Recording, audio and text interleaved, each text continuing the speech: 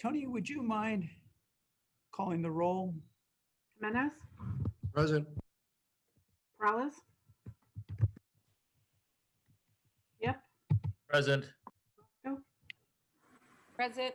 Davis, Here. Esparza, Here. Arenas, Here. Foley, Camus, Here. Jones, Here. Ricardo. Present. We have a quorum. Thank you, Tony. Item 3.3 is Brother Perales is Councilmember Collins is here with a bad data plan. sorry. No worries. We'll get a solution for you. Okay. On item 3.3, that is the audit of development fees, work in progress reserves. Welcome, Joe. Thanks for the report. Good evening, Joe Roy, City Auditor. Joined by Carolyn Worden and Leonard Hyman from my office, we're here to present our audit of development partners work in progress reserves. Better monitoring can ensure reserves align with resource needs. So the City of San Jose's development service partners are responsible for ensuring that new construction complies with the city's laws and regulations. The 4 development partners include the planning and building divisions of Department of Planning, Building, Code Enforcement, and development services divisions within the Fire Department and Public Works, respectively. The development partners process land use applications, issue building permits, conduct plan reviews and inspections, provide other services throughout the development process. Development partners charge fees based on estimates of the cost necessary to deliver those services. And projects often take more than 1 year to complete, and so they may be complete in a different fiscal year than when the fee is paid. When fee revenues are not used within the same fiscal year as collected, they're budgeted in the development partners' respective work in progress reserves. This ensures that the different partners have enough resources available to complete the remaining work on open projects. So the objective of this audit was to review how the city's development partners track development fee work in progress reserves. We conducted this audit at the request of the administration because of concerns about reserve levels for the different programs. So we had one finding, and that's the development partners reserves did not reflect the cost of remaining work on current projects. So first, we noted that reserve levels have grown significantly over the past decade, from about $5 million to over $36 million in the aggregate. And this was primarily the result of a growth in development activity over the time. The building had the largest estimated reserve balance at the end of fiscal year 1920 at nearly $24 million. Fire's reserve was around $6 million. Public Works was about $4 million. And finally, planning's estimated reserve was around $2 million. However, based on our estimates, these reserves did not reflect the cost of the remaining work on current projects. So building appeared to have about $7 million in additional reserves. On the other hand, the other partners had shortfalls, potentially significant shortfalls for planning and public works. And I'd like to point out that the city commissioned a study by management partners back in 2016 that looked at different aspects of development services programs in the city, and management partners at the time came to similar conclusions to our findings in this area. So the reasons for the surplus or shortfalls include, first, the city has not been fully recovering all the costs of the services provided. So the management partners report I just mentioned reported that the city had on average been recovering just 81% of its costs overall. And despite recent increases in fees, according to the fiscal year 1920 adopted operating budget, the overall cost recovery rate was still expected to be below 90% in the aggregate. Second, there have also been some revenues not tied to current projects, which has affected building more than the other partners. And this includes interest earnings. So interest earnings on the reserve balances, because of this building has accumulated about $2.2 million in interest earnings over the past decade. The other partners combined accumulated about $900,000. There are also potentially fees remaining from expired permits in the past where the applicant did not seek a refund. We estimate this likely impacted building more than the others, but because of challenges of estimating the percentage of completion on some of these old projects, we were unable to place a dollar figure on that.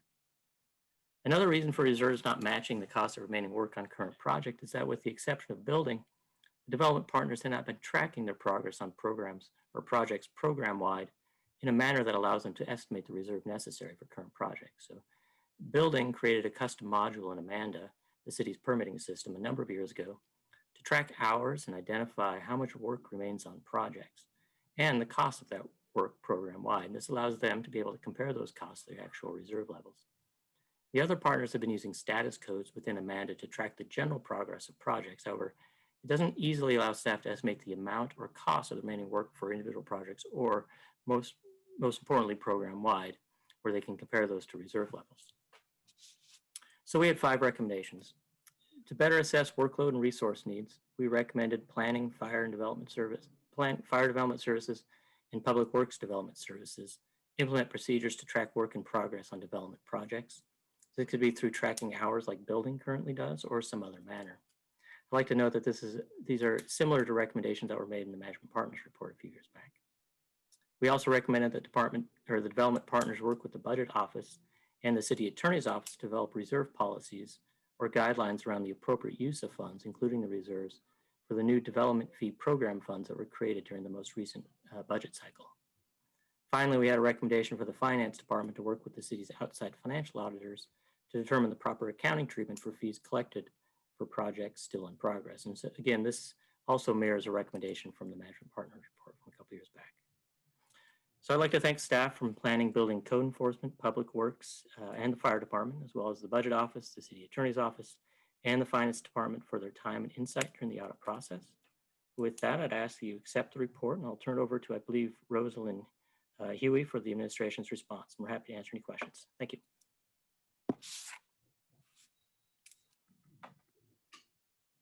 Thank you, Joe. Was there going to be a response, Rosalind, or some of the city manager's team? Thank you, Mayor Rosalind Welcome, Huey, Rosalind. Planning, Building, and Code Enforcement. The administration concurs with the finding and the recommendations from the auditor's report, and we've indicated in the memo what has been shared with you, and we are here to answer any questions that you may have. Thank you, Rosalind. All right, back to the council. Actually, let's go to the public first. Tessa Woodmansee, this is, we're accepting public comment on item 3.3, the audit of development fees, work in progress reserves. Yes, I am commenting on that in terms of work in progress and the fees that we're charging. We have to charge a lot more because we are actually on a war footing now. I just realized that's what Prince Charles has said. We need to be on a war footing, okay? It needs to be very large font like it was in World War II. War footing. Okay, I know you. No, don't cut me off, Mayor Liccardo, please. I beg of you. I am going to talk about your building and your accounting and things like that. Yes, it's very critical that we are not charging enough for the corporations. It's the development that's happening in our city. We're not getting what we need as a community that addresses climate change. There needs to be a much bigger charge. Everything has to be looked at in the lens of climate emergency. We're in a climate crisis. That's what you do. We have to talk about it all the time. What? You think I'm wrong? Okay. So No, getting back to your auditing. Fees. I know. You're talking about the auditing fees. And what I'm saying about it is it has to be a lot higher, is what we're showing is that there's a loss in our compensation of what we're getting from our development. And we've been experiencing this continuously. We have to charge a lot more for the loss of habitat. And this is where we're at. We're actually at the war we're on is to save nature. That's what he says a lot. Thank you, Ms. Woodmansee. Mr. Beekman? Yeah, hi, thank you. I found it interesting that this item is placed right before your upcoming item on the future of strong mayor proposals. To me, I saw, accounting ideas that can, I don't know, I don't want to be too strong, but minimize, a future strong mayor. And these accounting ideas seem very applicable to have a more council-oriented strong mayor future, and or that would be the way to create that sort of process. And so it was really interesting to read this report, and thank you. I still have concerns. I tried to mention it with the COVID items, that in this time of COVID, how we talk about budgeting, from a month to month compared to a yearly plan and 2-year plans and 5-year plans, that's different things to have to talk about. And it's difficult to talk about, but it's important to talk about. And it's really important that we create the differentiations between the months and years ideas, and that we really respect that we can talk in years about good budget protection and practices that I've tried to say that I think the East Bay is really working towards, and places like the VTA and the city of San Jose, they're just trying to learn about and how to more be comfortable with and how to prepare for the next few years as compared to the next few months. So good luck in those efforts and figuring that out. And thank you. Thank you. A person with the phone number ending 2961, welcome. This is a comment on the audit of development fees.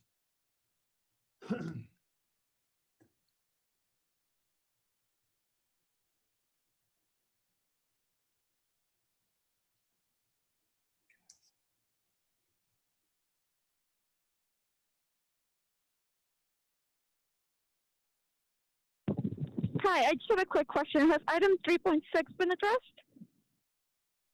No, it has not. It'll be coming up later. Okay, thank you. All right, the gentleman with the phone number 5140, let's hold off for a moment. Nora, I need just an opinion here from council. This gentleman used an expletive in his last remarks. Am I lawfully entitled to be able to bypass him? No, he has a right to speak, but there are limits. He needs to stay on the topic, and there are decorum rules for the council meeting, and he should try to abide by those. Okay, sir, the gentleman with the number ending 5140, you've got a very short leash, and we're going to stop you the instant you decide to pull too hard. Oh, I'm sorry, you guys. I'm real sorry that I offended your city council there. You can speak on I mean, 3.3, which is an audit of development fees, work in progress reserves. Do you choose to speak on that item? Yeah, I do. I don't want to be lectured what I can and can't say either. What is this? I can tell you right now, you guys need to audit a lot of things because this city is run terribly. They're short on everything. We're short on money. They're short on resources. You guys need to get your act together. And how dare you tell me I need decorum? Who are you people? This isn't Sunday school. I mean, seriously, you're parenting me on what I can say on a public forum. Hey, you're the same people who had me walked out of a neighborhood meeting by a San Jose police officer because they didn't like the question or the tone. What's next? Is it going to be tone? Auditing? You guys need to start sharpening your pencils and get out a sharp calculator and figure things out because we've got potholes everywhere in this town. We've got blight. You guys need $3 million to go clean things up. You guys should be ashamed of yourselves. All of you, every single one of you people sitting there should be ashamed of yourselves. And how dare you lecture me on what I can and can't say? You guys, you guys are terrible. You guys are the worst city council in the entire.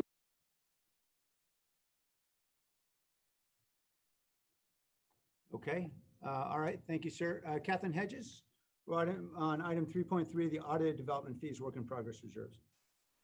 I'm glad the city council is addressing this. And as far as the potholes go, I would rather that we take care of COVID than the potholes right now. And I wish you would enforce Robert's rules more strictly on the colors. Thank you very much. Bye. Thank you. Turning to council. Councilmember Davis. Thank you, Mayor. One question about the cost of remaining work. If we have a surplus in one of the areas, which we have, I'm looking at Exhibit 5, can we reallocate those to the other projects in fire planning and public works, or do we have to give that money back? What actually happens with the funds, and what do we do about the shortfall? I assume, do open projects get charged more to get those projects completed? What actually, like, how does this operationalize? I can start. So the question of the surplus, that's a really good question. We couldn't determine, there are restrictions on the usage of the funds. That's why we have the recommendation to, for the city attorney and the budget office to weigh in and provide guidelines or policies about the appropriate usage of not just the fees, but also those reserve pieces, and then get that get that nailed down, and then go forward with what you can use that for. And in terms of moving forward, I think the first thing is really tracking those costs so you have a better idea of what those resource needs are, and then you get the fees set correctly, because as I mentioned, they're still sitting at a place of not fully cost recovery. And starting to track those costs so you have a better idea of what the resource needs are at that project level will help us get there. In terms of, I don't know if anybody else wants to weigh in, but just want to circle back to those recommendations, because why we made those recommendations about tracking the progress on projects, so you just have a better idea of what those needs are as you move forward. And then, like I said, on the surplus one, we'll just have to figure out what the specific uses are, and that'll be the attorneys need to weigh in on that one. Matt or Rosalind, did you want to add anything else? Matt Kano, Director of Public Works. Not necessarily, Councilmember. It's a great question. I think, and Joe hit it on the head with his comments. By implementing the recommendations in the audit, it'll give us a much better handle on the magnitude of the challenge over the next few years as we work to get the the projection of work more in line with the money available in our reserves, and it'll allow us to engage better in those discussions about what the fees, whether or not the fees should be increased to full cost recovery, and if they are increased to full cost recovery, what the trade-offs of that are and what the fee increase would need to be. And so again, looking forward to implementing the results of this audit so we can get a more granular look at that as the year moves forward. So if this was a follow-on to, I guess I do have another question. If this was a follow-on to the 2016, and I can't remember, the management partners study, are we going to need to, and we've been using that workbook, and it sounds like the findings were similar. Are we going to need to continue to kind of re-up this same audit on a pretty regular basis to make sure those are in line? Or how do we think that implementing these recommendations will kind of obviate that need going forward I mean, this was basically 3 years ago that the audit, 3 years apart, right, between the finish of one audit and the start of the next. And so I'm wondering if we need to just have that on periodically, if Joe's going to just put that on the schedule for redoing this, or once we get it in line, we'll have a way forward that we won't have this discrepancy. And frankly, I mean, knowing how much, public works projects cost just in general, I'm thinking this is maybe not that big of a deficit, but I don't know what percentage it is to how much the work costs, but I'm just trying to get a sense of, how when we move forward, do we need to have these periodic check-ins to realign? A couple things. I think what you're asking is right on point. So we did look at the workbooks that came out of the management partners report. What we found is that they, the costs that they included, the other factors that they included, the salary and benefits, overhead, available staff time allocated program area. There was one element, it was about hours allocated to each activity. And this is, again, at the time, this is what they, their estimates at that time, 2016, now it's 2020. And so again, if I think back to the recommendations, once we're tracking the hours, we'll have a better idea to keep those workbooks fresh with that hours by activity. But that's one part. Second part, do we need to circle back now and then? I think in every program, we need to circle back and look, whether it's a full-blown audit like we do, or if it's more internal to the departments, and just kind of keeping tabs on this thing as they move forward. So I think there is ongoing work, whether it's, again, our office or within the department. But then again, hopefully as we get better about tracking hours, we can keep those workbooks fresh. Thank you. That's it for me. Okay, would you like to make a motion, Councilman Yes, Davis? I will move to accept the report. Second. All right, let's vote on the motion. Jimenez, Aye.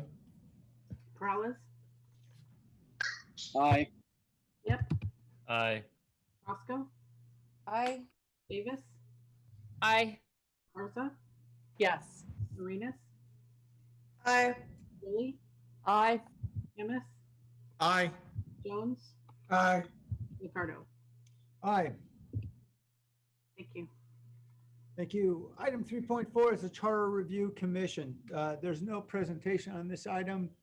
We'll accept comments from the public on item 3.4, the Charter Review Commission. Tessa Woodmansee? Thank you very much. This is Tessa Woodmansee. Clean air, like you want to breathe, sj@gmail.com. YouTube is Cougar W.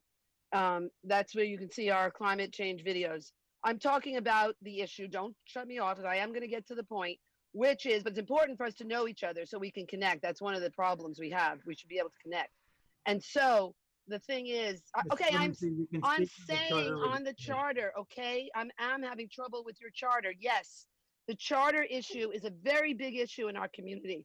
And whether or not we were going to change our charter for it to go towards a strong mayor. And I am adamantly opposed to that, adamantly, from the way that the city has been being run.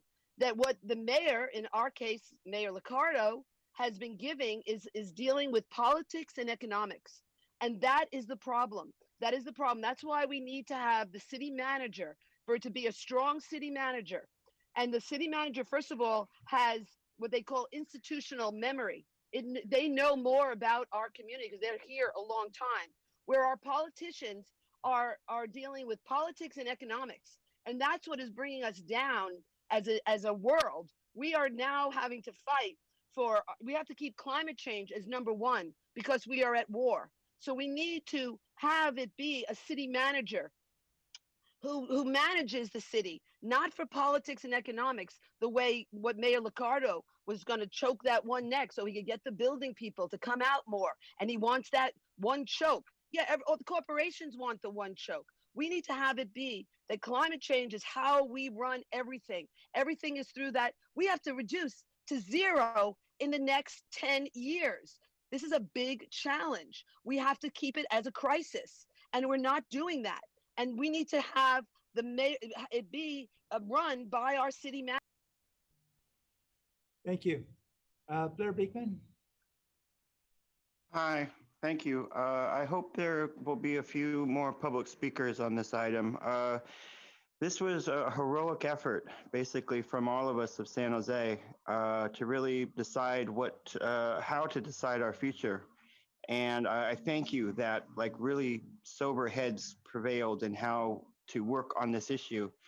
I can't thank you enough. I think we're going to be attempting to practice really good forms of democracy for this issue. And it can be a larger community effort by all of us. And I just find that really interesting and hopeful. And it takes, effort to do that and sacrifice. And, that's been done. And thank you. It's a lot to work towards our better ideals and principles. And we've done it with this, I think. So thank you again. And, I'm really for myself personally, the ideas of, I've grown a bit from this subject in what should be the ideas of a council, a strong council, elected official agenda, as opposed to just a strong mayor. And how that can, become a more of a, elected official process for the future is my, how that representation can take place. That's my concerns that I'm growing into now. And you're working the ideas to at least ask that at this time. And I thank you incredibly for that. And that works along with, my own personal work of better accountability with technology, and all that is really capable of working towards as well in the future. And good luck to our democratic practices as our future. Thanks. Thank you. Carol Watts, welcome. Thank you. My name is Carol Watts, president of the League of Women Voters of San Jose, Santa Clara. As we said in a letter emailed to you this morning, we strongly support the creation of a charter review commission to determine how power is shared so the city can meet our residents' reasonable expectations for responsive and accountable democratic governance in our major world-class city. We agree with others that the appointment of members to the commission, that this process should be delayed until January. And we agree that the members of the commission be truly representative of a wide range of viewpoints and reflect our city's diversity. Most importantly, we urge you to be clear that the commission not begin its work with any assumed outcome. We hope that the commission's eventual recommendations will align the authorities of the city council, city manager, and the mayor to ensure that our city government, not just the mayor, is responsive and accountable to its residents. Who knows? Maybe one suggestion might be to double or triple the size of the city council. Thank you for all of your work on this and all of the items before you today. Thanks. Thank you. Jeffrey Buchanan. Mayor and Council, good evening. On behalf of a number of undersigned groups, including the Asian Law Alliance, the Law Foundation of Silicon Valley, Latinos United for a New America, Sacred Heart Community Services, and our organization, Working Partnerships, we submitted a letter for your consideration. One additional piece of information since that letter, it's our understanding on Friday that Governor Newsom had signed SB 970, which was referred to in the staff memo in terms of that legislation will move the 2022 primary to June. So good news, the work of the commission should have more time. Given that additional time, I think the recommendation from our organizations, and as you heard just now from the League of Women Voters, for considering potentially moving the selection of commissioners to January seems to make more sense. Given that the December council meeting would be just after our November elections, who knows if we'll know what things look like. We know at least one council district where we'll have new representation come January. Certainly, it would make sense to get this process off on a good start to ensure that we're selecting commissioners that are made in a process that's accountable to voters, and hopefully is setting us up towards doing the hard work of researching these very complicated subjects and hopefully arriving at hopefully widely supported recommendations to deliver to council. And so with that in mind, would encourage you to consider moving the selection of commissioners to January. Thank you so much. Thank you. Catherine Hedges, welcome. I want to second everything Jeffrey just said, and I also like the idea to double the size of the city council. Thank you very much. Thank you. Okay, coming back to council then. Councilmember Esparza. Thank you, Mayor. So in doing my research on this item, as I had mentioned in June, I pulled information from the other charter changes. And so for tonight, I actually had pulled the charter commissions from the 60s, 70s, and 80s. And in each of, and I've actually found a really funny picture of Larry Gersten from 1977 that I shared. But anyway, in reading all of these commissions, one of the things that stands out is that how much time everyone took. These different commissions took a lot of time. Measure J actually took 16 months. And the Charter Commission, the change to council districts actually met at one point as often as once a week. And so, considering that the decision rests with us at the end of the day, and this process is meant to be transparent, it's meant to be inclusive of having presentations from experts, academics, the community. I think that as long as we maintain the principles of transparency and inclusivity, and give this commission a genuine shot at studying this issue, I actually don't have a problem with doing that this year. I'm kind of not, it's not clear to me on why we should wait until January. It's not clear to me why we shouldn't just get going now so that the commission, or as soon as possible, so that the commission can start doing the work that they need to do. And also, just to be clear, Tony, is it correct that if the primary date, which it was just moved under SB 970, it was moved to June in 2022. So is it right that then the date would be December 14th, right? For the report date of the commission? Yeah, it does move it because we don't have to get it onto the ballot in like November, I think was before. So we'd like to have like a 3-month window from the time they give you a report to allow you guys time to read it, to make your suggestions, to accept it or whatever. So yeah, December, it gives you an extra 3 months. So December 14th. So we would have time to discuss it. I'm actually not going to make a motion because I would like to hear from my colleagues on this. Again, in looking at all of the commissions from the 60s, 70s, and 80s, they all took time. These were all open, transparent, public meetings. They all had testimony that was given in public from a variety of stakeholders. And looking at every list of the commissioners, they were from 21 to 23. I mean, the size of the commission is also the same. And I think as long as we as council members are mindful that the makeup of this commission reflect that diversity in the community and diversity of thought, as well as the region, I'm okay with the timeline. And so I do actually am interested in what my colleagues have to say. So I won't make the motion on this just because I would like some discussion. Thank you.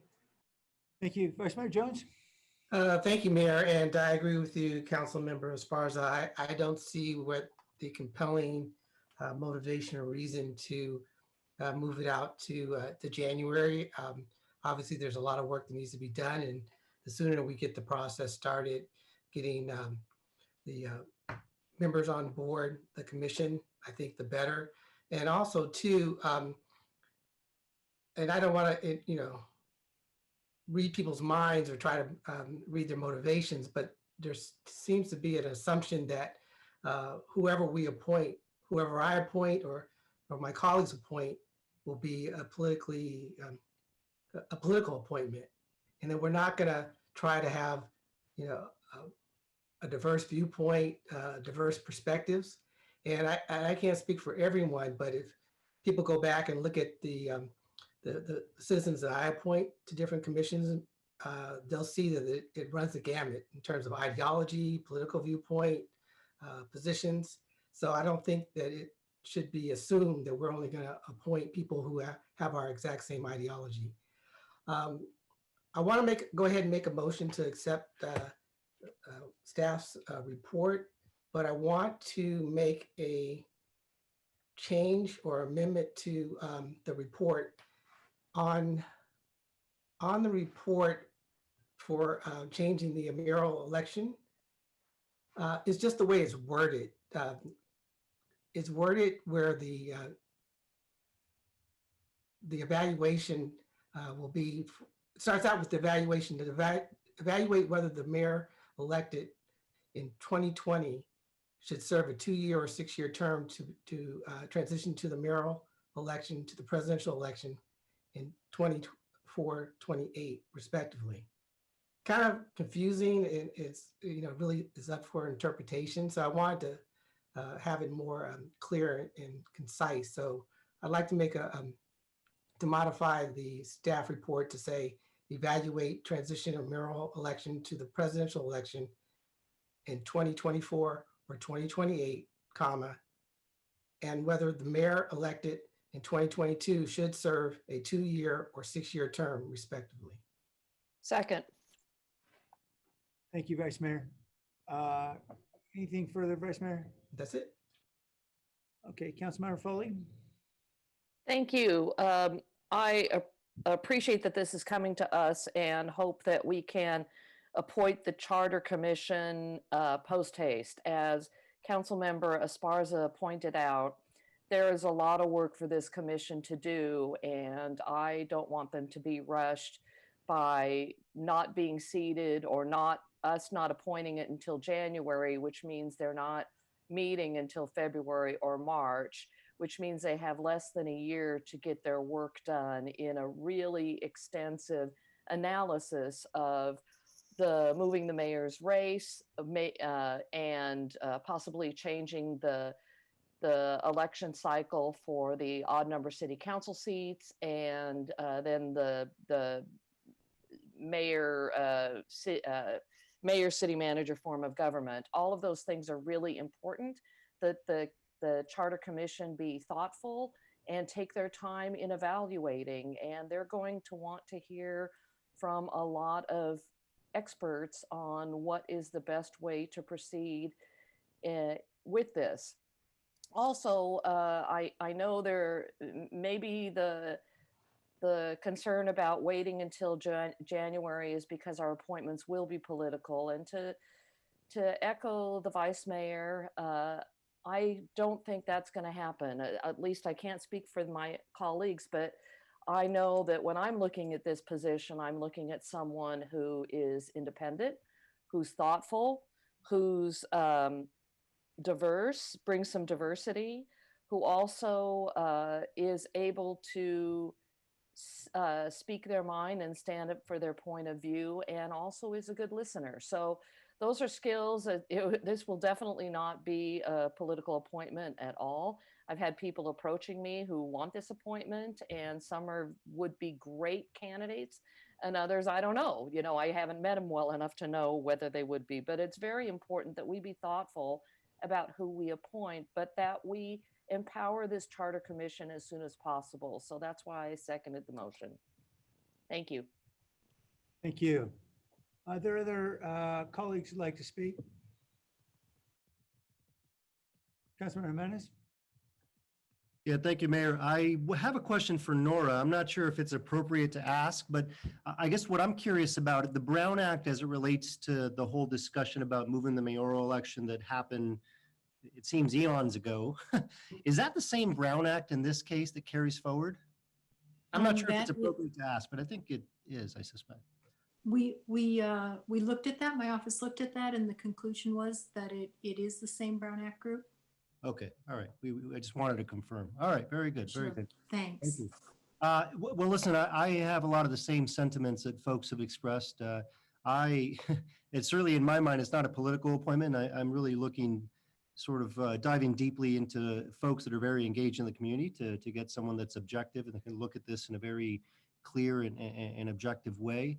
I guess the only, and I don't, think that there's necessarily a reason to hold off till January, say, to appoint folks. So I'm in agreement with that. I guess, and it wasn't apparent to me from the documents I read as it relates to this item, but Tony, when would that, and maybe I missed it, I apologize if I did, but Tony, when would that appointment take place? When do you foresee that coming before us? Assuming this is approved today. Assuming it's approved today, I think December is reasonable. I don't think we could do it before December. Usually, if we do a full application process with applications and conflict of interest. That usually takes some time.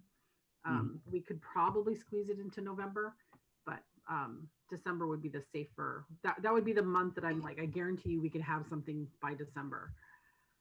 Okay, I appreciate that. I'd rather, not slow it down, but take a good pace and do it well, and have a good sort of open, clear process as opposed to trying to rush it. So I appreciate that.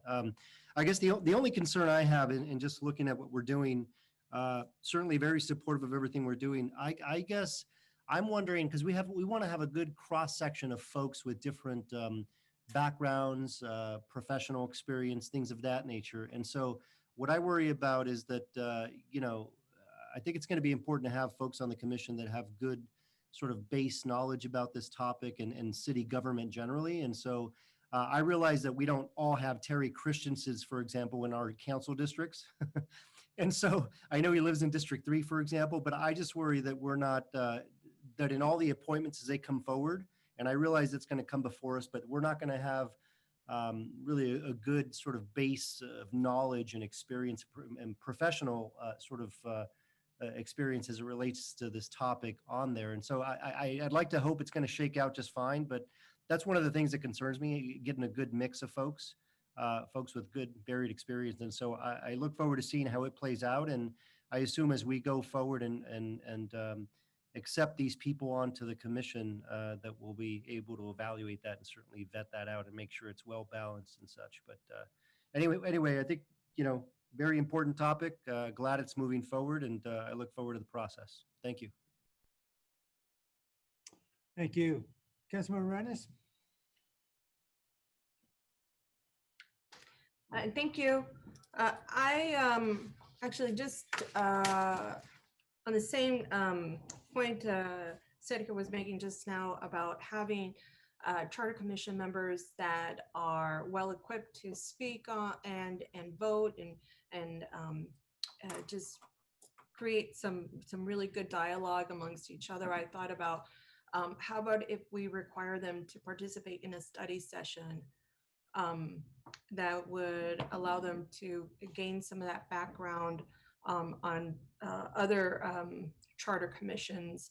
I think Councilmember Esparza has mentioned a number of them that she's done her own research about, and I don't expect that we would require our commissioners to do their own research on their own time. And so I think it would be beneficial for us to have that information for them, give them some examples of maybe the track some other charters have had to accomplish the district specific districts, or just even talk about governance. And so I thought it would be wonderful to have a study session. I don't know if this needs to go into the motion or if this is something, Dave, that you could afford to provide for our charter. I'm not sure what the process would be.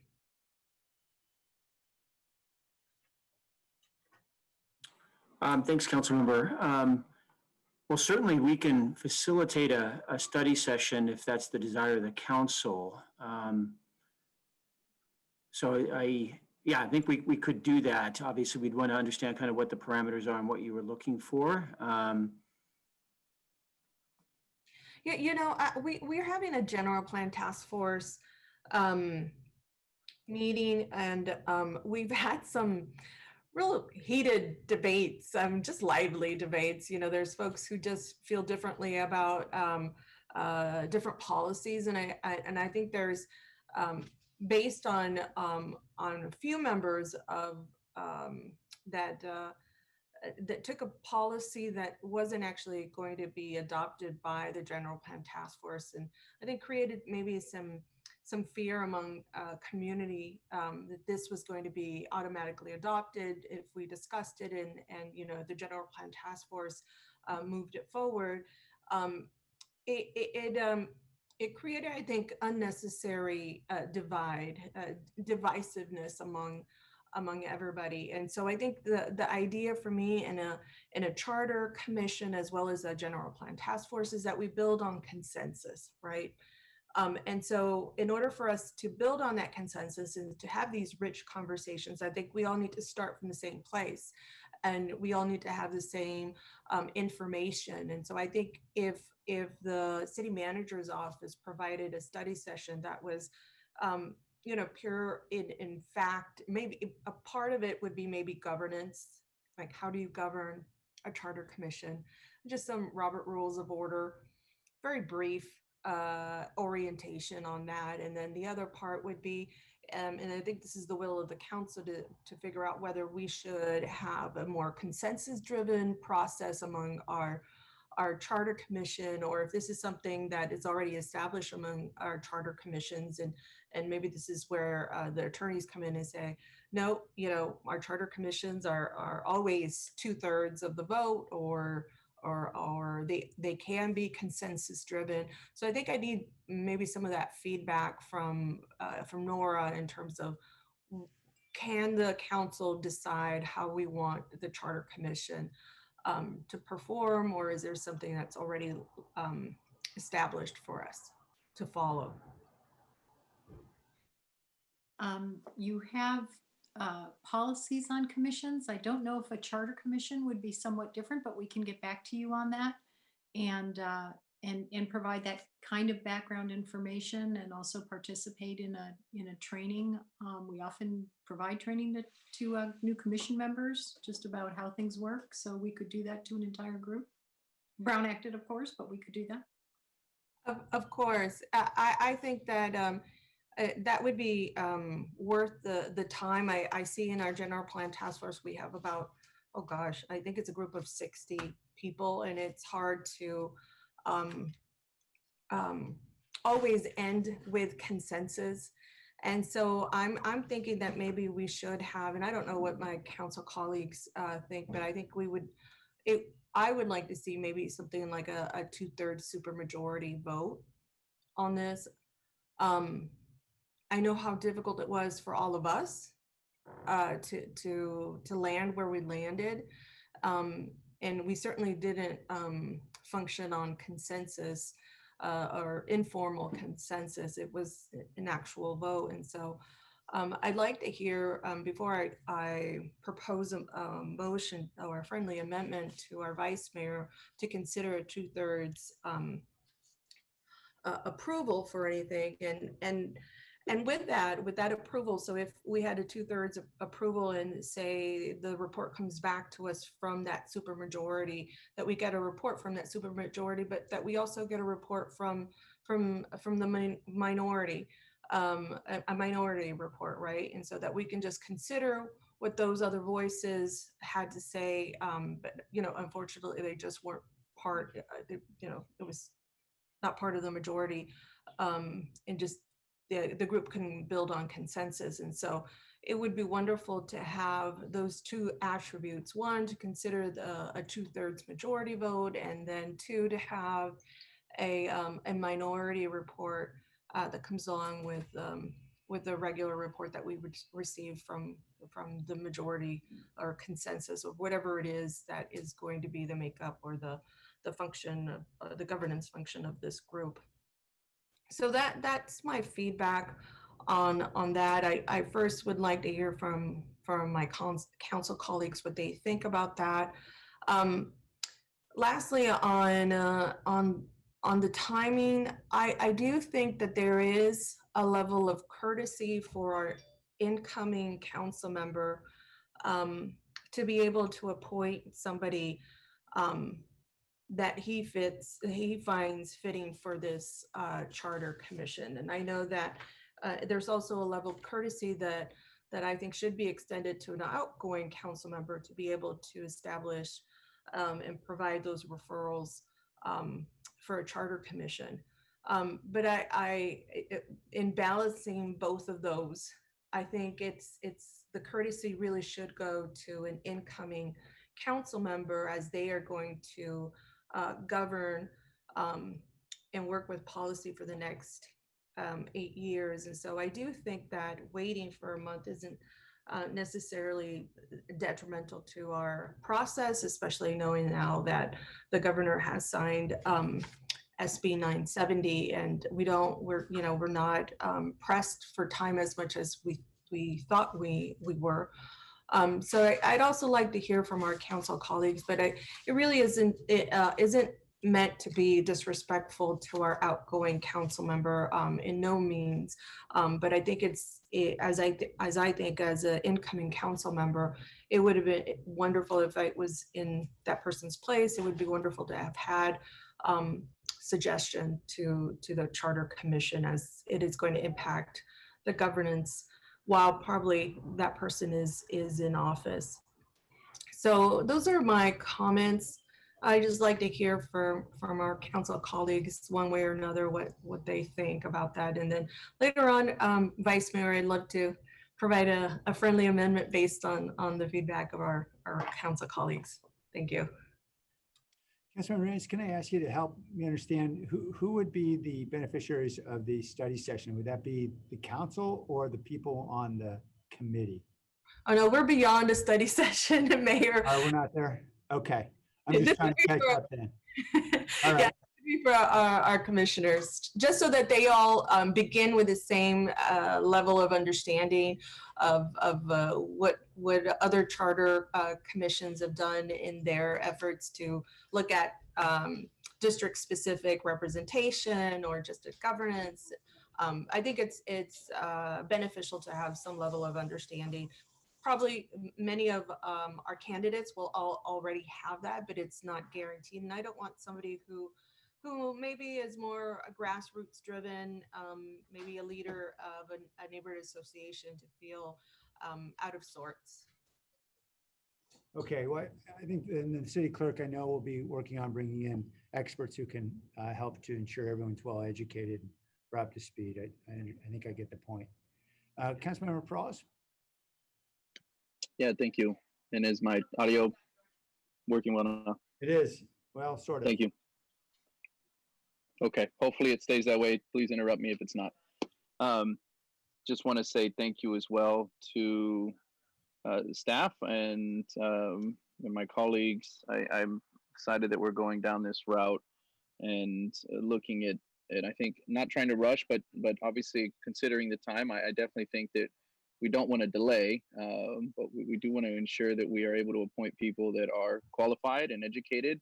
At the same time, we don't expect them to be experts. We don't want them to be. We can help guide them through that to be able to get them up to speed and then help them make a decision. I would be in favor of a 2/3 recommendation coming out. I don't think Councilmember Dennis asked for that friendly amendment, but I would be in favor of that. Ultimately, at the end of the day, they're providing a recommendation to us, and then the council will make that decision. And I think that, if any outgoing council member, had an opportunity to appoint, and then an incoming council member could obviously ultimately help make a decision. And so it's a bit of a hybrid there in that regard. And so even if we got started as soon as possible and didn't delay till January, I think that would be best. My only clarification was on the motion that we do have. I know that, again, there was no friendly amendment, but I think there may be one coming. If we could just restate, I think it was Vice Mayor Jones, if you could just restate what the motion is. I'm sorry, Vice Mayor Jones, you're still on mute. Oh, there we go. It's now being displayed on our screens. There you go. Councilor Perales, does that answer your question? Yes, so it's accept staff's memo with that one revision to the mayoral election. It makes it cleaner and easier to understand. It just has the clauses inverted. Is that correct, Vice Mayor? Yes. Okay, this is a question that we're, okay, yeah, thank you. Okay, Councilmember Sparson. I hope some of my other, you know what, I'd like to go after Councilmember Camus before I speak a second time. I'll lower my hand. I just want to hear what other folks have to say before I respond to one of the questions. Okay, Councilmember Camus. Well, I think, Councilmember-elect Matt Mahan would be very, honored with the amount of consideration he's receiving this evening. I want to assure everyone here that unlike how I was treated when I got into city council, I have been in constant discussions with Councilmember Mahan. In fact, he's been attending my staff meetings almost on a weekly basis. We are very much on the same page on many different items, and I think he's going to represent our community extremely well. And so I don't think that a delay is necessary. And as far as the other discussion topics is the 2/3, I can go either way, although I think it will make it much harder for the commission to coalesce around topics, which is okay with me too. If the commission comes out and says, hey, no change is necessary, I'm still okay with that. And so I'm agnostic about the 2/3 majority. So if I'll vote for it either way, but I think the delay is not necessary. I think, like I said, I've actually already discussed this item with Matt, and he's actually sent somebody my way to consider. So it's not a big deal for him. And this is not a Supreme Court appointment. We're talking about a commission that's going to have 38 members, and in the end, the council, not me, will be making that decision, and not them. So these are a body that will just give us an idea, much like our other commissions do. So I'm willing to support the current motion, and if it has a 2/3 majority, I'm willing to support it as well. So. Okay, Councilmember Davis. Thank you. I just have a clarification question for the vice mayor. When you inverted the clauses for the mayoral election, I noticed the word whether is not in the first clause. So I guess I'm not clear. I just want to make sure I understand exactly our intent here. Are we saying we're telling the Charter Commission that the mayoral election is definitely changing to the presidential election, and they're choosing which one? Or are we asking them to evaluate whether or not it should be realigned from the gubernatorial to the presidential, and then if so, which one? What's your intent?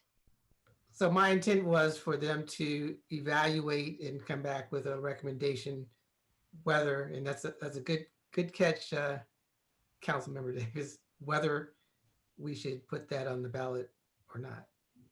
So the word whether should be in there. So the word whether should be in there. Okay.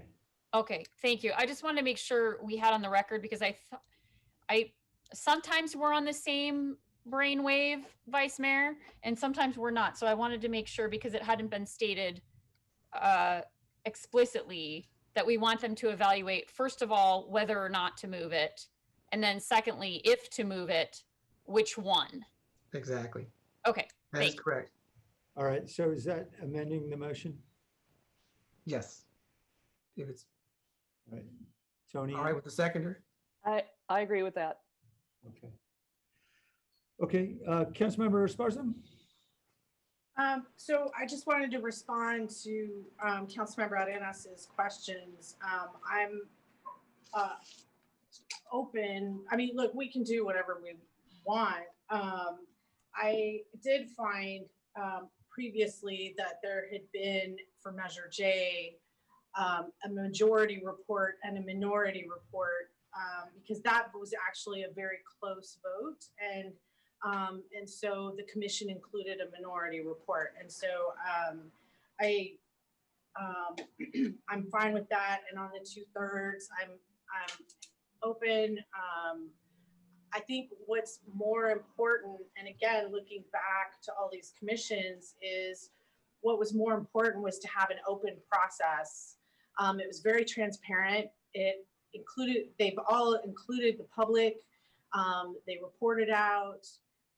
They had a number of testimony. And so my hopes is that this commission would do the same. They would have presentations from experts. Like, I think ICMA actually participated, what is it, the International City Managers Association actually made a presentation to the 1985 commission. And so my expectations would be that that process would go forward. And then again, in keeping with tradition, that we as council members would stay off of it, that we would literally give this commission the work to do, and they would go and do it and then come back to us. And so I just wanted to kind of state that publicly for the record and for Tony as well, that make sure that we do include experts, that we do include ICMA, that we do include academics, that we do include folks like that who can give presentations and testimony to the commission,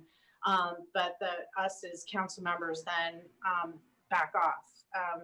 And so I'm fine with the 2/3. I'm fine with the majority and a minority report so that we can get as much information from the commission as possible. Thanks. All right, Councilmember Renz.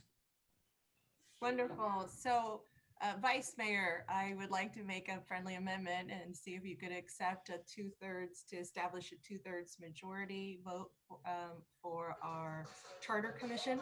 Hold on one second. Was that it? I'm That so was- sorry. that was it? My children were getting on devices at the same time, so I had to Don't worry about it. before you started hearing all of that. So 2/3 super majority vote, and then for the commission to also send in a minority report that goes along with the majority report. So I'm very receptive to that. I don't have a real issue with that. I'm just wondering that out of those recommendations, or at least the potential recommendations, there's going to be things that we might love or things that we don't love as much. And a higher threshold would cause them to come back with a no recommendation. And I'm just wondering if my council colleagues, if everybody's willing to live with that. I know I can. So I'm going to accept your friendly amendment with the minority report. But as we vote on it, we all have to realize that, okay, we have a much higher bar, so it's going to be good and bad. Yes, I get that, and let me tell you, as we're going through the general plan task force, we're doing just a very informal consensus, and I think there's some folks who feel that there should be more formality there, and I think there's a yearning for that there should be more formality other than just maybe a more informal consensus. And so I want it to be driven to be really more black and white rather than consensus driven. I don't know that consensus driven would be, if I was asking just for it to be consensus driven, I think that's very hard to achieve.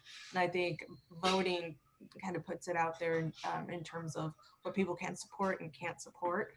And this is just going through the general plan task force experience right now and seeing some of the drawbacks from having these consensus driven conversations, and really wanting to fall back more on a formal, we do have formal votes, but it's very it's very relaxed. So there's some times where we do have a more consensus driven conversation, and then there's some that we just take a vote and that's it. And so I don't want it to be up to the charter commission to necessarily drive that. I want the rules to already be established, and so that it seems more fair, and that the process is already set up for a majority. Great, thank you. So as the maker of the motion, I just wanted to weigh in and echo what the vice mayor says, the second, not the maker of the motion, is that a supermajority, I'm not opposed to that, and actually I would hope that the charter commission could get to that point or get to a unanimous point, because this is a very sweeping changes that they might be considering or they might not be considering. So I think having more than majority might be a good thing. On the flip side, if they can't get a 2/3 majority, then we can't move forward and one way or the other, and that's fine too. I'm prepared to accept that. So as a seconder, I accept the friendly amendment.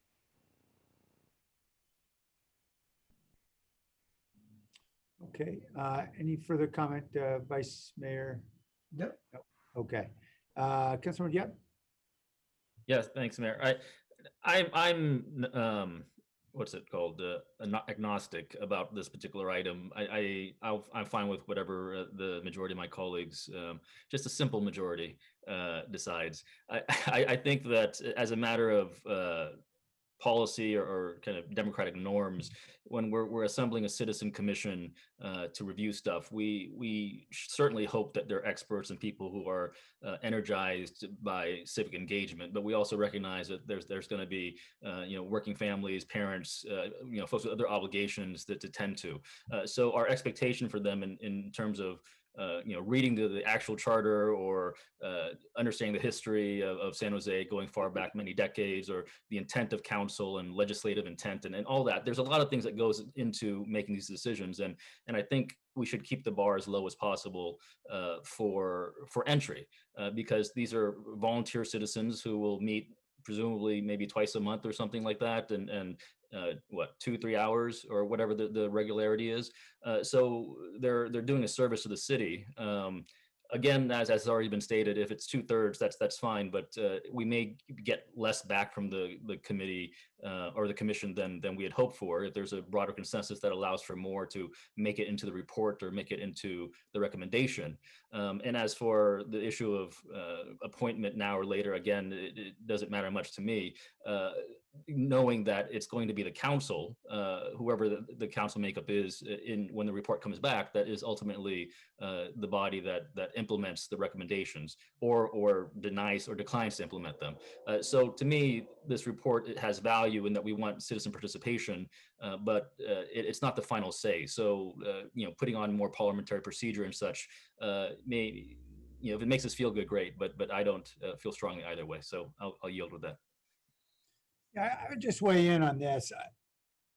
Having been a recovering lawyer and having subjected a lot of juries to a lot of long days and nights in a jury room trying to deliberate and come to a decision, I'm not sure it's a great experience for our citizens to be, our residents to be going through a process that's, 9, 12 months long.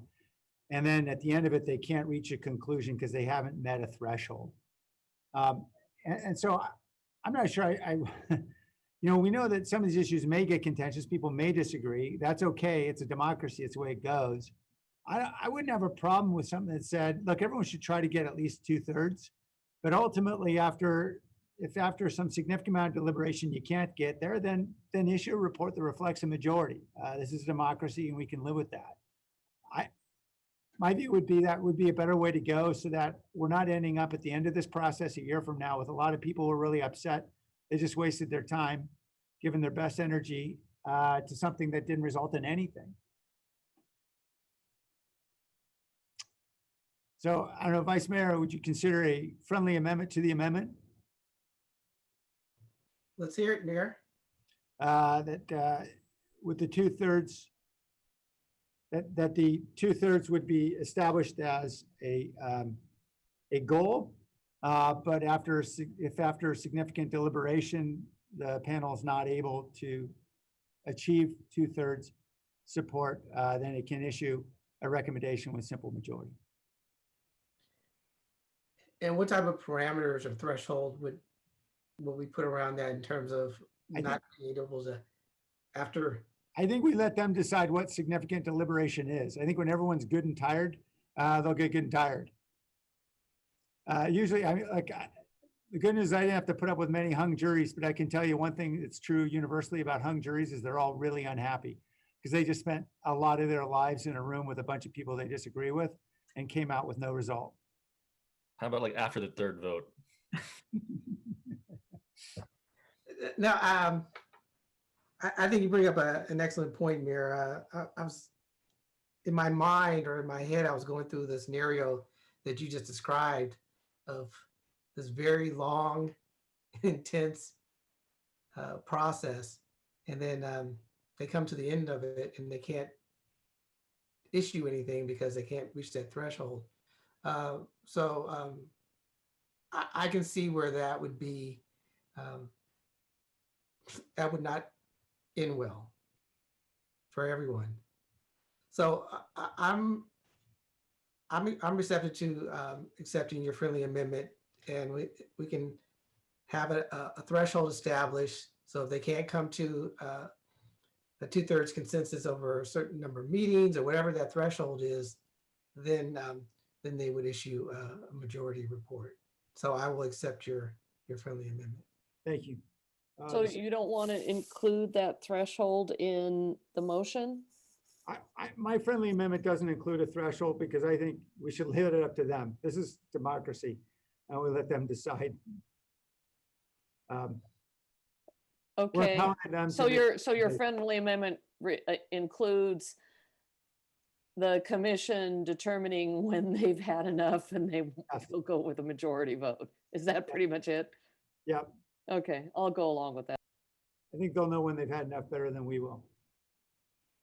Okay, Councilor Davis. Thank you, Mayor. I agree. Nobody wants 23 angry men and women. But I do want to say if they go for, if they issue a majority report, like a simple majority, I'd like to echo Councilmember Arenas' and Councilmember Esparza's recommendation then that we get a minority report as well from those votes. Yeah, that's still part of the motion. That would still be part of the, part Okay. Yeah, I just want go to there. make sure. Okay, thank you. Councilmember Arenas? Yeah, I'm not sure exactly why the discomfort with the 2/3 majority. I don't know that we're assuming that people are going to be very much divided and that we won't be able to get to a 2/3.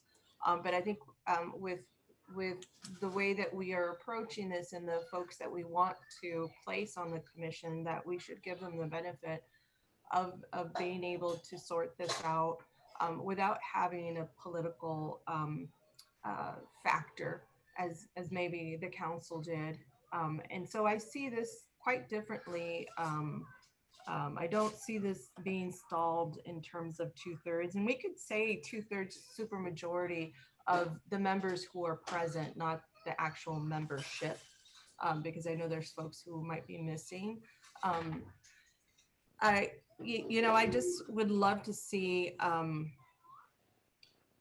maybe posing that question to the Charter Commission to at least establish, do they want to achieve a supermajority or not, and leave it, and we can leave it up to them. I think we'll have a really sharp and astute group of people, but I just want it to be defined and not have them have to decide in the middle of a very contentious conversation. And so whatever those parameters are, and I'm not necessarily completely married to 2/3, it would be great to see 2/3, that they would just be asked that question. Do you want to hold yourself to a 2/3 vote or not? And then leave it up to that charter, the makeup of that charter commission to decide if that's what they'd like. And so I think at the very least, I'd love to see the option being provided to the charter commission. And Vice Mayor, I don't know if that's, I don't know if that necessarily was the way that the mayor phrased it. Because I think, Mayor, you're trying to provide them with an out and not having to, just really be there until midnight.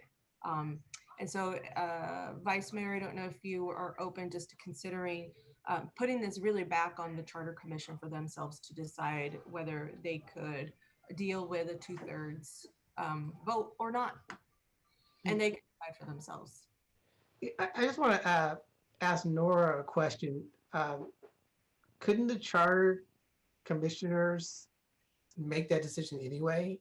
How, if they wanted to have a 2/3 threshold or not? Or is that something that we need to?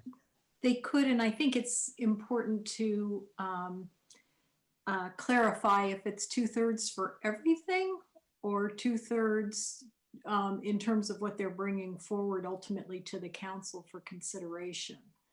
So there's a lot of leeway. I'm reading through your policies on commissions right now. There's a lot of leeway, but I don't know that you want to have everything that they do and, you know, be a 2/3 vote. Okay. So, Councilmember Reyes, I will accept that as well. Based on the feedback, I think they have that ability anyway, but we can make it more formal and they can make the decision on how they want to proceed. So just to clarify, then we're really withdrawing all the friendly amendments at this point, right? If we're just saying it's up to them, aren't we back to where we started? No, we still have a minority report included in the motion. All right, so we still have a minority report, but otherwise it's really up to them. Is that where we've landed? Vice Mayor? I guess so. I have to backtrack on this journey, but. I think that's right. If we're Councilmember leaving Foley, it is up that to okay the with you as the commission, seconder? as the maker of the second, yes, I agree with that. And we could leave Okay. it All right. exclusively just for the report, Vice Mayor, if that's something. I think Nora differentiated whether it's a 2/3 majority for every conversation or just ultimately for the report. And I was really just referencing for that very final recommendation.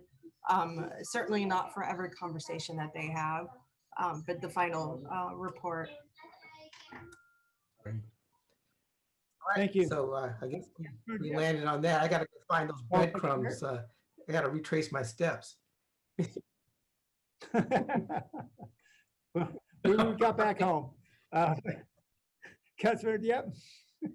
Yeah, just real quick. I think just as a framing question, I think as a council, whether it's 2/3 or let the council or let the commission decide, it doesn't make a difference to me. But for us, it's really about how much pulp do we want. You know, where we're asking the public to come up with a report for us, and do we want it pure no pulp? Then we should have it at threshold as a unanimous vote and make sure that everybody in that commission agrees to the validity and the recommendations therein, and we get a pure document that represents a broad section of the community. If we're okay with some pulp, we bring it down to 2/3 or a simple majority or at least a majority, and whatever in between. But ultimately, I think we need to remember that this is going to be a document that the council that receives it will go through and help guide their thinking, and it's going to be the at least 6 votes on the city council that implements the recommendations. So really, that's what we're determining here. So 2/3 or simple majority. Again, it's just what how pure do we want the recommendations to be, the documents to be? And if we're putting emphasis on a minority report from a legal perspective, what I would call a dissent, or maybe even allow for concurrences, that's beautiful. That's all the better. More engagement and ideas. And again, the minority report might have more compelling arguments than the majority. And again, this is for influencing the council members who will be deciding, and dissents can be very powerful, as Justice Ginsburg has demonstrated many times. So again, this is just for guiding the council's thought process, whatever the make of that council will be, and as a framing device, just how much pulp do we want? So it doesn't matter too much, because the document they're producing will not become whatever happens in San Jose. It's not the final say. So I'll yield. Okay, I think we've all yielded. Is it time to vote? All right, Tony, let's vote. Jimenez, Yes. Morales, Aye. Yep, Aye. Roscoe, Aye. Davis, Aye. Esparza, Yes. Arenas, Yes. Foley, Aye. Emmis, Yes. Jones, Aye. Ricardo. Aye. All right, I'm dizzy now. Let's go to 3.6, which is the fiscal recovery update and coronavirus relief fund rebalancing. There is a presentation here. Yes, there is. Thank you, Mayor Liccardo and Council. Lee Wilcox, Chief of Staff for the City Manager and one of our EOC directors. Thank you, Jim. Joining me for the presentation today is Luz Gofrese Howe, our Finance and Recovery Section Coordinator, as well as the Assistant Director of our Finance Department, Jim Shannon, the city's Budget Director, and Jim Ortball, the EOC's Operations Coordinator and Deputy City Manager. All right, that was a mouthful. Jim, next slide. It's important to note that, from the very beginning of the pandemic, as we discussed in 3.1 today, the Emergency Operations Center has really been guided by our COVID-19 roadmap, which is to slow and reduce the spread of COVID-19 and support our most at-risk people in the city. Thus, the city's response to do that has been funded across 16 different funding sources, and mostly of which has been the Coronavirus Relief Fund. Since the last time we reported out to the council in June on the EOC's financing, available funding for the city's responses increased by roughly $55 million, totaling $307 million, and that includes recommendations within this memorandum. So today the administration is recommending council adopt funding amendments to the Coronavirus Relief Fund, the city's emergency reserve fund, as well as the general fund. These actions will allow the city to bring on additional broadband access to families that are in need because of the COVID pandemic. And that is in the form of a negotiate and execute agreement with the County Board of Education, as well as ratifying amendments to our agreement with AT&T. It also allocates $5 million to our residential assistance program, which will be discussed in the next item in detail. And lastly, it allocates $3 million in general fund revenue to the Beautify SJ program, which is in alignment with several council memorandum that have been issued on this council memo. Next slide. With that, I'm going to hand it over to Luz to do a little bit of a preview of our finance and recovery section update and how we're complying with all the federal guidelines with the federal and state funds available. Luz. Yeah, good evening, Mayor. Thank you, Lee. Good evening, Mayor, council members, Luz Gofrese Howe.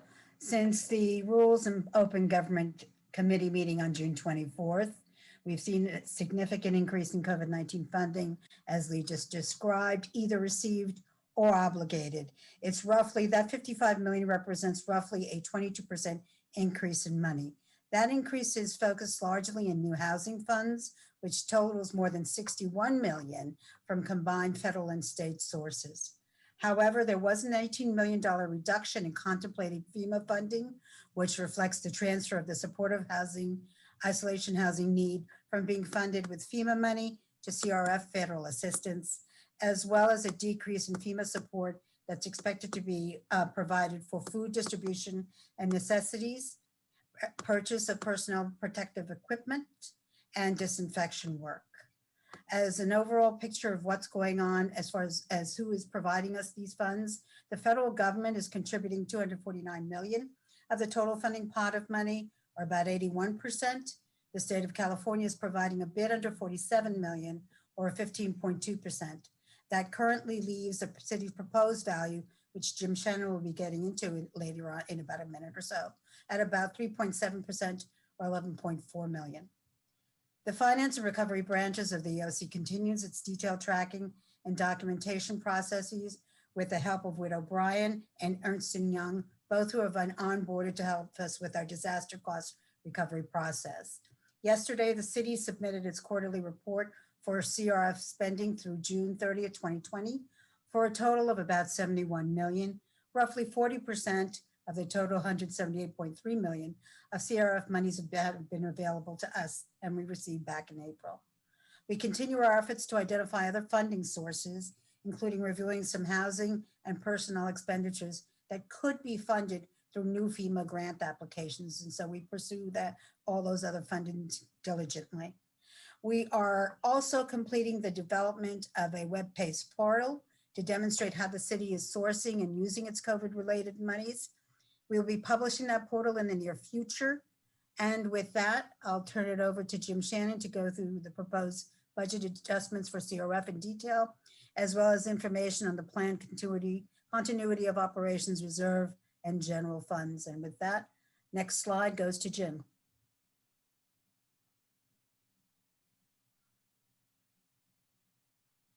Jim? Jim, we lost you. Okay. Rookie mistake, guys. Sorry. This is Jim Shannon, the city's budget director. Thank you for the introduction. Sorry for the interruption. So the staff memorandum that you have before you is quite long and detailed. We're going to just touch on sort of the high level messages from that, particularly with respect to incorporating the general fund more directly in the city's response, as well as the CRF adjustments. So back when we, if you recall back in May, we issued a manager's budget addendum number 3 as part of the proposed budget process. And one of the things in there, so that was bringing the CRF into what became the adopted budget.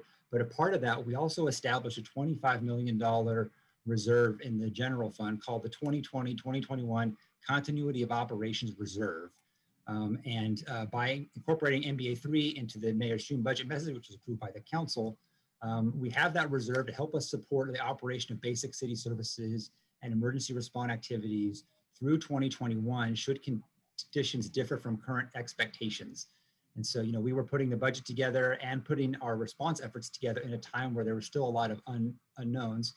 We still have a lot of unknowns, but we also know a little bit more now. And so as we've been putting together what some of these recommended adjustments should be, we're informed not only by what we know that's going to be coming up, but what we've done in the past and how that has worked. A better refinement of making sure that the uses are best aligned to the eligible costs. And so we've kind of done that calculation. We think it makes sense to access the reserve to help us with these emergency response activities, to kind of give us the flexibility we need to meet the community's needs. So as part of this, we're recommending to reallocate $11 million from that $25 million reserve to those following uses. So digital having $6 million for the digital inclusion, and essentially taking digital inclusion out of the coronavirus relief fund and having it funded by general fund gives it kind of the flexibility for some of the different types of activities and contracts that are part of the digital inclusion work. It makes a little more sense to have that aligned with the general fund. Similarly to the Beautify SJ efforts that are referenced here and in the mayor and council memorandums, we certainly have anti-blight and cleanup and beautify work existing in the coronavirus relief fund, and that's going to stay there. But that has a really close nexus to the homeless sheltering and support of specific locations. As we need to broaden out a little bit more into other areas of the city, that nexus to becomes a little bit weaker, that we feel comfortable enough using the CRF funds for, and so the general fund is probably the right place for this. Similarly, with remote work facilitation, $2 million there, about $1.5 million for IT hardware and cybersecurity protection, as well as about $500,000 to support the city in its remote work environment with training and support. Certainly those activities are CRF eligible, but they will also extend beyond the December 30th horizon. And so by using the continuity of operations reserve to help us out with these activities, aligns our funding sources best with the eligible uses. And so this table here, at a high level, shows us how the coronavirus relief fund allocations over a 2-year period, because we did establish a budget in 1920 and 2021. So this is kind of the total 2-year allocation for that 178 million, how that would change with the approval of the action tonight, and how that's kind of different from NBA 20, which was sort of the NBA that modified NBA 3, which bumped up the amount of funding for local assistance that was available. And then of course the mayor's June budget message identified some more specific uses for all the funding allocations that you see here. So just really quickly to run through these, for communications and translation, an additional $200,000 to make sure that we're getting the word out and getting it out appropriately to our community about the response activities and protect public health. Another $1 million for consulting and planning support to make sure that we have the technical resources necessary to run the response and to maximize the city's fiscal recovery, especially when it comes to things like FEMA. COVID-19 personal services, sort of a net increase of 20 million, 10 of which we're recommending here, but just reminding the council as part of the year-end actions for 1920, the original $50 million for city resources that have been redeployed to support COVID emergency response activities, that bumped up from 50 to 60 million after an analysis of what that actual cost is. And looking at what we have going through the end of the year, we're estimating another $10 million, which would bring that total to $70 million over the 2-year period. Again, for digital inclusion, we're moving that out of CRF and increasing the overall budget, but that is coming out of CRF here. Facilities improvements, just about another $600,000.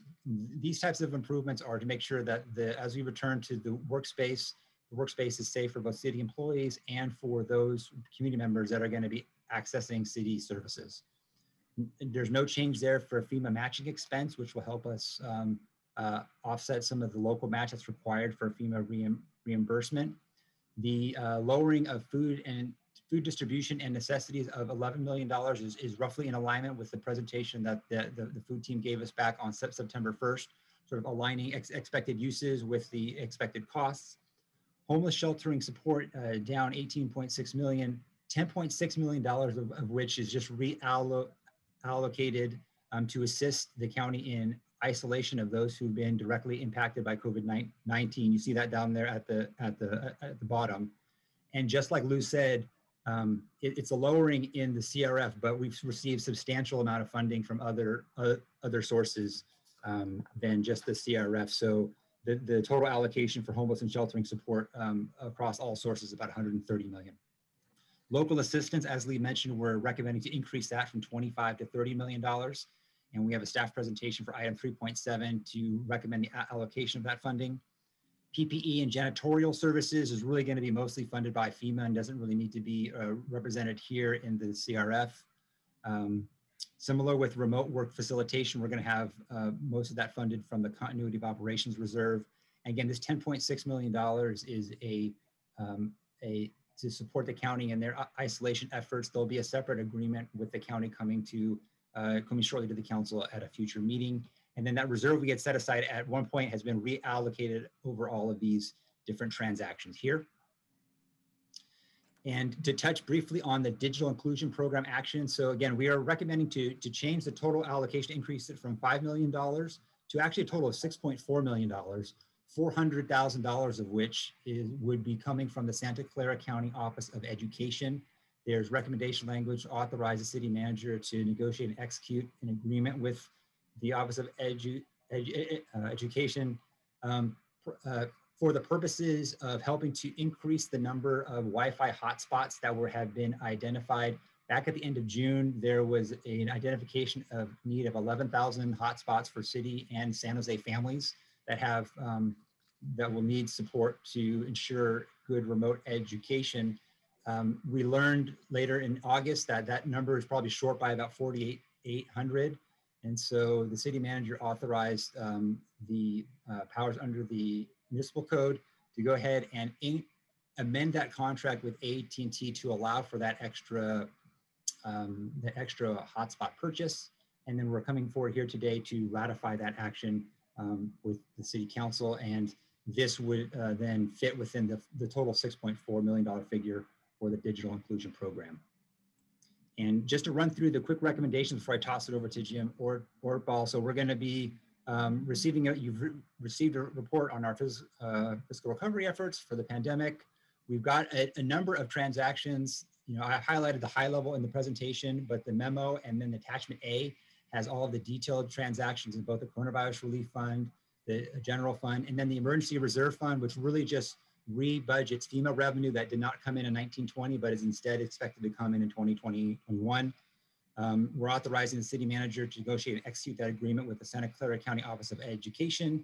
And then we are ratifying that agreement with AT&T that would increase the number of hotspots, increase the total not to exceed amount to 5.1 million and extend the contract term to a year from September 1st. And with that, what I would like to do is just let Jim Ortball talk a little bit about some of the city council memos on this item related to Beautify SJ. Jim. Great. Yeah, thank you, Jim. Mayor, members of the council, Jim Ortball, Deputy City Manager and EOC Operations Coordinator. So as part of this rebalancing action, $3 million is recommended for allocation to the EOC Beautify SJ branch to surge resources to address encampment trash and illegal dumping hotspots. It's included in the memos from the mayor, Dieppe, Davis, and Jimenez, and in the Esparza, Perales, and Foley memo, the vice mayor memo, and was incorporated into the administration's rebalancing actions memo. There's obviously a lot of consensus that we need to invest more in trash cleaning across our city if we're to get a handle on this challenge. So first off, let me address how the EOC would approach using the additional funds. We would intend to award higher contract amounts in the current request for bids for encampment cleanup previously posted to invest the original coronavirus relief funds in the 2021 budget. That will enable us to expedite and expand delivery of cleanup services. We're also considering supplementing the illegal dumping hotspot response with proactive services to locations most in need by expanding contracts with current garbage haulers through provisions in those existing contracts. We believe this approach will address equitable needs across the city where we have the most problems, including addressing hotspots that are visible to many members of our community. Also in the mayor's memo, a request was made that we report in December on how we verify the quality of contractual work that we're using to clean sites. That's an important part of our quality control process. We're working to ramp up contract oversight and inspection, and we need to quickly redeploy staff from the rest of the city to the EOC branch to assign and inspect contractual cleanup work. So second, let me highlight a few key points in the various memorandums that I think deserve addressing. The council may recall on September 1st that the Beautify SJ branch presented that staff's focus was on over 200 city properties and local street and trail locations. We acknowledged that other agency properties and creek sites were not part of our major summer field survey due to the magnitude of what that would have required and the time constraints of getting a handle on city tier 1, 2, and 3 sites. The council member memos understandably asked about and focused on other agency sites such as Caltrans, Union Pacific Railroad, and Valley Water. It's important to note that focusing on other agency sites and a comprehensive creek cleanup program will divert the branch's effort from the hundreds of city sites that need EOC focus if we're to ramp up an equitable and effective response to the over 200 city street trail locations that need regular service. As I told the Rules Committee last Wednesday, we though would initiate communications with Caltrans. And on 2 fronts, we've done that. I've been on separate calls with the mayor and the vice mayor with Caltrans, and I sent a letter today to Caltrans District 4 Director Tony Tavares and included each of the 4 memorandums listed on this slide outlining the city's request to address conditions and the information we need to assess if the city is being treated equitably by Caltrans and what it will take to visibly improve Caltrans conditions in San Jose. I forwarded that letter to you via email earlier today. I did inform the Rules Committee last week that I would report on progress on these discussions in the late October timeframe and then again during the December study session. As for Union Pacific Railroad, the memos raised questions about the massive encampment and dump site in South San Jose along the UP tracks. I informed the council via email yesterday that the city and UP have initiated major cleanup activities at that site.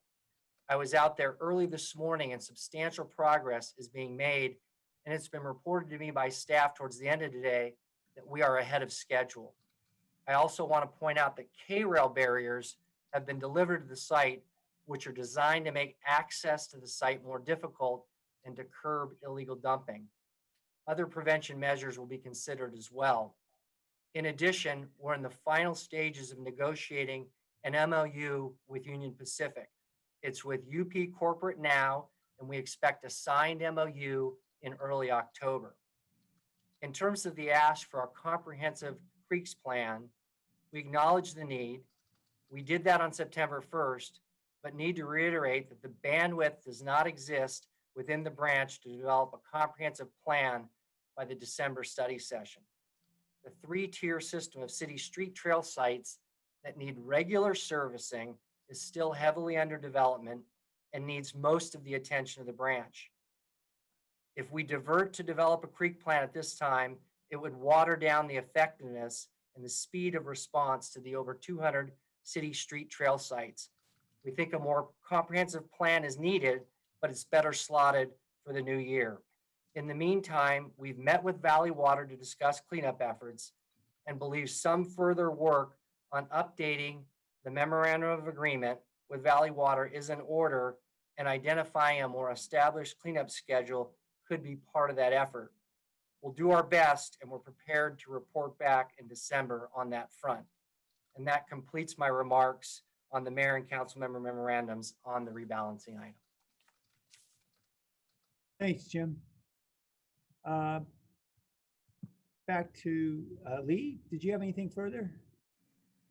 Or Jim? Nope. No, everybody's- that concludes staff's presentation, Mayor. Okay. Thank you. Great. Thanks, everybody, for the information.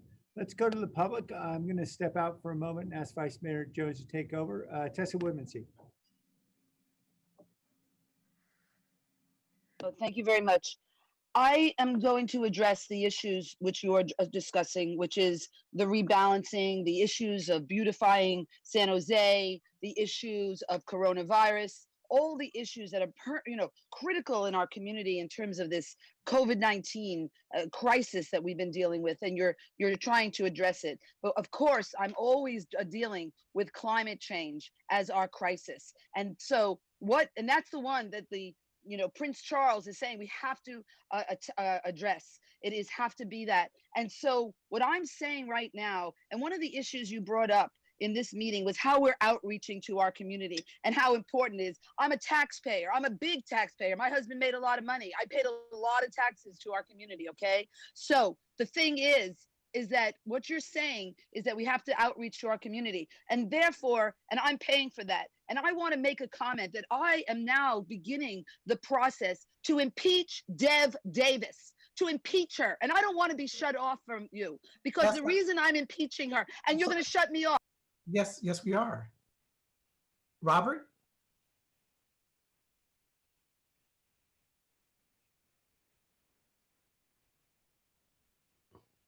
Can you hear me?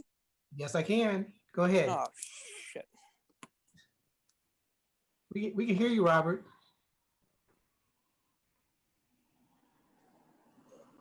Can you hear me? Yes. Can you hear me? Yes, we can hear you. Can you hear us? Okay. I'm sorry, my phone messed up here. No All right, worries. if we could please start over, I'd appreciate it. Yes, we'll start over. Okay, thank you. All right, so there's a number of issues that we're talking about here, and one of the things that I think is very important is that we don't have representation of the unhoused people. And when you're making these decisions, these memorandums of agreement with the various agencies, we were at one point in time involved with a MOU with the water district, and we had all these different things that we wanted to have included in that memorandum, and it wasn't included. And so we need to have much more representation to make sure that these things are done fairly. The other thing is that because of COVID-19, there's a lot of people that are afraid to go out to the encampments. After having conversation with the county, I found out that the number of deaths directly from COVID-19 in the unhoused community is 9 people. That's it. So the chances of anybody catching COVID-19 is very small. As a matter of fact, they're more likely to infect the people that are in the encampments than to get infected themselves. And I think we need to have a better program of doing what we had at one time, cash for trash, to try to get these encampments to clean up after themselves. I've been asked by Board of Supervisors members to go out to encampments and talk to people and get them to come on board to clean up their camps, and we're doing that. We'd like to expand that program, and there's a lot more activists besides myself that are willing to go out to the encampments and engage the people to clean up their own mess rather than provide maid service, which is certainly not really even appreciated by the people. and they continued making the mess. If they are given an opportunity to work for a dumpster, to work for porta potties and hand sanitizers or hand wash stations and fresh water on a regular basis, they would do that, and they would do that consistently. We need to look at that now. And please contact me. Thank you, Robert. Deb? Hi, thank you for the opportunity to speak. My name is Deb Kramer. I'm with Keep Coyote Creek Beautiful. Our creeks and trails that are along them are important assets and the recipient of a lot of the illegal dumping, trash, and litter. Keep Coyote Creek Beautiful has started hosting Coyote Creek trail cleanups to participate in the blight abatement with the assistance of Beautify SJ program and anti-litter program in particular. We've noticed that the population of homeless people has increased and are creating more trash, especially with the housing department providing food, water, PPE, and vouchers for sleeping bags and tents. The fecal material and toilet paper continues to accumulate. In fact, we found 8 bio-waste buckets along Coyote Creek last Saturday while we were moving 5 tons of trash. The impact of more trash and more people living along the creeks, including their fires, has wreaked additional havoc on the creek habitat. This has to stop. And since we have a state of an emergency regarding both the pandemic, if we had an earthquake, I would expect that the county fairgrounds would be available for homeless people to move to and receive caseworker and social services. With the memo from council members Esparza, Perales, and Foley, I request that Creek community partners such as ours be allowed to operate with volunteers as part of their item 3, joint maintenance of the creeks as a tier 1 partner. We perform a unique role by working with volunteers who willingly want to clean up creeks to the benefit of nature. We're a cost-effective method for removing trash along our trails and waterways that are ecologically sensitive. Our work is focused along Coyote Creek through District 7 and District 3, and in many areas that are considered some of the equity concerns that are identified by various council studies. I also look forward to the December study session to include creeks and waterways. Thank you. Thank you. The number that ends in 5140.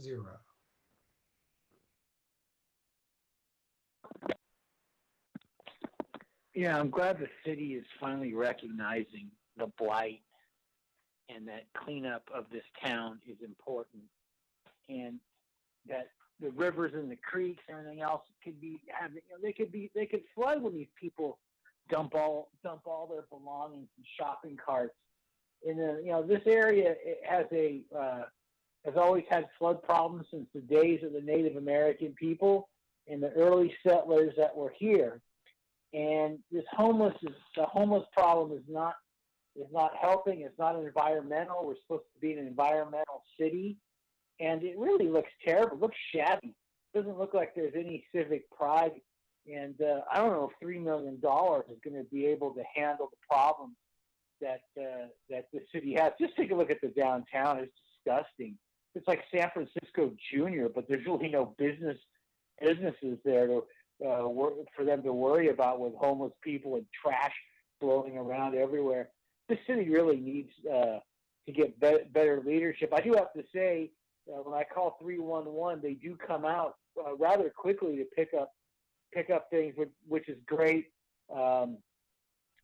311's been a huge asset. The app is terrible; it doesn't work. Nor does Zoom, by the way. You need to get rid of Zoom. You need to get rid of the 311 app. When I call the people, they actually come out faster than San Jose PD does with an emergency half the time, which is really sad. But yeah, I mean, like I say, you guys got to do something about it. And there's graffiti that's encroaching everywhere that needs to be cleaned up. No one's cleaning it up. We pay a lot of taxes in this city on everything.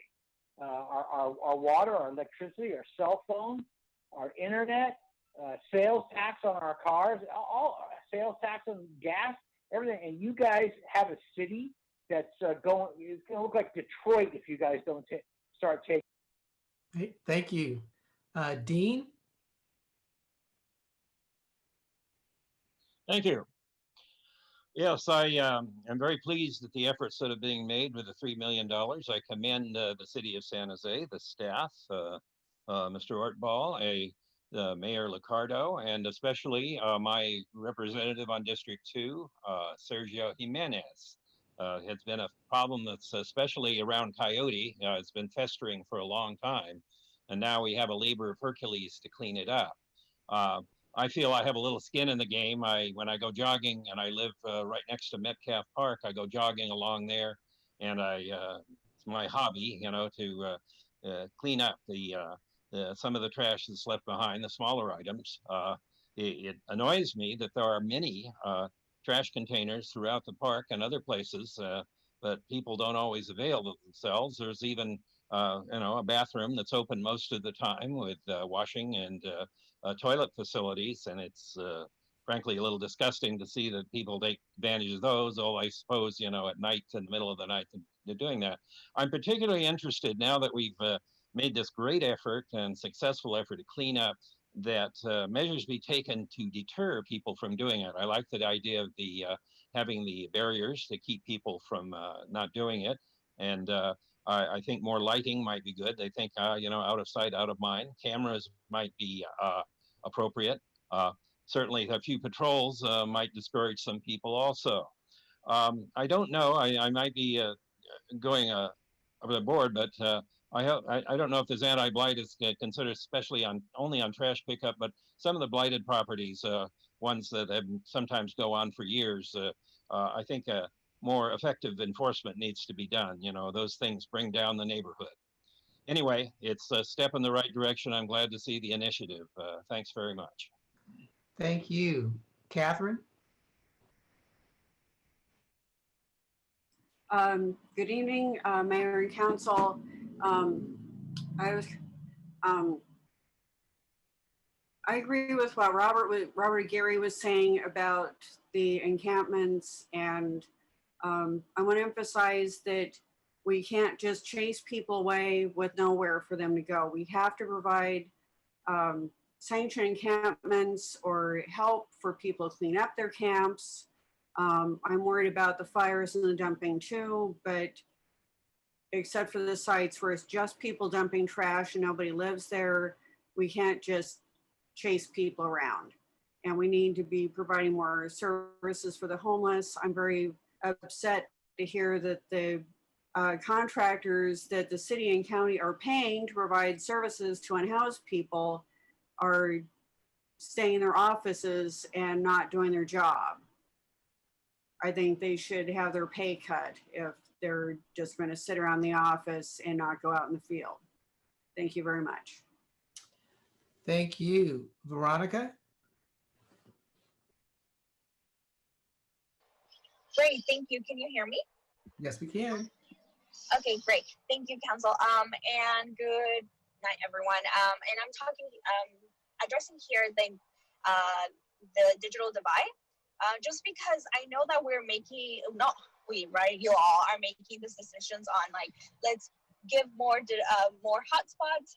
However, as a mother and as an educator, I have noticed the hotspots, specifically like I live in the east side, so some hotspots don't work in certain areas. So we have to trade them. So I wonder how many families are going without noticing that it is actually their hotspot that's not working and that they need to trade it in, but we're not doing those kind of assessments. So how can we call it an inclusion, or closing the digital divide when we're not even doing those kind of assessments to assess what is working in what area.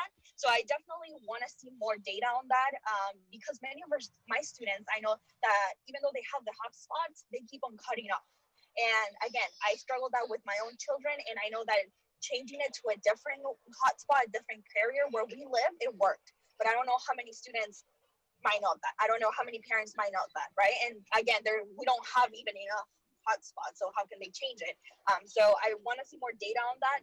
And again, I think we should be investing more in like, can we stop giving this hotspots and start putting out something that can support not just for the short run, but for the long run, where students have access to internet through the years after coronavirus, and it's not just through a hotspot, but actually out in the streets, right? Because I feel like I live near James Lake, not too near where I can't get a free hotspot, but those people that do, is really nice that they can just are able to connect to that hotspots if they're students. and they don't have to have that kind of divide, which again, it takes that from that climate change. So thank you.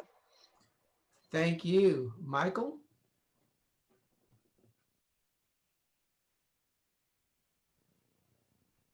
Hi, this is Michael Trujillo from the Law Foundation of Silicon Valley. First, I'd just like to echo Robert Aguirre in saying that it's really critical that unhoused folks have a voice in shaping this policy and in figuring out the best way to pick up trash around encampments. We also appreciate the memo from council members Esparza, Foley, and Perales, and hope that the city considers sanctioned encampments and thinking through comprehensive solutions for December. Overall, it's really just critical that while we're picking up trash, we're not making it more difficult for unhoused neighbors to get back on their feet by throwing out personal property that could include medication, important documents, or even people's very shelter, the tents that they're living in. So this is really critical for ensuring that any trash pickup activities remain consistent with CDC guidance that instructs cities not to sweep or clear encampments during the COVID-19 pandemic, and also critical for ensuring the city's activities do not run afoul of civil rights law. And so to these ends, we suggest that the city build in some kind of accountability mechanism around the trash pickups that do occur to ensure that these remain consistent with CDC guidance and civil rights law. Thank you. Thank you. Shani? Good evening. My name is Shani Kleinhaus. I'm the environmental advocate for Santa Clara Valley Audubon Society. I wanted to support Deb Kramer's comments and potentially involve her groups and others in cleanups. The illegal dumping is a terrible, terrible sanitary and health problem for the city and wherever it occurs. And it's a big challenge beyond imagination, really, to see what's happening. But the damage to the creeks and ecosystems and habitats is not only where the encampment is. It goes all the way to the bay. Creeks are linear systems and really need all the help they can get. We're losing fish, endangered ones as well. We're losing our birds, we're losing our wildlife. And dumping sites are causing a lot of, they're very unsightly. People are really upset about them. And there's definitely a problem because diseases come for these sort of situations. Even diseases that we haven't seen in generations can come back. But I think that it's really, really important to look at the creeks as the most, well, I don't know what's the most, but really prioritize them higher and don't delay. Don't say, oh, we'll deal with it in January. Deal with it in December. It's urgent. It's really, really urgent to our health and our environmental health. Can't only look at climate change and say, okay, if we do mitigation on climate change, we'll save the planet. And meanwhile, our ecosystems are collapsing. There are studies that are showing that every day there's another one. So please take care of the creeks. Don't defer. Thank you. Thank you. All right, we'll come back to council then. Before we jump into all the council questions, I just want to preempt with one question. I support all the recommendations made in the various memoranda. The one concern I have is with paragraph 5, and I think, Jim, you made some reference to this, is regarding to a comprehensive mitigation plan for blight and encampments in creeks and waterways. As I understand, Santa, trying to figure out what they're now called, Valley Water. Yes, Valley Water has a plan, and they are preparing to update their plan. Is that correct? Mayor, what plan are you referring to specifically? I mean, we have a memorandum of agreement with Valley Water about how we approach, previously it was abatements. Both Valley Water and the city have suspended abatements and are taking a cleanup approach around encampments. But I don't know, Mayor, that I'm familiar with Valley Water's kind of long-term kind of creek plan. You may be more familiar than I. I don't believe it's specific to encampments. I think it has to do generally with trash and blight. And I understand there is a measure on the ballot in November. And so I would just recommend whoever makes the motion that perhaps a better use of staff's time. Jim clearly indicated they just don't have the bandwidth to take on a giant planning effort. I think clearly we want to spend every dollar actually getting the work done, because a plan is going to take a lot of time. And frankly, we don't have the money to execute, even if we had a perfect plan. It's not going to get anything cleaned. So I would recommend instead we use the time to talk to Valley Water at some point after Election Day, if that measure passes, about how those dollars can best be used and integrated into what we jointly want to see happen along creeks to clean up and protect the waterways. It would just be a suggestion of mine. My understanding is Valley Water does have a plan, is underway on improving it, and a lot depends on what happens in November. Okay, Councilmember Davis. Thank you, Mayor, and thank you, staff, for the presentation and the discussion, especially about all of our memos about battling blight. I have a few questions, and I'm sorry like one of them just came up while we were talking. So I didn't think to ask it in advance. What happens to the hotspots post-COVID? Which hotspots are you referring to, Councilmember The Davis? digital inclusion, I'm sorry, going to the digital inclusion hotspots, not the illegal dumping hotspots. I guess Got we it. call them. Thank you Yeah. for asking. So the way the deal is structured with AT&T is that the city has covered the cost of the first full year of data, which is both unlimited data and unthrottled data, which is pretty amazing, at an extremely low price. And what we have done is we would then allow, we have a couple of options in a year from now. The most desirable from our standpoint is that the city, the schools and the school districts would see the value in those. And if they choose to, they could continue to subscribe to that data plan at those lower costs. We've intentionally negotiated to get the very high-end devices, which are pretty future-proof and will be good for several years. If the schools choose not to, then that's it. The devices simply revert to AT&T, no cost to anyone, additional cost to anyone, no harm, no foul.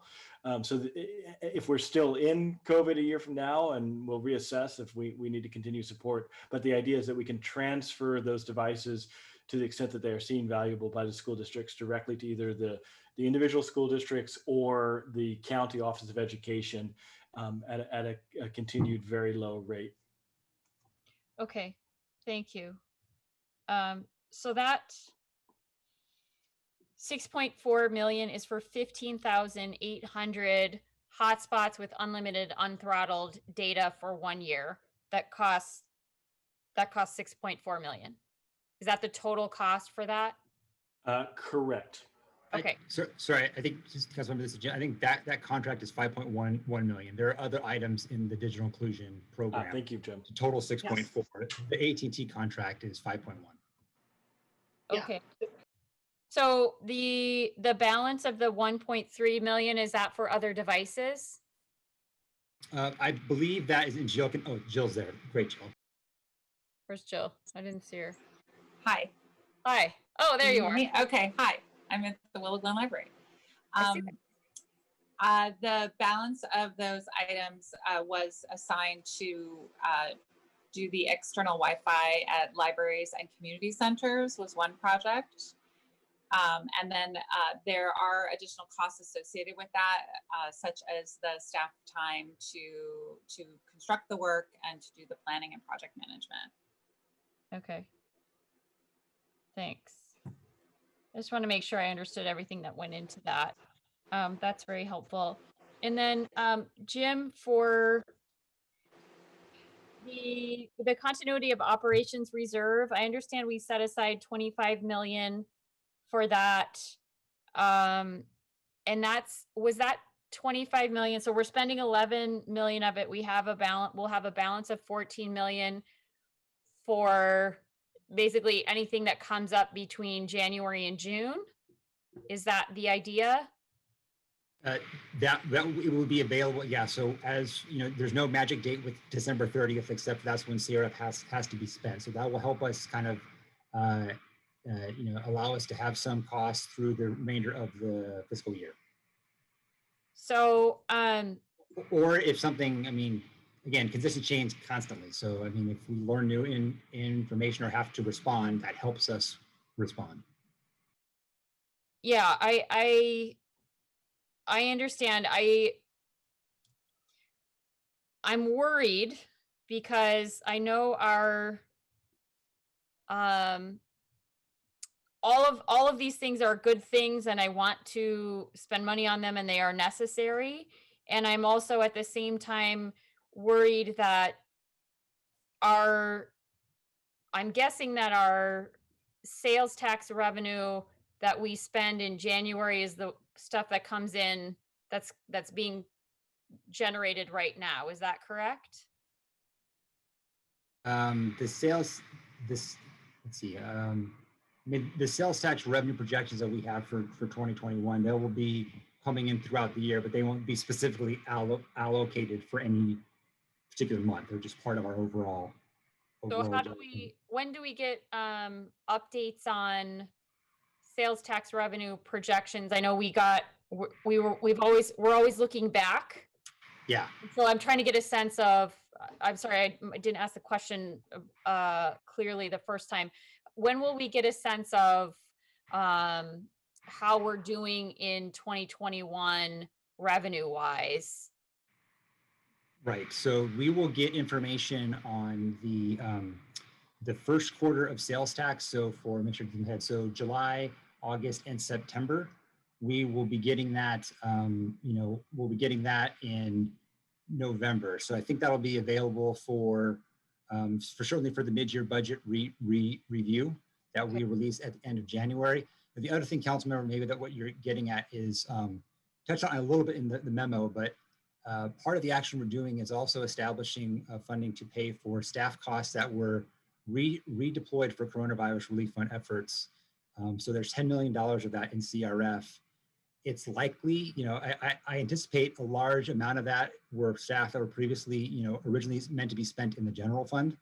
And so I would expect to see savings there from that. We're not recognizing those savings now because that's an estimate, but that should be in the back of our minds too, that some of these costs we'll look to try to, reestablish our reserves if that's possible to do so. Okay, that's very helpful. Yeah, I'm just trying to get a sense of, whatever we spend now, and then the worry that slow down or slow recovery hamstrings us in the future. So that's what I was just trying to get a gauge of that. So I appreciate those that clarification. Now I have a couple of questions that have come up in conversation with some of my residents. They had some good questions that I told them I would ask today. One of them being, when we are picking up the trash from either illegal dumping or we're doing the regular trash cleanups, do we pay regular landfill rates or do we have a special contract? What are our disposal costs? Councilor, I'll ask Rick Scott, who's our branch director in the EOC, or Olympia Williams, who is our operations coordinator for the branch, to see if they know the details on that. I believe we have a discounted rate, but I don't know offhand what that is. Olympia might know. We do have a discounted rate, Councilmember, but I'm not exactly sure what it is at this time. That's something we have to get back to you with. Yeah. Okay. Thank you.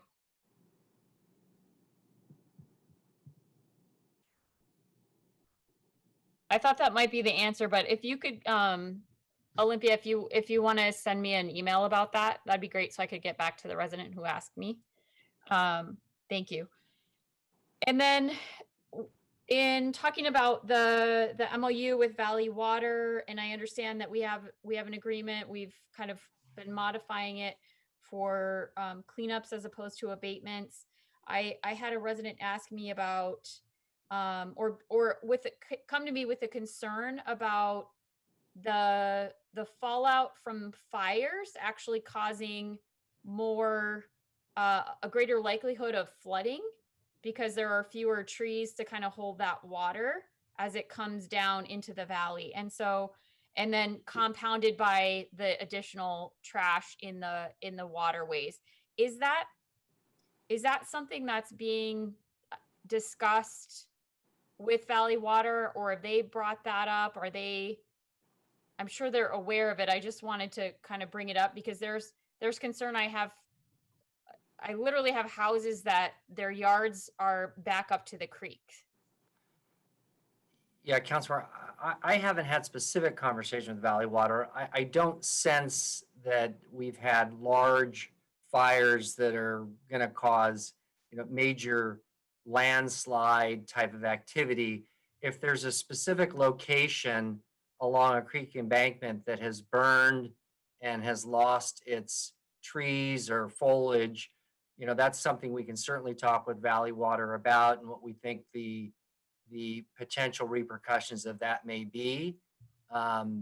So that's something. If there's a specific location that a constituent has a concern about, if that could get passed on to us, we can talk with Valley Water about that. It was kind of a more general question about the larger fires from the hill and the water coming down from there. Yeah, and I would say, given the location of the fires and that they were multiple ranges away from San Jose, I'm not anticipating that we're going to have landslides from winter rains.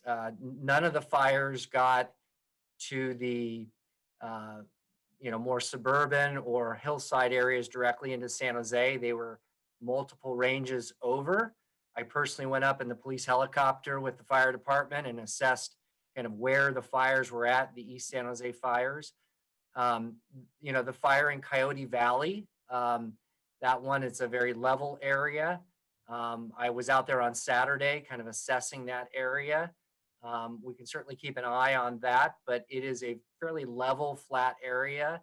Potentially not anticipating major concerns with that, but that's something we can look at. But my assessment is I'm not seeing a major problem from that. The city manager may have any additional perspective. He probably has more experience on that front than I do. Yeah, and just to clarify, they weren't talking about landslides. They were just talking about where the water comes from and coming down the mountain during the rains. I don't think they were talking about landslides, particularly just the water movement and not being captured by trees up there, and so there being more downflow was I don't. Yeah, and I guess that would be in the Coyote Lake Anderson Reservoir Basin. I'm not sensing that was a major issue, but that's something we could talk to Valley Water. And Dave, if you have further. Yeah, I think you're right though, Jim. I don't think any of the major fires that we saw are in any of the drainage sheds for the Guadalupe or Coyote. Okay, great. That's exactly what I needed to hear. Thank you. And that's it for my questions. I can go ahead and make the motion to approve staff recommendation with all of the memos and with the mayor's clarification on item 5 for the Esparza Peralez Foley, and I'm missing one. Yeah, Esparza Peralez and Foley memo. Second. There's a motion and second. Councilmember Esparza? Thank you, Mayor. I just wanted to ask a question and address a couple of things. So there's a discussion about visibility, and we've talked about blight and visible blight, and after some conversations and reflecting on the memos, I get it, and but I, in particular, have a neighborhood in Seven Trees that has major sanitation issues due to encampments. This neighborhood that is already overcrowded, poor, getting COVID and dying from COVID at higher rates than the population, has some huge sanitation issues. And I guess this is a question for staff, which is, does this neighborhood in Seven Trees fall under the issue of visibility, right? If that's what we're gonna start looking at, visibility, And I know that they know the neighborhood I'm talking about. It's bad. It's bad. It's one of the parts of the city that is unrecognizable as being in Silicon Valley. And the residents of this neighborhood have to live under appalling living conditions. And so I just, before moving forward, I just wanted to bring that up. And does this neighborhood with the issues that they're dealing with in Seven Trees, does that fall under the visibility issue? Yeah, thank you for the question, Councilmember Esparza. I would say this, that the method that staff is using, intends to continue to use and refine for selecting sites and then determining kind of a regular approach to trying to get them to be clean, have them be acceptable locations in our city, is the data-based approach that we presented on September 1st. We collected a significant amount of data from multiple data sets, the Homeless Concerns Hotline, the Illegal Dumping Hotspot Response Line, and other sources. We overlaid those sources. We went out and field verified hundreds of sites, and we're using that to try and guide the development of an equitable, effective, and efficient kind of service response system. And we think we have to hit the places with the highest need. We do believe that the very visible locations in our city fall within those areas. We think if we hit an equitable needs-based approach, we will hit the most visible sites across our city. We will take a look at the Seven Trees. I've gotten feedback about Seven Trees fairly regularly over the summer. And I would say this, that I think we are open to all council members and the community providing us feedback on their areas of concern. We take it through the San Jose 311 for illegal dumping. We get it through the Homeless Concerns Line, and we can take it from your offices. But I think it's up to our planning teams and our operations team to take that information in and to try and develop the best, most equitable, effective, and efficient response system to address the biggest needs and have the most impact that we can with the resources we've been allocated. And that's how we intend to continue to go forward. I personally believe, and I talked with our team yesterday in great detail, that we think that approach will address many of the visible locations that many council offices and neighborhoods are concerned about. So that's how we're approaching it. I don't know if every single site will get addressed, but we're building that, and we're trying to build a very kind of robust and dynamic model to address that. Okay, I 99.9% there. I just, again, and I know the team that Olympia and folks know this neighborhood that is dealing with rodents and cockroaches, open sewage, like in a neighborhood that is afraid to report things to the city. It's a part of the city that has a lot of violence that goes unreported. And so it's not a leap to say that calling a blight abatement, or a homeless concerns hotline is going to be their top priority. And obviously I'm gonna keep calling and encouraging my residents to call, because again, this one spot, I guess I just want to make sure that places that are highly visible to the public or folks in general, like Story and 101, right? Like that, so many people see that, right? But in this site in Seven Trees, it's the people in that neighborhood that see that location, right? It's not lots of other people coming in and out are going to see these appalling living conditions. And so I just want to make sure that that gets included in the equity argument. So I would say this, Councilmember, of the 200 sites that we identified on September 1st, Tier 1 sites, Tier 2 sites, Tier 3 sites, it's definitely in that list. I don't know off the top of my head whether it's a Tier 1, 2, or 3, but it is part of our system, part of our tiers. Staff has let me know that. Obviously, our goal is to try and get as many of the Tier 3 and Tier 2 sites down to a Tier 1 level where, it's being addressed by either people who are encamped there, or we can try and mitigate some of the illegal dumping that may be happening. I sense that it's an encampment challenge, given some of the things that you've described and what I've heard about the issue. So it clearly is within our tier 1, 2, 3 system. And it will continue to get service. I suspect it probably needs more service than it is getting. And that is part of our effort to ramp up the volume and frequency of service to almost all sites that we have across the city, and try and get all of them in a condition and shape where they're getting the right level of service and they're taking care of themselves better so they don't get to such a problematic area. So that is something that's on our radar. I think we can look to address that more. You've described some pretty concerning things to us. So I would say that's something we will take a close look at, and do our absolute best to ensure that it's taken care of properly, while we continue to try and do that across many areas of the city. So it's on our radar, rest assured. Thank you. No, I appreciate that. And I just want to make sure that as we talk about our fears from COVID, that we're not literally trading one set of lives for another. And this folks in this neighborhood who, like I said, are already getting COVID and dying from COVID at a higher rate than others, that we're not putting them at the bottom of the list in these trade-offs that we're making as a community. So I wanted to bring that up. I also wanted to bring up similarly, I know we're balancing a lot of issues, but again, we're putting some neighborhoods, folks who are already extremely marginalized at the bottom and as a community. And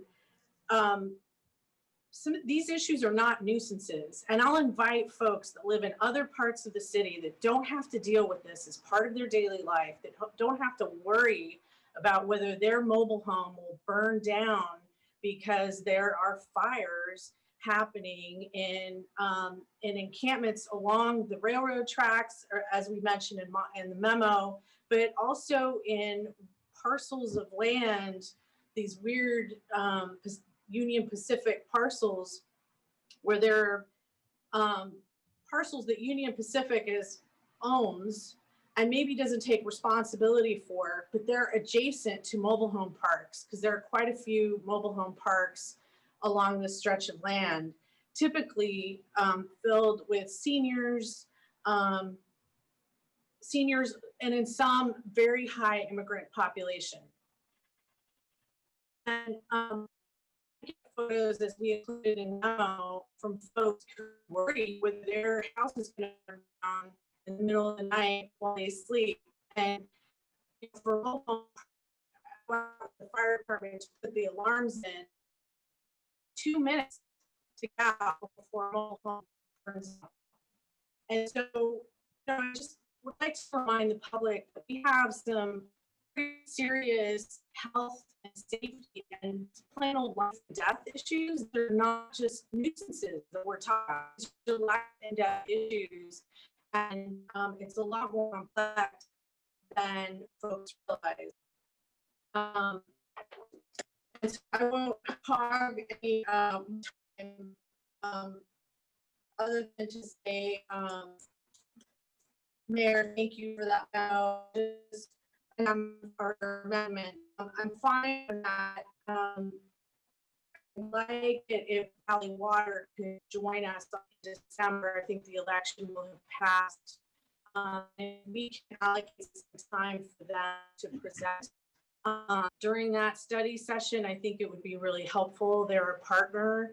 And it's not always clear cut. I have a lot of Coyote Creek in my district, and we had a fire just yesterday at the Franklin McKinley School District. And yeah, school's not in session, but guess what? Head Start is, right? There's a portable right next to where we had some fires behind that district office. For folks that know that area, there was a fire there. So some of this comes close to home, and some of these pieces of land are Valley Water, and sometimes some of them are us. And so I just want to emphasize the fact that they're an important partner. And I think we need to approach it with the fact that it behooves all of us to sit down and work together and figure that out. Thank you. In the interest of time, I recognize we're tight on time. Councilor, we agree with that. And we are developing what we're calling an encampment assessment and intervention protocol. And it's a multi-agency, kind of multidisciplinary protocol that we're going to pilot test. It's going to be led by our housing and homeless branch and our Beautify SJ branch. Fire will be a part of that. Police will be a part of it. We're going to invite Valley Water to be a part of it, and the county, public health, and behavioral health as well, because there are a lot of challenges in certain encampments and neighborhoods. And we're going to pilot test that and see if we can scale it. It will take a lot of resources to do because we have a lot of challenging locations, but we recognize we have to find more tools to address these types of challenges. So safety issues are serious to us, and I'll leave it at that in the interest of time, but we hear you. Thank you, Councilmember. I do want, since Jim mentioned time, it's nearly 9 o'clock and we've got many substantive matters still ahead of us. So I want to encourage everyone to be succinct, both with questions and with answers. Councilmember Foley? Okay, I'll be succinct, but I'm frustrated. Councilmember Davis, what was the amendment regarding our item number 5 from our memo? It was to follow on Jim's comments as well as the mayor's comments that a comprehensive plan is not going to be able to be available by December for the study session for the creeks because they want to prioritize the actual cleanups. Okay. I realize that the creeks are our Valley Water's responsibility, but they are not doing their job. Guadalupe runs through District 9 and several other districts, and we have neighbors on the other side of Guadalupe that are next to situations where fires are being built, where the unhoused population are cutting down the trees so that they can cross over the creek. They are creating trash that is an environmental and ecological disaster for that area. We attempted to clean it up a couple of weeks ago. We had 30 people who were ready to go and clean it up from the Thousand Oaks neighborhood down to Erickson Neighborhood Association, but we had to cancel because of the air quality. We hope to schedule it soon because we need to get in there and start cleaning up. The volunteers want to get in there and start cleaning up before the rains come. Because when the rains come, that's when the disaster is really going to occur in those creeks. You're going to have a lot of trash entering into the creeks, which will be an ecological disaster, but it may result in flooding down the line as it goes into the bay as well. I'm very concerned that we are depending on Valley Water to do this when frankly they haven't been a good partner in this. We have been reaching out to them for months. My district office has for months to try and reach out to them to get some sort of results, and it falls on deaf ears. All we hear is crickets from them. We keep hearing, well, we're not going to abate the unhoused. That's not what we're asking them to do. No one is asking them to abate. We are asking them to help us clean up the creeks, and they are not partners there. We've asked the county to intervene. The county is not a partner there. So I would like to know, I know we're depending on this memorandum of agreement, but what kind of teeth does it have in it? Because they are not doing their part. In order for that creek bed to get cleaned up, it will fall on my staff to be involved, actively involved with the community to make sure they're cleaning up some of that trash. And they are willing to do that, the community is, but then they need to be able to haul the stuff out. And that's where we need we need help from the volunteers, but we also need help from the city to make sure that we can abate and move the trash out once we have cleaned it up, because it's going to be a tremendous issue to clean up that mess. It's not going to take just one weekend. It's going to take several weekends to get it done in that long stretch. So how can we get Valley Water to the table and to commit to doing their job in cleaning up the creeks? Couple perspectives on that, council member. We do have a memorandum of agreement with them. It is abatement focused. I think probably where we need to focus with them, though, is adjusting our collective approach because of the guidance from the CDC and County Public Health to do cleanups and not abatements. So I do believe that's something we can initiate in terms of further discussions with them on that. I know in early October, we're intending to work with them on a list of cleanups for the fall. So that's something we can do. I think where we don't have the resources, though, is to develop a comprehensive creek cleanup plan between now and December. I'm just going to be very upfront about it. The team is literally working on 200 locations across our city that are primarily not creek related. This week, we're dealing with a location in South San Jose where we took out 100 tons of garbage yesterday. And we're taking out another 100 tons today. And I expect over the next couple of days, we'll get something close to that. We're dealing with massive programs across our entire city, and we're just not resourced to address all these things. To be able to do that, we're going to have to ramp this effort up probably threefold from where we're at today. It's just going to take that. I really need to be upfront with the council about that. Well, I thank you, Jim, and I appreciate your report, and I know that you are working hard to get this job done. The tiers 1, 2, and 3 are important. I think your strategy is important, and for the most part, I agree with it. Where I am frustrated, and our team is frustrated, and our residents are frustrated, is that we depend on other organizations to get the work done, and they're not doing their job. Again, I am not calling for abatement. We are not calling for abatement in the creeks. We are calling for cleanup, trash bags, dumpsters, whatever we can get to get in and clean up so that the environmental sensitivity of that area is protected. So I hear you. I understand. And the $3 million we're allocating today isn't enough. It's barely a drop in the bucket for what we need. I'm sure.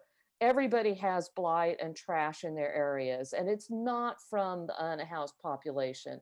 It is from illegal dumpings just as much. We have people dumping their illegal stuff next to homeless encampments because they think it's okay to do it in that in those areas, and that's unacceptable. So I'm frustrated. The waterways are not being looked after by the stewards who should be looking after the waterways, and every time we reach out to them, they keep pushing back and saying we don't abate. That is not what we're asking for. So what can we do to push them to? So Councilor, on that front, I would like to have, we would like to reach out to your office and understand who you're talking with at Valley Water. And certainly we have some coordination to do with Valley Water. We want to be good partners with them. They want us to be we want them to be good partners with us as well. We're hearing loud and clear from the council. We aren't looking for abatements. We're looking for what we can do in the cleanup area. And so that's something we will pursue. We recognize as much cleanup as we can do, we will try and do that. What I have to be very careful of is diverting the team's attention towards those cleanups and figuring out those complicated properties. Where is it the private owner next to it? Is it Valley Water? Is it the city? And then our team loses focus on figuring out the 200 sites that I presented to the council on September 1st. And we don't do a good job there. We don't get that system worked and running. And while we're at it, we're trying to deal with Caltrans and UP and all of them. And we water down our entire effort. And, 6 months from now and a year from now, we're still doing the job halfway at every location throughout the city. We have to focus and concentrate, get systems in place, get it done. We will do our best, though. We hear you on that one. We will certainly reconvene with Valley Water to take a partnership approach to cleaning not abatement. So thank you for that, those Great. points. I appreciate that, Jim, and we'll be in touch about who we've been in touch with and how we can work together to get Valley Water to move forward. Thank you. Thank you. Thank you. Councilmember Arenas. Thank you, Mayor. So my question's around the facilities improvement. We have 2 million allotted for this. Is this all money that is going to be spent for something very specific, or? I'm gonna let maybe Walter Lynn perhaps answer that. I think for the facilities improvements, I think we have about $5.6 million for the coronavirus relief fund for that allocation, but I'll turn it over to Walter Lynn. Let me just thank you for that, and let me just tell you why I'm interested in the facilities improvement.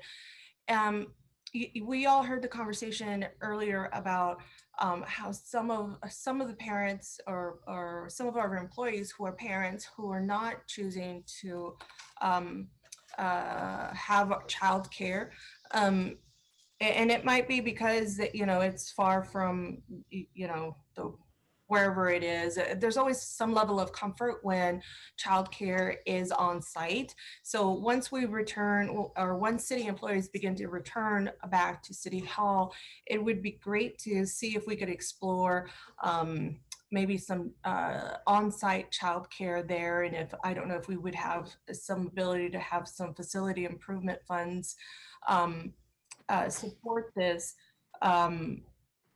And maybe use this type of model where we can have I think extended care because the actual parents are on site, and so we wouldn't have to worry too much about the licensing. We can, I think, go a little bit longer than what we normally do in recreation.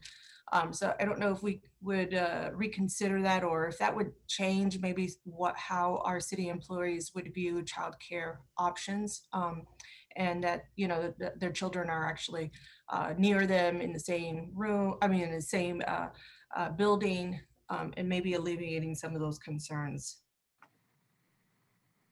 Yes, Councilmember Arenas, Mayor Liccardo, and members of the City Council. Walter Lynn, I'm the Deputy Director of the Public Works Department.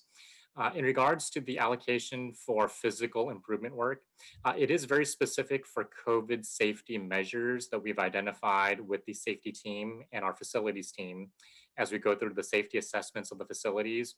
In particular, they are for the floor markings, the signage, the partitions, the plexiglass, the touchless fixtures, as Councilmember Diep had referenced as well too. All those for city staff, or when these facilities become made available for public entries, just for that physical aspect and the physical safety of things. The estimates that we put together is specifically for those technologies. For other types of physical improvements for spaces to accommodate other types of childcare aspects, this cost estimate was not built around that particular scope.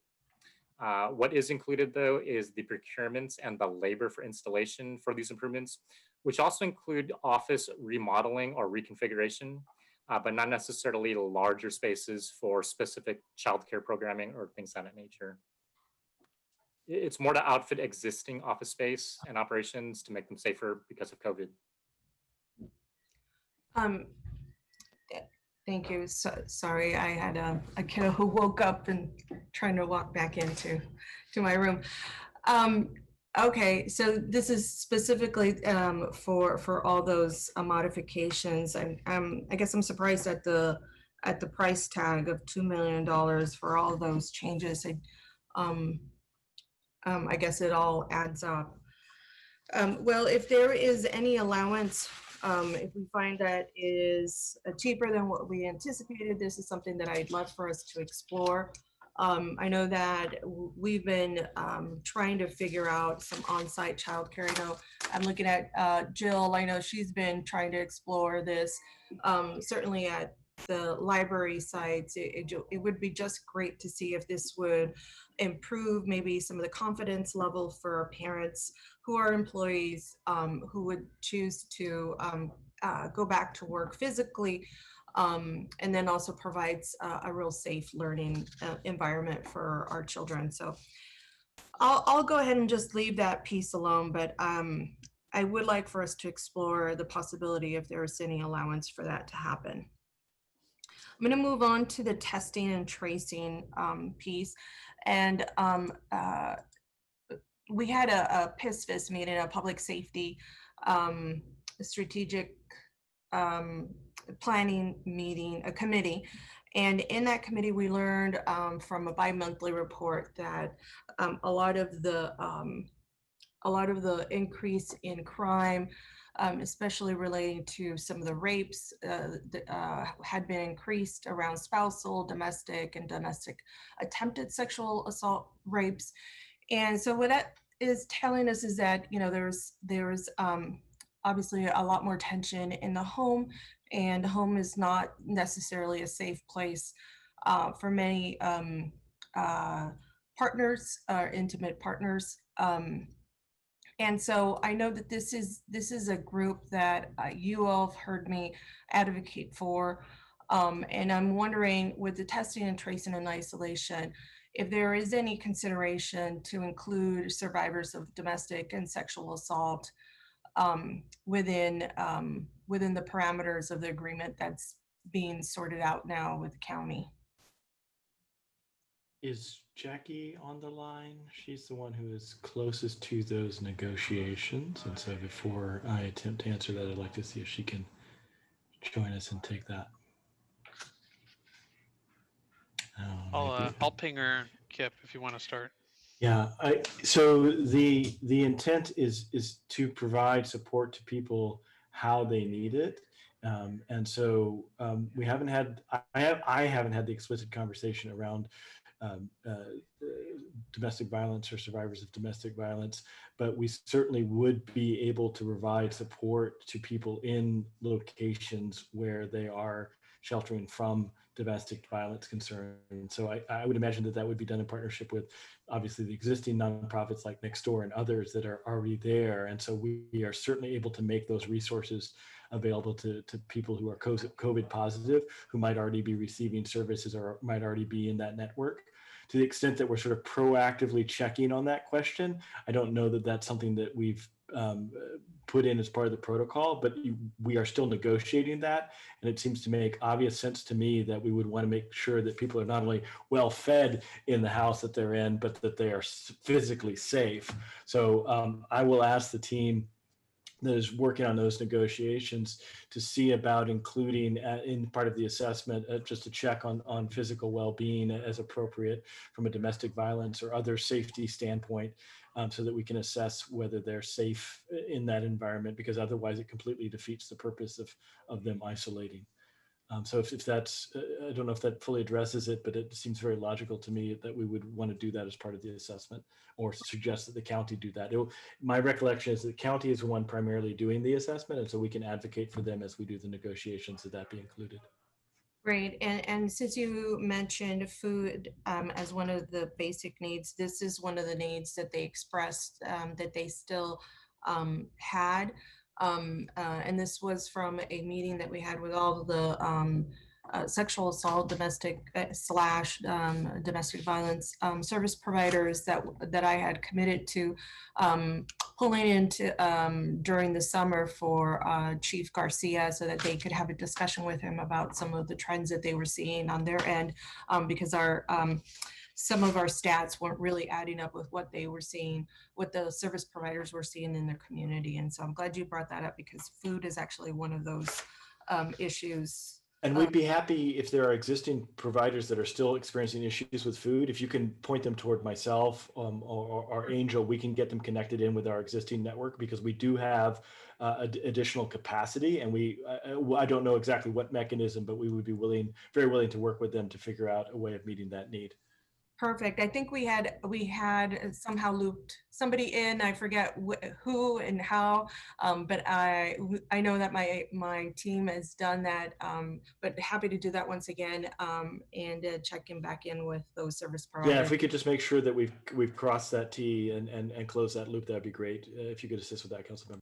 Absolutely. Thank you, Kip. And the last piece that I was going to talk about, of course, I'm going to talk about Wi-Fi. First of all, I just want to just thank the whole team on the efforts that just have been done to get us to the point that we are right now, and grateful to see a lot of our children receive Wi-Fi hotspots as well as devices, and just for that access. And so I always want to start off by just thanking all of you for the effort that has been done. I mean, just really rapidly, and tremendous rapid amount of time, short amount of time, excuse me. So one of the still some of the outstanding Wi-Fi or just digital inclusion areas for me is the way that we're prioritizing some of these hotspots. And so I had received a list of all of the districts that had either requested devices or devices that were delivered, and some of the ones that were pending requests. Now, I see, I see on this list, there's school districts from Alum Rock, beginning with Alum Rock School Districts, just because it's first on that list and it's alphabetically listed, which they requested 2,200 devices. 2,200 devices were delivered. And, we have just a myriad of different districts with different needs. And what I'm interested in, Franklin McKinley is 630, according to this, and then later asked for 1,503, which they received 1,503. But then you have folks like Eastside Union High School District that requested 0, received 0, and then in the second request is asking for 600. And so I'm not sure if these are prioritized based on COVID impact. There are some districts here that received devices that are in like the Cupertino School District. San Jose Unified received 1,100. I understand some of those overlapping zip codes that we've all been talking about. And so I just really wanted to have a more of a strategic way of determining who receives future Wi-Fi hotspots, not based on just their express need, but based also on the COVID impact on those zip codes. And so if Eastside Union High School District was late for the ask, but really now they need 1,000 or what have you, that we have some of that allowance allotment, instead of just distributing based on what these school districts have found that is their identified need. I don't know if what they've identified in terms of need lines up with the COVID impact, which, this is CRF money. So I just wanted to make sure that those two things are aligned. And as far as I see here, those two things are not aligned. I'll just say something briefly, and then I'll ask Jill to add in. We have been tried to be highly responsive to the demands, the articulated need from the school district. We've gone back essentially twice now to check in and to reaffirm on that demand through our partnership with the County Office of Education and Dr. Marianne Dewan, and then the network that we have through the School City Collaborative. Bottom line, given the knowledge of who needs them and who doesn't, we really are reliant on our partners in the school districts to tell us what they need. Our intent was to try to meet the need, period. And so we've done that to the maximum extent we can with the initial 11,000. We got the additional 4,800. At this point, we do not have any plans or funding for additional expansion beyond that. So our strategy has been to rely on the school districts to give us a candid assessment of what they need, and to take that as an articulation of what's out there. Jill, is there anything that there's more to it, obviously, and you've done a lot of back and forth and a lot of data gathering with the different school districts and trying to we've also done a lot of mapping around the needs areas as we've been looking at this. Can you give me a little bit more about that I might have missed from that top level? I think that's generally true. I think that we've actually been in contact with the school districts multiple times, and I would really be eager to understand where there aren't alignments. I think with some of the districts for younger children, especially the districts we know that have higher need, actually are receiving more hotspots. In the case of East Side High School District, we've gone back to them again, and this was their revised request was 600. And I think that what it reflects is that we are not the only solution they're employing. So they are, as you know, they're a very innovative district, and they are using a number of different tools to reach their students. I think the factor to what you both, Councilmember and Kips, are talking about is that we are not in direct contact with the families, and that we are counting on the districts to have that contact. So if there are families that we know are not getting this service and they need it, we need to have them talk to their district so that we can get more information about what the greater need is. So the only thing that I would sort of caveat from Kip's remarks was that we did, and as you know, Councilmember, we did set aside a portion of the hotspots that are for the general public, up to 1,000 hotspots, that we have sort of segmented off for additional student households should schools find that they need more than the amount that we're allotting at this time. I totally understand that.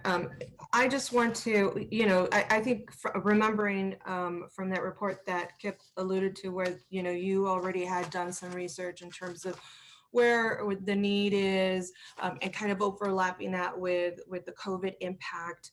And I'll say, I don't remember having Berryessa Union District being one of those hotspots, or a district that was COVID impacted and that was in need of additional devices, yet they asked for 500, received 500.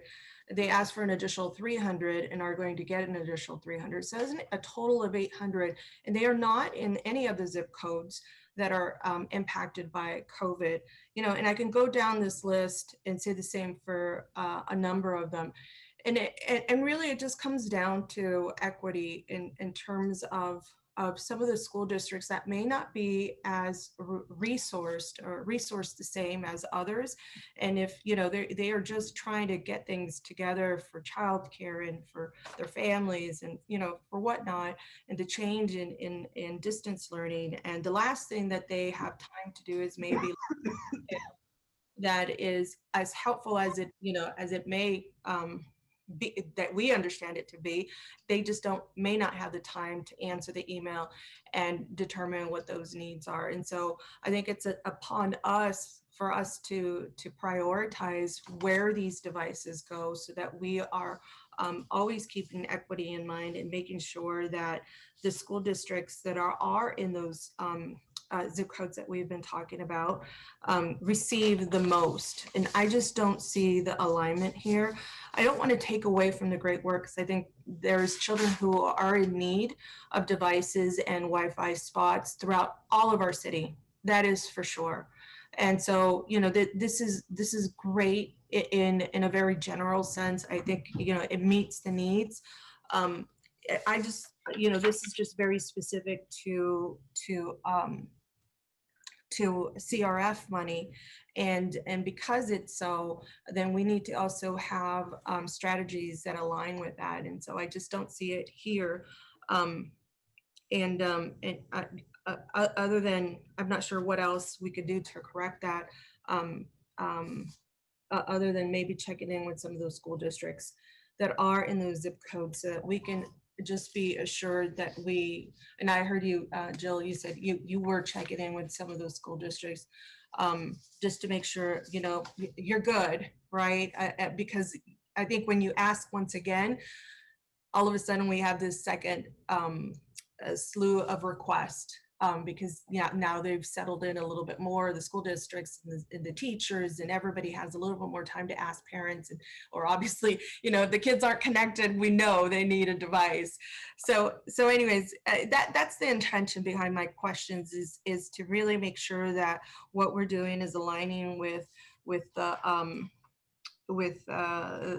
what we originally intended for these hotspots, where these hotspots should go. And so short of retracting some of this, I'm not sure what else we could do, but if we could check in once again with those school districts, that would be great. Okay, Councilmember Carrasco. And sorry, Mayor, before we move on, I just want to get that assurance from either. Yes, we will check We will back do with the that. SIPs. Perfect. Awesome. Thank you. Anything further, Councilmember Reyes? No, thank you so much. Thank you. Councilmember Carrasco? I'm gonna keep it very short, and I just wanna, you may have already mentioned this, Jim, and I'm referring to,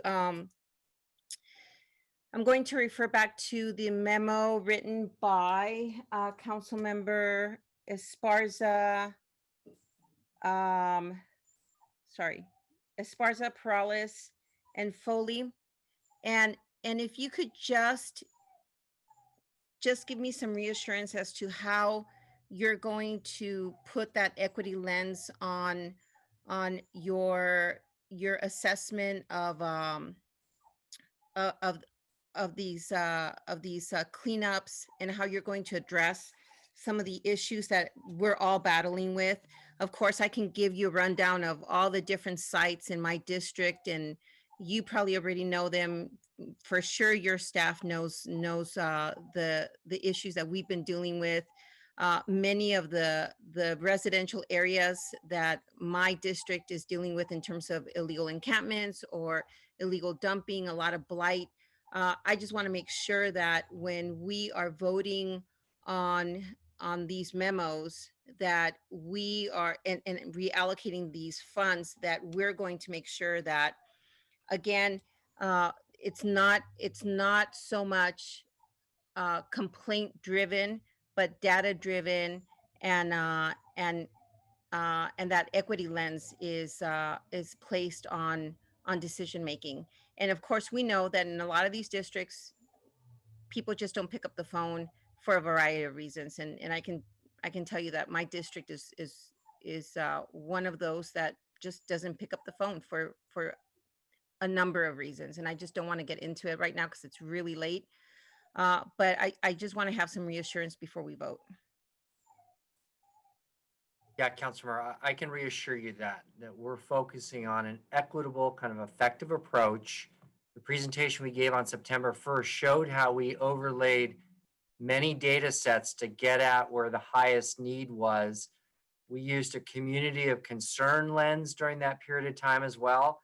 And I think we're building an approach to address the highest need areas in an equitable, effective, and efficient way. And that's what we're building. So I'm pretty confident that's how we will roll out this effort and continue to refine and hit the most needed areas in an equitable way. Okay.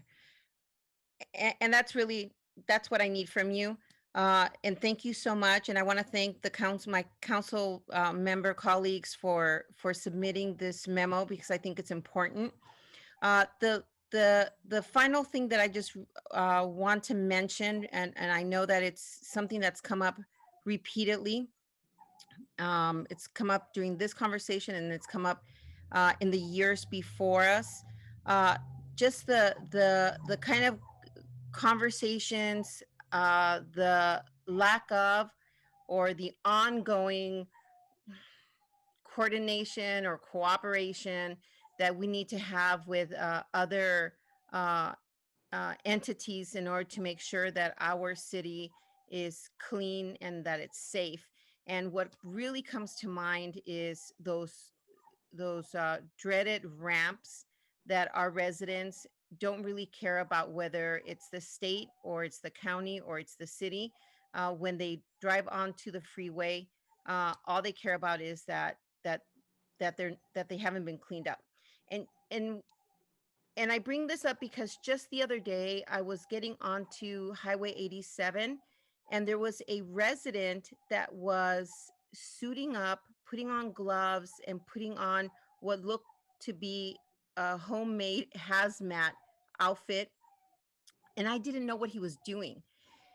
And what he was doing was basically prepping himself up to start cleaning up the ramp himself. And aside from the fact that it's incredibly unsafe for a number of reasons, I just thought it was really admirable of him. Just, how does the saying go? Just do it, right? He just did it that morning. But I don't know what kind of progress we're making with the state of California to finally get to these ramps that are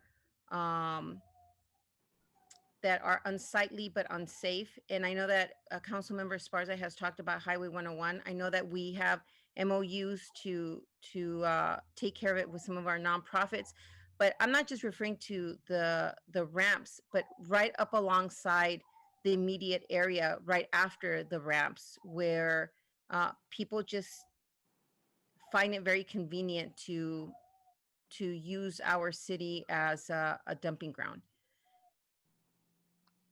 And I don't know if that's a lawsuit at this point. So if you could just address that. Councilor, in my presentation, I described kind of our renewed efforts with Caltrans. The mayor and I met with the Caltrans District 4 director. The vice mayor and I were on a call about 10 days ago with many officials, including Caltrans. I personally met with the Caltrans District director just last week. And today I sent him a very extensive letter requesting a lot of information in an effort to have a renewed and deeper partnership with Caltrans to try and improve conditions.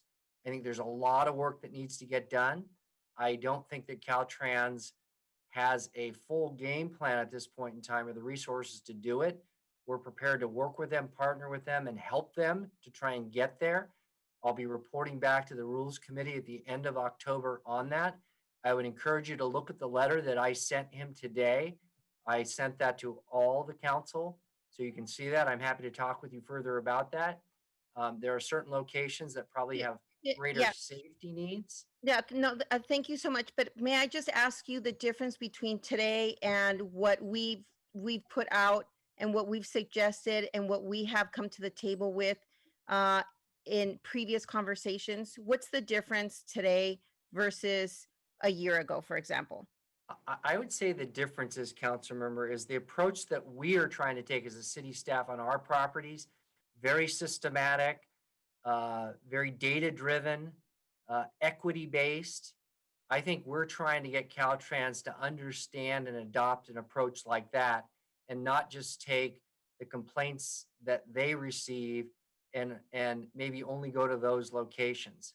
I think we're trying to adopt this equitable, effective, efficient approach for city responsible properties and to try and get Caltrans to do the same in their area. So I think that's probably one of the differences, as well as just putting a renewed effort with Caltrans on that.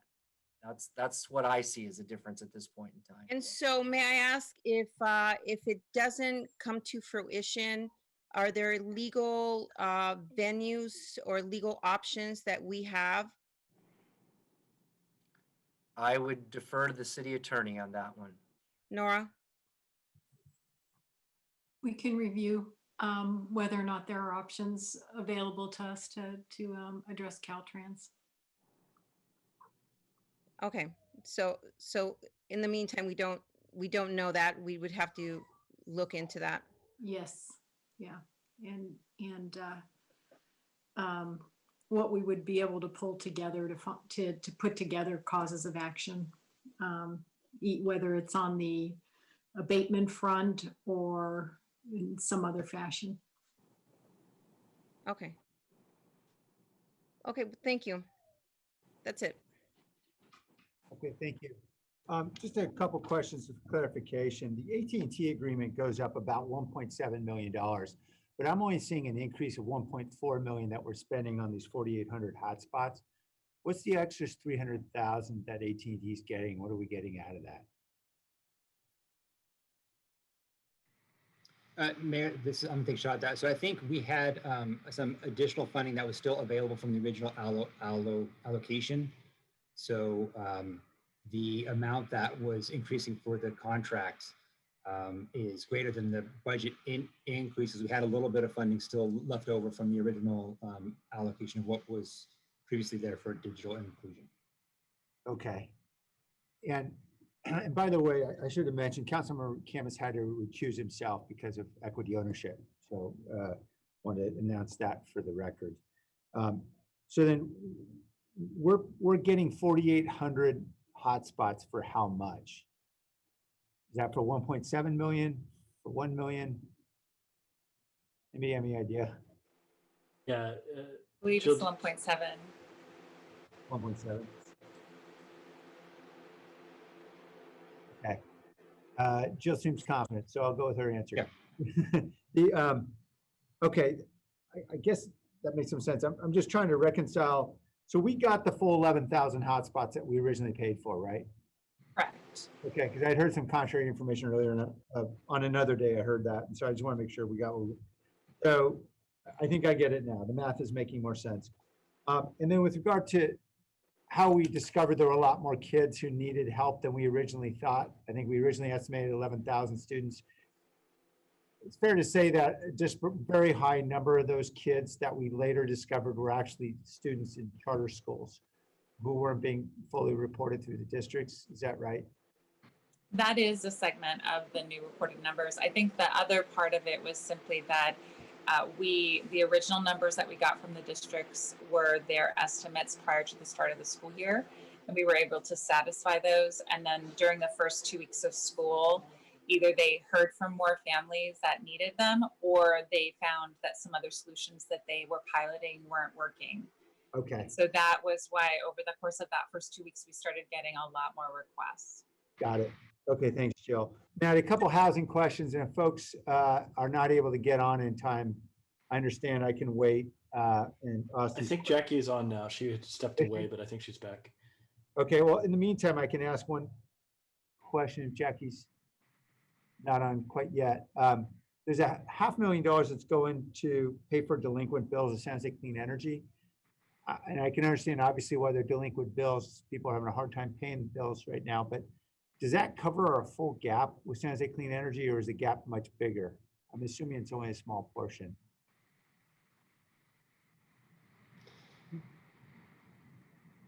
Mayor, is that part of the local assistance allocation? Yeah, that's that may be next item.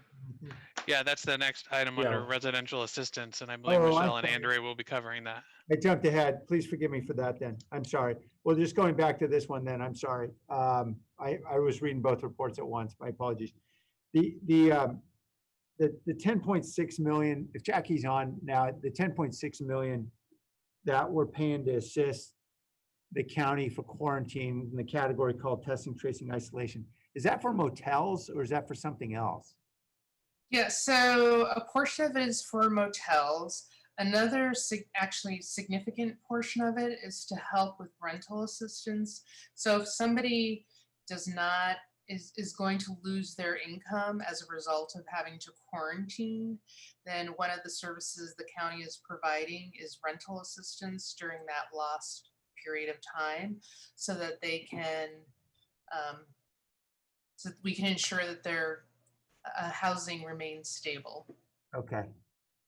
So they're sort of impromptu vouchers. Okay.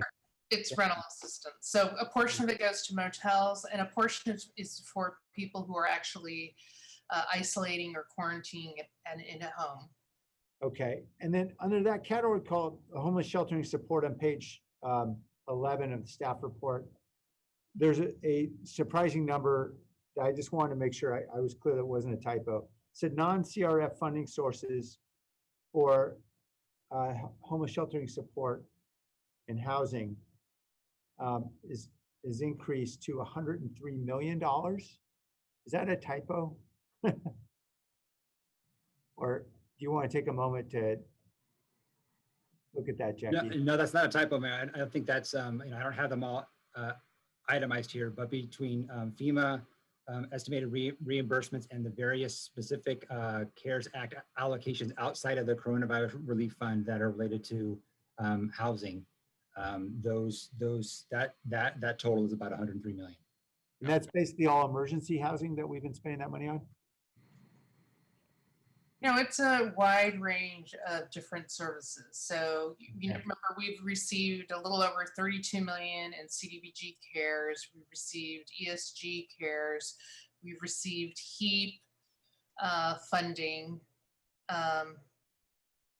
So the 100 million must include all of those different funding sources. Plus, does it include the 40 million that we're getting with the City Cares Act as well? It said non-CRF funding. Non-CRF, okay. I'm happy to talk offline. I was just kind of curious that's fine. We can talk more offline. Just want to understand. It sounds like that's not a typo from Jim. So we'll catch up with your team later, Jackie. Thank you.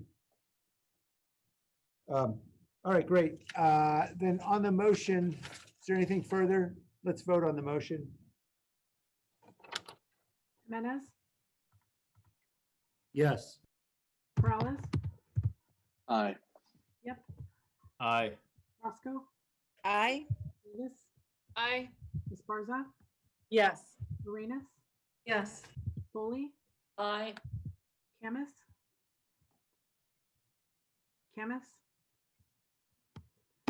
Jones. Doesn't he have to recuse himself? Oh, is this the one he recused himself from? Sorry. Aye. Working. Jones, Aye. Ricardo. Aye. Thank you. All right, that passes with one recusal. We're on to item 3.7, which is the coronavirus relief funds for residents assistance efforts, which I jumped ahead to. We do have a brief presentation. Good evening. Yes, this is Andrea Flores Shelton, Acting Deputy Director of Recreation Neighborhood Services, as well as the Community and Economic Recovery Branch Director. And with me is Michelle McGurk, Assistant Director, and Kim Wallish, Deputy City Manager. Given the time of the evening, we are going to bypass the slide presentation, and I'm going to give some brief remarks and get into the action items and answer any of your questions that you may have. So as discussed, you approved 3.6, and we're bringing forward a $7 million expenditure plan. We're very pleased that we were able to do some significant community engagement and following both resident and community leader guidance as well as council direction. We're bringing forward a variety of funding strategies, and really want to bring to your attention that we have 3 new contract partners. Catholic Charities will handle the rent relief and case management for 2.75. That's in addition to the Sacred Heart contract, where they'll be managing over $4 million in rental relief. We also have the County Office of Education partnership, where we are looking to expand Head Start. Those are partial day preschool opportunities for extremely low income families. We're looking to expand those to full day opportunities as a part of our overall childcare strategy. And our third new partner is with the County Public Health Department for $500,000. And this is a part of the community health and racial equity engagement work that they're doing, where they're funding the Si Se Puede Collective, Roots Clinic, and Community Health Partnership to work in those key East San Jose zip codes. And this is to really extend the Promotora work for another month. Their pilot was going to conclude in November, and we are going to help extend that through December. And this is a part of their overall strategy to promote testing and ensure that there's culturally relevant contact tracing. In addition, we're recommending an additional $150,000 with Destination Home. And again, based on community feedback, we are going to include a pilot grocery card program to support emergency food needs. We're also going to grow the nonprofit grant opportunity that was previously approved at the $2 million mark. We're going to grow that by another $2 million to $4 million, and are shifting our partnership with Two Community Foundation to a consultant agreement to distribute a total of $6.4 million. Based on community input, we're also expanding the eligible services to include legal services and youth services, so that organizations providing learning pods and distance learning supports may qualify. And this is in addition already to health or mental health services, outreach and education campaigns, reaching communities disproportionately impacted by COVID. Additionally, funds are going to 2 internal programs. As the mayor preempted, we have the new partnership with San Jose Clean Energy, where we're looking to provide debt relief for utility payments. And we're also, as a part of our childcare strategy, partnering with PRNS to make whole preschool, after school Rock and Learn, as well as Camp San Jose. And we are really excited to use CRF funds so that general fund scholarship dollars can be moved into the 2021 year, so we can extend that support for families beyond just December. So again, we have a lot happening. I really want to thank Michelle McGurk and the team for pulling this together in short order. And lastly, I need to read into the record. There's a supplemental memo put out yesterday, September 21st, and action item C. It reads as follows: adopt a resolution authorizing the city manager to negotiate and execute a consultant agreement with Silicon Valley Community Foundation to provide administrative services to city to distribute grants to San Jose residents negatively impacted by COVID-19 pandemic and pandemic-induced recession in an amount not to exceed $6.4 million. City grant shall be made to community-based organizations serving at-risk communities in San Jose and expanding the previously approved grant scope to include legal assistance and certain types of youth-serving organizations. And we'd be happy to answer any questions. Thank you. We're going to go. Thank you very much, Andrea. And thank you also to Michelle for I know you both had to be very nimble this weekend in trying to work out some difficulties that arose at the 11th hour. So we appreciate your great work. We have 2 members of the public who'd like to speak. We're going to shorten public comment to 1 minute for anybody who'd like to speak because we're going to be racing to the finish line to get through a very full agenda. Olivia Ortiz, welcome.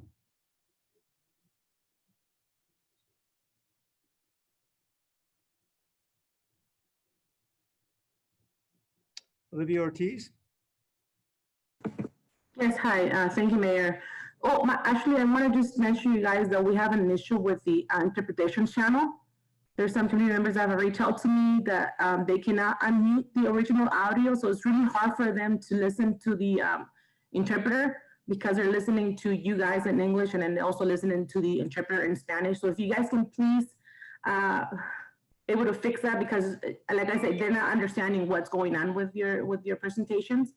Because thank you for doing this now. Yeah, thank you. I'll ask our team to work on fixing that right away. Thank you. Thank you. Tessa Woodmansee, we're speaking specifically on the item of 3.7 coronavirus relief funds for residents assistance efforts. Right, I know that. Yes, I am following. I am a democracy teacher, okay? And so I am watching what you're doing, and I'm not happy with what's happening in terms of COVID-19 even, that we are now rushing back to get everybody back in the workplace. That is a problem. And so, you know, there's a lot of things that have to be changed, and we have to prioritize our crises. And the crisis that we have to prioritize is climate crisis.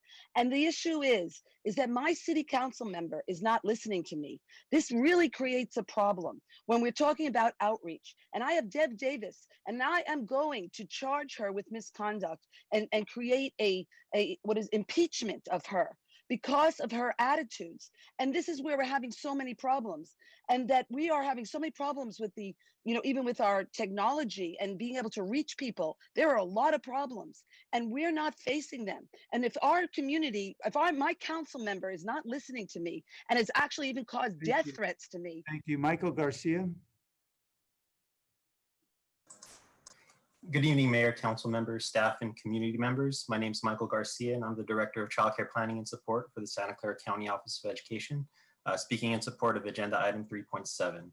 As a childcare resource and referral provider for the county, please know that the SCCOE is prepared to support the City of San Jose in researching the number of licensed childcare providers in San Jose and providing other childcare data, research, and support that may be requested, thereby supporting the children and families of San Jose and stabilizing their childcare needs during these unprecedented times. Thank you for your time.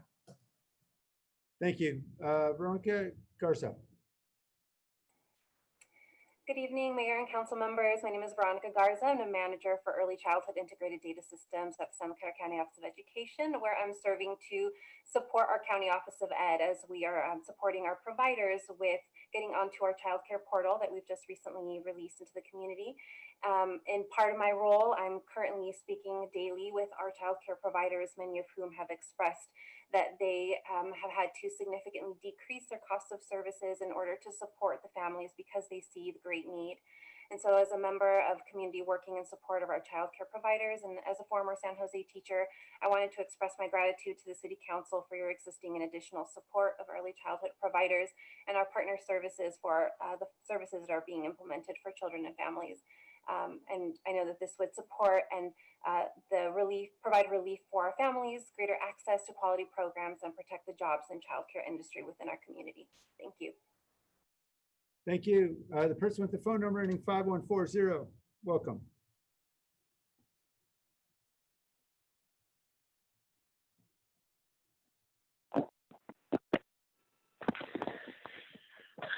Yeah, just get the businesses reopened. Everything you guys are talking about is not gonna work unless businesses are reopened. We have proper taxation to pay for all these services. All this COVID money is gonna go down the drain with nobody even knowing where it goes. You guys need to get your act together. Like I said, sharpen your pencils, get out a calculator, and figure out how to balance budgets and run the city properly. Everything's going to hell here. It's gonna be. You guys don't know what you're doing. You guys are out of your league. You need to get better. You need to educate yourself on how to run a city. You guys are flailing. I listen to these people talk longer than I could ever talk, and I can talk a lot. These people talk for hours about funding for wipes for children. I mean, you guys are crazy. You guys need to get your act together. You need to fix the city. You need to get rid of all the trash. Thank you. Veronica Amador. Great, thank you so much. And thank you, Council, for approving this budget, especially for the Si Se Puede Collective. I feel like if you don't know about the Si Se Puede Collective, you should learn more about it. It is 5 organizations that got together here in Eastside San Jose and that have been supporting families like myself and others here in the Eastside, really supporting with many things, the census, voters, just providing a lot of information. And not only that, using our own people here in the East Side to promote them and be those promotoras on how to take that information. And I feel like we've been doing this voluntary work for so long, but it's time that we get paid for it. We have to. It's enough with this volunteering work. I think we are really far behind on the East Side, and providing that funding for our promotoras is fundamental. Thank you. Thank you. Wendy Mahini Guru. Thank you, Mayor and Council members. I'm Wendy Mahini Gurahu, Deputy Chief of Early Learning at First Five and your city's chair for the Library and Education Commission.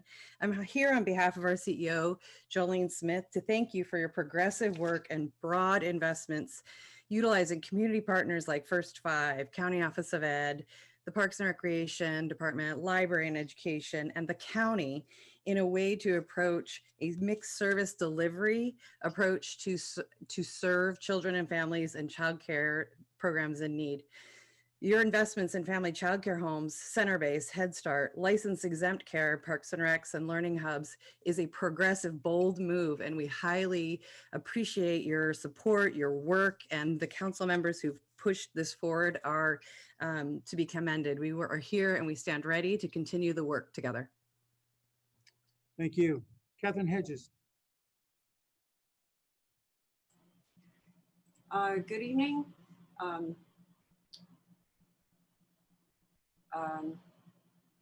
Anyway, I'm sorry. I raised my hand at the wrong time. I feel bad for you guys having to listen. A guy keeps calling just to insult the city. Thank you. Thank you. Thank you, Kevin. Okay, back to the council. Councilman Ranis. Thank you, Mayor.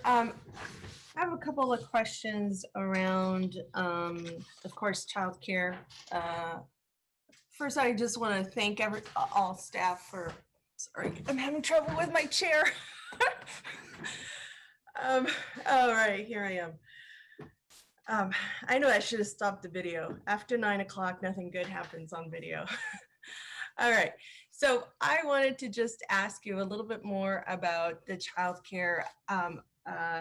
But before I did that, I wanted just to thank you for all the good work that you're doing. I think, you know, Andrea, you said it best. It is a short order and it's a tall stack, short and really a short turnaround time. One of the things that really for me is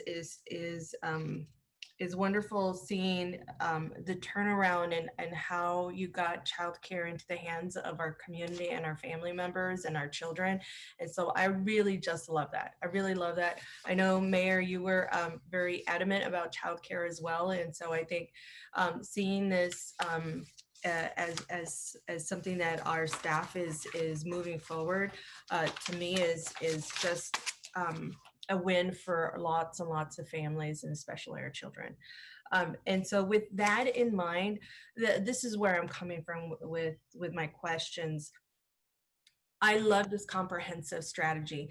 You have the recreation preschool, you have the Rock and Learn, right? You have the Head Start going from half-time to full-time, right? For those in between, for those families just in between, right? Sometimes many of our families who are just working families get disqualified from Head Start simply because they make just a tad bit much, right? And so I love this approach. The only piece I really have a little bit more, and I love the stabilizing our home child care providers, because once we all get back to work and we get back into a regular swing of things, we want to find our home child care providers in the same place that we left them, right? And hopefully this will allow them to hang in there for just a little bit longer. In the end, I also want to know what is what are we rendering in terms of childcare? How many slots for home child care providers? Now, I know that this strategy it works because it goes along with the county strategy. It almost mirrors the county's strategy. And so I appreciate the more tailored approach that we have with our Rock and Learn, our Head Start, all of what I just mentioned.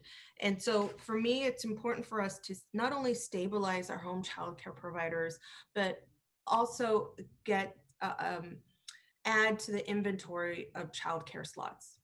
Are we allowing for more childcare slots for our families? And so I wanted to know from the number that we are, and I believe we're adding 100 additional home child care providers for a total of 3.5.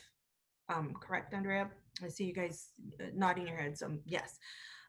So what is that going to provide us? How are we going to ensure that these home child care providers are able to sustain themselves?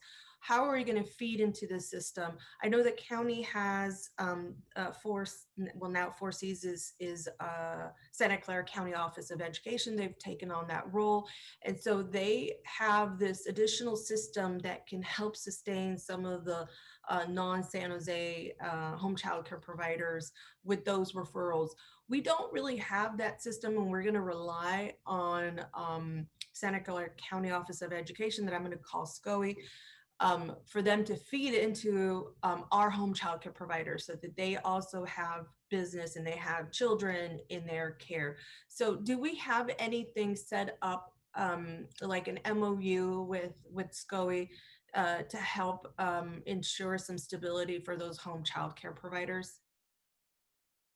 Thank you, Councilmember Arenas.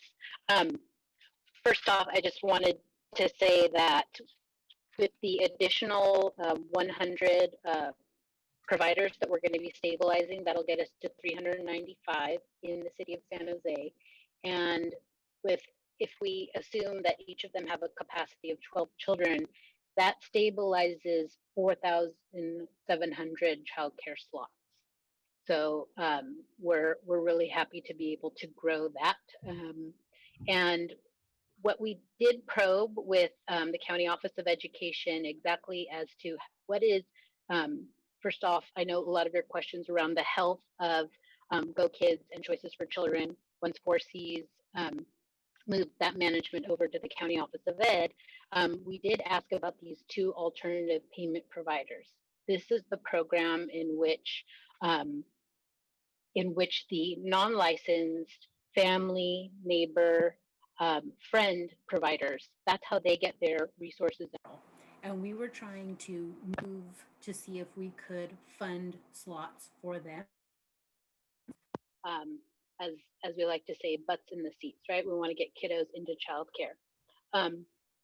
Unfortunately, because the CRF funding only goes through December 30th, this was not a sustainable model, and it was just not feasible to put children into a program for, let's say, 6 weeks to 8 weeks, and then have that end December 30th. So we tried to move this with County Office of Ed, and Go Kids and Choices for Children were not interested in the funding. So it's a part of the complexity and the challenge of the CRF funding, having this end date of December 30th, and the childcare community looking for more sustainable slots. So these are those issues where the childcare system was complex and had unmet needs before the pandemic, and we're finding that it is obviously creating more challenges during the pandemic. And then we don't want to create a cliff come January 1st. So where we have put funds like in PRNS, we're trying to, again, create more slots now and then shift resources to that January through June timeframe. So again, we create sustainable programs. Mm-hmm. So I know that with our housing dollars, with our CDBG money, we have, I think, 35 or 40 families that we're stabilizing with childcare for a whole year round, right? And so this is part of my hesitancy with this piece of the strategy, is that we're going to stabilize home childcare providers, and then I think we're gonna and that's where it ends. I just don't see the continuity of that strategy, and I'm concerned because, as you've heard earlier in this meeting, not even our employees are feeling confident enough to place children in childcare settings. And so we have to build the confidence, not only in our employees just represent a segment of that community, but we have to build the confidence in all of San Jose to make sure that parents understand that home child care providers are a very safe alternative. And so what I'm afraid of is that we set up the stabilization fund, and we have this very wide net that we cast with the hopes that home child care providers are going to be able to recruit their own children into their homes, and for those families to be able to afford those homes and those slots on their own. And I don't know that that's necessarily going to happen. And so for me, I would love to have explored in something alternative where maybe we fund, instead of 395, we fund 200, but we provide a larger stipend, and that larger stipend allows for those home child care providers to cover 2 or 3 slots on an ongoing basis. They get the $10,000 stabilization fund, and then there's some additional money that can cover the cost of 2 to 3 childcare slots for that home childcare provider, really stabilizing that home childcare provider, and also rendering some childcare slots. And so for now, for me, this is like a dot, dot, dot, dot. Like we need to finish the sentence, right? And the sentence is, you know, we need to provide some additional funding to our home child care providers, and not necessarily to them. We need to provide funding for our families so that they can afford childcare at these home childcare slots that we all know are the preferred childcare method for families across the city of San Jose. And so, how do we do that? That would be Right, my. and How do we do that? right, and I think with the CRF funding, in terms of looking for that kind of trifecta of serving our most vulnerable, providing effective support, and making sure that we can spend it by December 30th, we went down many paths, and we landed on the Head Start, making Head Start full, a full day, so that working families and again the lowest income families had an opportunity. But I understand the challenge, and I think what we've also come to understand, and I wanted to lay out that through the Civic Innovation Office, we have created a new team, and we're going to create a partnership with City Innovate. We are going to focus a research project on childcare and focus it on childcare in San Jose. We are kicking it off this Friday. So I want to thank Eric Jensen for bringing this to our attention. We've got all the stakeholders on board, but we understand there hasn't been a child care assessment done for San Jose since 2008. And so we're looking to really kind of untangle the spider web that is the child care landscape, and then hone it in San Jose and really get at, again, there were unmet needs before COVID. Now they're exacerbated, and where can we find that the investment strategy works, and what is the lane that San Jose should be in and can be in. So we're advancing this project, and it is a 4-month research project that will kick off in January. I appreciate that. So I'm going to go back to my question. So why wouldn't we, knowing that there's going to be this cliff in December, why wouldn't we just make the most of the stabilization funds for our home childcare providers and structure this slightly different so that we can also render our own version of stipends or our own version of subsidized slots in these home childcare homes, so that not only are we stabilizing a home childcare provider, but we're also providing childcare slots. But instead of doing that, we decided to do more of the same, which is we add 100 more eligible providers.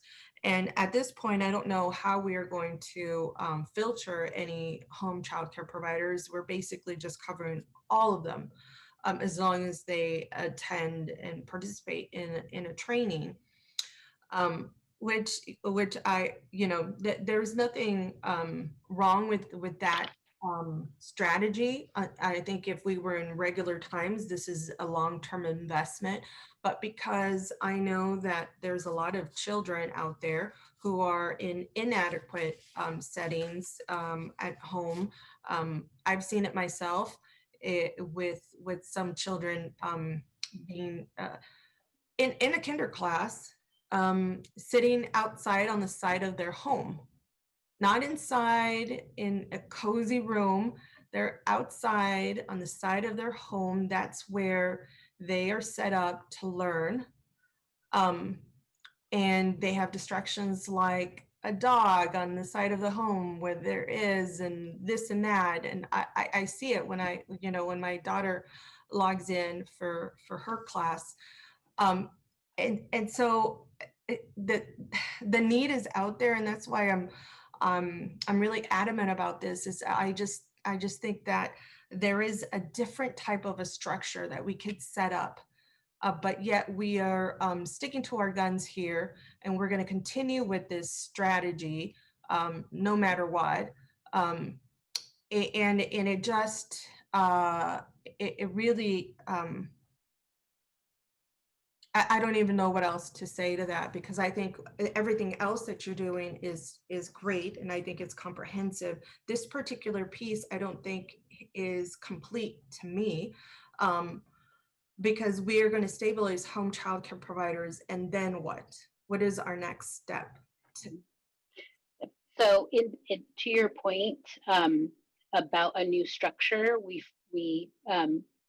do not have the capacity to build a new structure around creating a new San Jose-based subsidy program. So we went to integrated systems and went to existing partners to build out the existing system. That was the approach that we took, along with trying to find new lanes that ended up, frankly, being dead ends in the case of trying to actually do exactly what you were asking about, creating subsidies through subsidized vouchers for choices for children. So that was an option, but it was, again, the recipients said they weren't going to take the money. So we did try to seek that pathway. I'm sorry, I just want to understand, when you say recipients, who do you mean? Are those home child care providers? It would have been, yes. So the Choices for Children and Go Kids voucher that we were looking to fund, we would have funded them, but they were not interested because CRF funding ends in December 30th. So we were interested in doing subsidies for, again, these were non-licensed. So this would be, again, family, friend, or neighbor. And the folks who would have received the funds to then turn those into vouchers were not interested. So again, in terms of going to existing systems and us frankly not having the time, unfortunately, to create a new system or structure, this is where we are. And I will say, I had mentioned it in our nonprofit grant.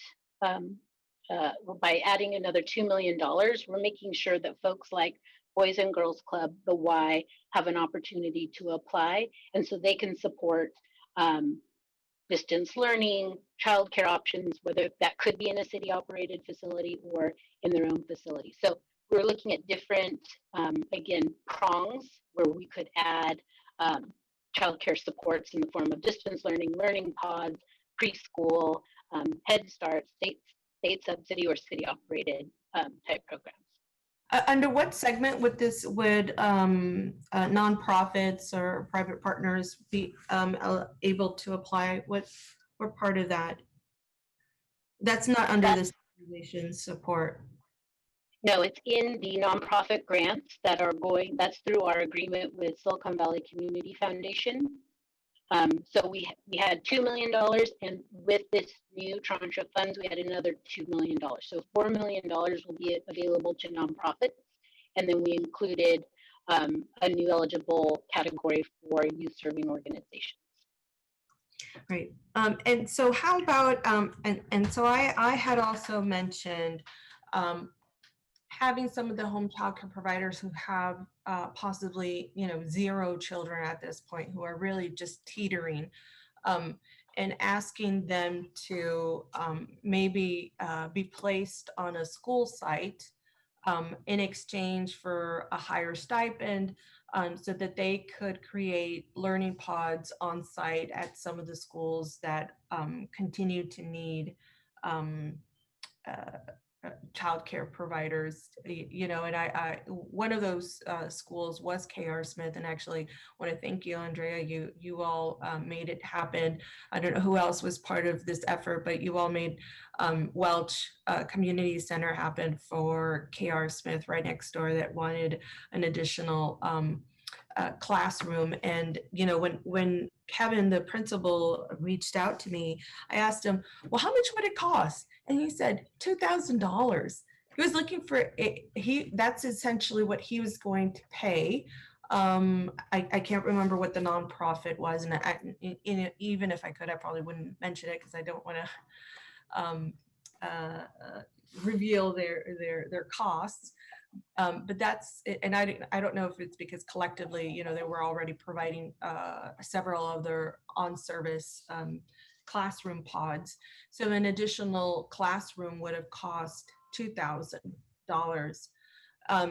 And so that is another alternative that I thought, well, you know, for those home childcare providers who don't have any children at the moment, couldn't we ask them to render services at some of the schools that still are in need of some learning pods? And I don't know where that recommendation, if any, if that went anywhere. I can follow up with John on that. But I did want to also point out that one of the Head Start classrooms that we're expanding is at KR Smith. And most of the Head Start classrooms are on school campuses, and they are significantly located in District 2, District 5, District 7, and I did see KR Smith on the list. I appreciate that. So I guess in the end, I heard you say, you know, you want bottoms on chairs, right? I also want to see those bottoms on those chairs. I want kiddos to be in a safe learning environment. So how can we, is there any type of agreement that we can sort out with SCOE so that we can get some of that done in terms of having an assurance that they're going to send our way to some of these home child care providers who are being stabilized, I don't know,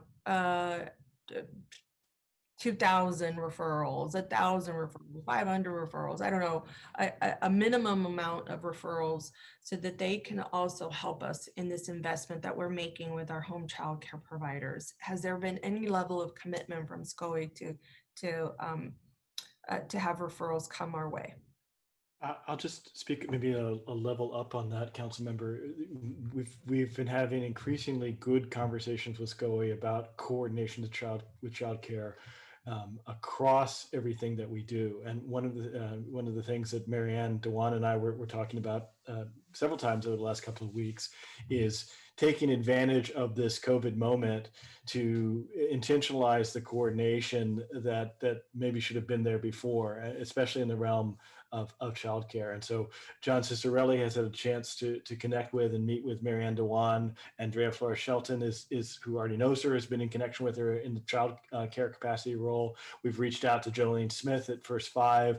We've reached out and had conversations with folks at the Y. And so there's sort of there's an especially with their role now taking over the 4C's role, they've committed to being the strategic coordinator with us and having us in as a tight partner. So that's kind of maybe one level up from what you're asking, but I feel very confident that they are very willing to work with us as a partner in this ecosystem, both to educate us and also to help us fill the gaps and also to in a referral mechanism. I have meetings at least once a week with Marianne Dewan.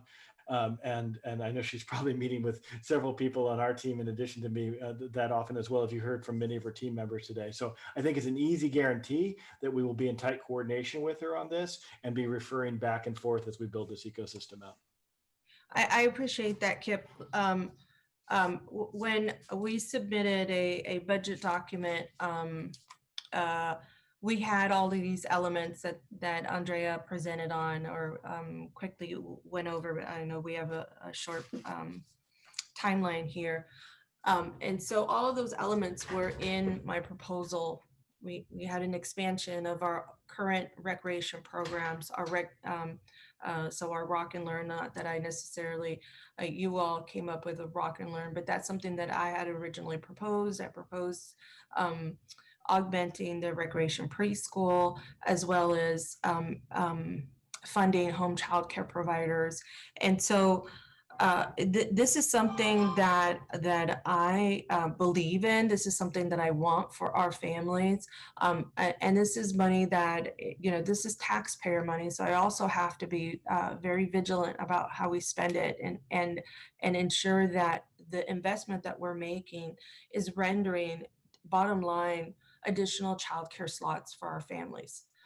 Because I know that as a parent, next to a mortgage, childcare is the second most expensive item that we spend money on.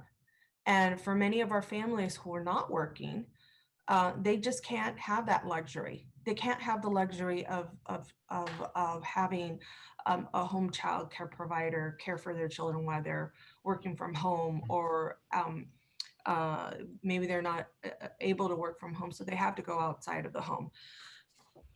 So in the end, that's the bottom line. That's what I'm looking for. And so I am encouraged that you are having additional conversations with Mary Dewan from SCOE. What I'm afraid of is that we have committed to a strategy that has a ... and hasn't quite, it's not as tight as I wish it was in terms of rendering additional childcare slots. I know that our staff has done the work of ensuring there's additional childcare slots by doing the Rock and Learn, by providing additional funding for our Head Start sites, for our recreation preschool program. But out of these home childcare providers, I want to see additional sites that are available and free to our families. And that's what I really intended when I proposed this originally. And so for me, it's we're stabilizing home childcare providers, and that's the first step. The second step is, where are our families going to obtain additional funding to actually pay for these home childcare provider care? I don't have the answer to that. And I really think that we need to be diligent and answer that second question. How are we going to get funding to our families so that they can actually take advantage of our home child care providers that we're going to stabilize with this funding?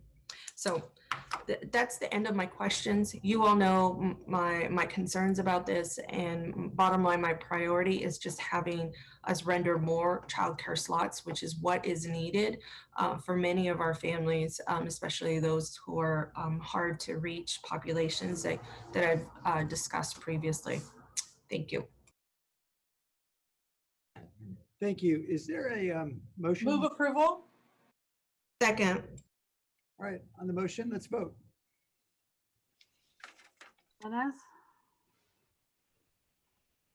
Jimenez, Yes.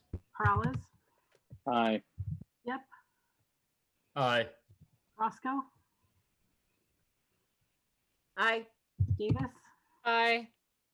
Esparza, Yes. Arenas, Yes. Foley,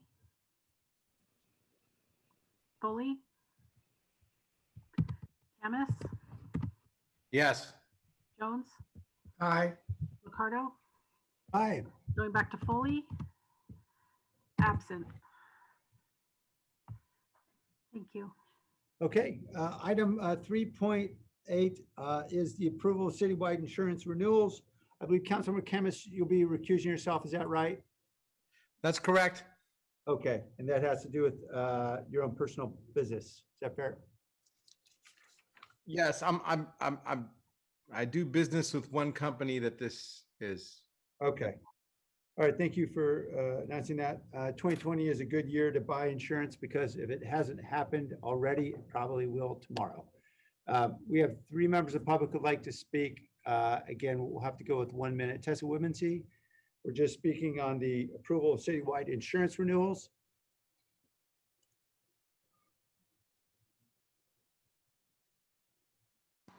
Yes, it was very disturbing, the insurances that we need. And the real insurance that we're having to deal with is the issues of climate change. And there's a lot of issues within your documents when you deal with flooding, those type of things. So what we need to do is to be on a war footing, like Prince Charles is saying, that we need to be calls the world itself on a warlike footing to tackle the comprehensive catastrophe caused by the climate crisis and the loss of nature. The threat posed by global heating and the degradation of biodiversity will dwarf the impact of the coronavirus pandemic. And this is what we have to be doing. And what we're having to deal with is council members that are decrying, denigrating, and denying you're in climate delay. We have to change that. We have to go for 100%. Thank you. And person with the number ending 5140, we're speaking specifically on citywide insurance. I want to thank Johnny for being honest about, he does business, is in business with the insurance companies. Yeah, renew your insurance. Make sure you guys, negotiate great rates and pay your insurance like all the other taxpayers, hardworking taxpayers have to do. It's part of life, and if you guys had any power, you'd be able to get a decent rate for what you're paying. But in general, pay your bills, try to do a good job. It looks as if you guys really don't. And once again, pick up the trash, fix the potholes, fix the infrastructure. And if you think we're going to go all electric someday, please, that's a pipe dream. You know it. It's not going to work. You can't even handle a hot day. Mr. Beekman? Hi, thank you. To offer some of the words of Tessa Woodmansey, lessons I've learned from Tessa Woodmansey, in fact, I think one of the items of this insurance item is that money for fleet vehicles at the airport. I imagine they're going to be electric vehicles, and am I wrong? We're on insurance right now, sir. Yes, and one of the parts of the insurance policy is to purchase fleet vehicles for the airport. I thought that's what I read. Am I not incorrect? Well, if it does, just to quickly offer that the use of electric vehicles is an important part of our future. We were thinking about even pre-COVID-19. And as we think of electric vehicles, I hope we can think of different forms of transportation as well. Thank you. Thank you. Returning to the council on this item 3.8, is there a motion? Move approval? Second. Motion from Councilmember Sparza, second from Councilmember Diep. Any comments? Let's vote. Jimenez, Yes. Perales, Aye. Yep, Aye.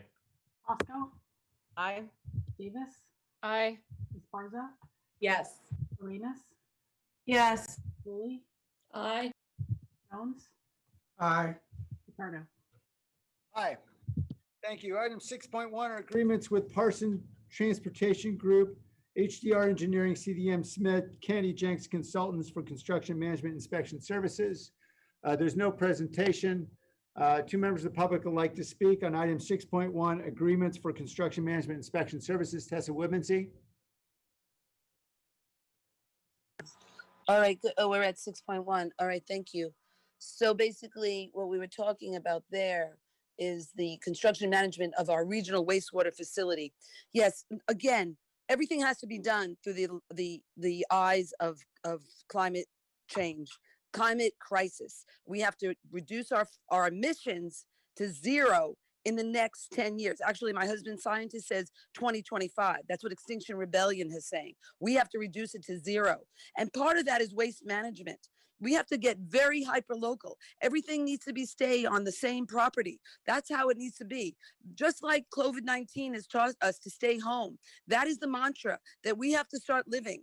And it's all about living a regenerative organic agriculture where everything stays on the property. And we have to learn to do that and live and take care of nature. That's our job, is to take care of nature. And it's going away. And we have to be on a Thank you. I'm sorry, Mr. Beekman. Hi, thank you. I just wanted to quickly clarify myself in my comments from the previous item. It was the insurance for fleet vehicles at the airport and shuttle buses at the airport. Thank you. The person with the number ending 5140.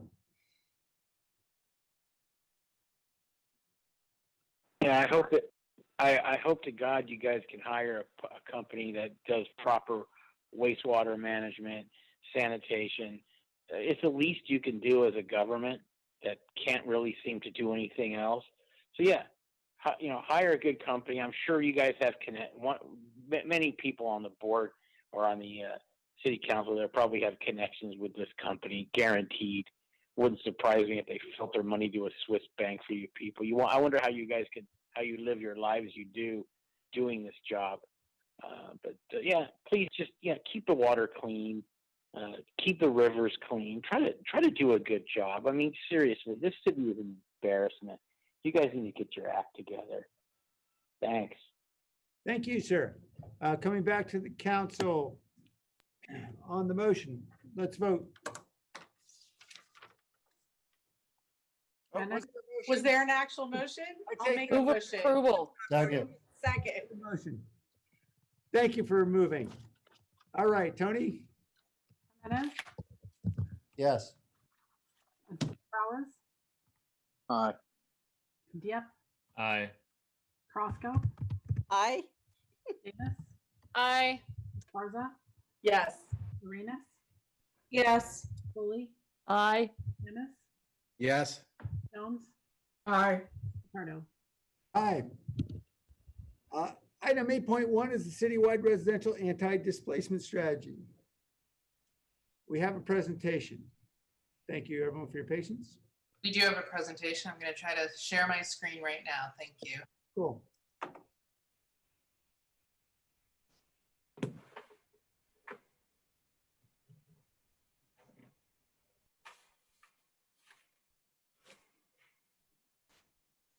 Okay, I'm going to see if one of the other staff people can share the screen because mine is not sharing the presentation. So while they see if they can, I'm just going to start. For some reason, this computer is not recognizing it. Good evening, I'm Jackie Morales-Ferrand. I'm the Director of the Housing Department. And with me today, I have Kristen Clements, who's our Division Manager, Jacqueline Juanino, who's our Development Officer, and ASIN NDI, who's a Fellow with the Partnership for the Bay's Future. Chris Alexander from the City Attorney's Office is also joining us. In 2018, the staff received direction to work on an anti-displacement strategy, and we are here tonight to present 10 recommendations that complement and expand on our existing tools. This strategy is more important than ever due to the economic effects of the pandemic that have made many more of our residents' housing unstable today. It is a product of more than 2 years of thoughtful research and collaboration with the community. We would like to give a special thanks to all the people who helped in the development of this strategy and the 10 recommendations. We focused our initial outreach to residents most impacted by displacement and who often do not participate in typical city outreach meetings. While we centered our early work on their experience and insights to develop strategies that they advised would be impactful to their situation, we expanded our outreach earlier this year to include policy experts, stakeholders, and industry representatives who regularly participate in city meetings. You can't see from the slide because I think we're still trying to get the slide on. We did have a quite extensive list of partner organizations, 15 of them, and they included a broad range of interests, ranging from such organizations that are community-based, such as Sacred Heart, to SV at Home, to the California Apartment Association. Each one of these organizations hosted a workshop and invited participants that represented their interests and areas of expertise. So we wanted to thank all of them, the 12 organizations, and our ADPM team. And I also want to thank the housing staff that are here with me today who worked so hard to be inclusive and who tried new approaches to ensure everyone could participate. Okay, great. Thank you, Kristen. So there's the list of our partner organizations. And you can go to the next slide, Kristen. So today's agenda, we're going to share our overall vision We're then going to go over grounding data and community-based research, show you where displacement is happening, who's impacted, and the negative consequences. We will summarize the 10 recommendations of the strategy, focusing on the first 3 that will jumpstart our work. These recommendations, in addition to our existing strategies and programs, provide a comprehensive approach. But I have to say, there is no silver bullet. No one strategy or program is going to solve the problem. But we believe these 10 recommendations, combined with our existing programs, can make a meaningful impact to prevent, mitigate, and decrease displacement. Next slide. Our desired outcome: as San Jose grows and secures planned investment, we will maximize the positive opportunities and prevent or minimize the negative impacts for our vulnerable residents so they can succeed in our changing city. Our work to prevent displacement aligns with our vision of equitable development, and it is consistent with the Envision 2040 plan. Next slide.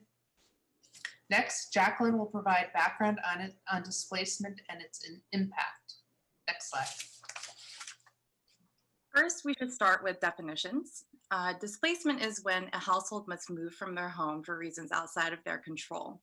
For example, displacement can be physical, such as when a building deteriorates, or economic, for example, as the cost of living rises. Residents can also be displaced because of natural disasters, COVID-19, domestic violence, or other reasons, and multiple types of displacement can also overlap. Gentrification is when a historically disinvested neighborhood experiences new investment and higher income residents move in. Gentrification is often associated with displacement. Our goal is to make sure that development and investment is done in a way that avoids displacement of residents from their homes and from San Jose. Our focus population is lower income renters because research shows that the bulk of displaced residents are lower income, and the negative consequences of displacement are most severe for lower income renters. The issue of residential displacement is impacting many people, and according to migration data from a recent report, from 2010 to 2016, 1.5 million people moved out of the Bay Area. The Urban Displacement Project has been doing research on displacement in the Bay Area for over a decade, and they created a methodology to show where displacement is occurring and exclusion, the places that are already far too expensive for most low-income renters to move in. On this map of San Jose, the ongoing displacement areas are dark purple, and at risk of displacement areas are light purple. And we can think of these places like displacement hotspots. And we can see that all parts of the city are experiencing some level of displacement, although council districts 3 and 5 are highly impacted.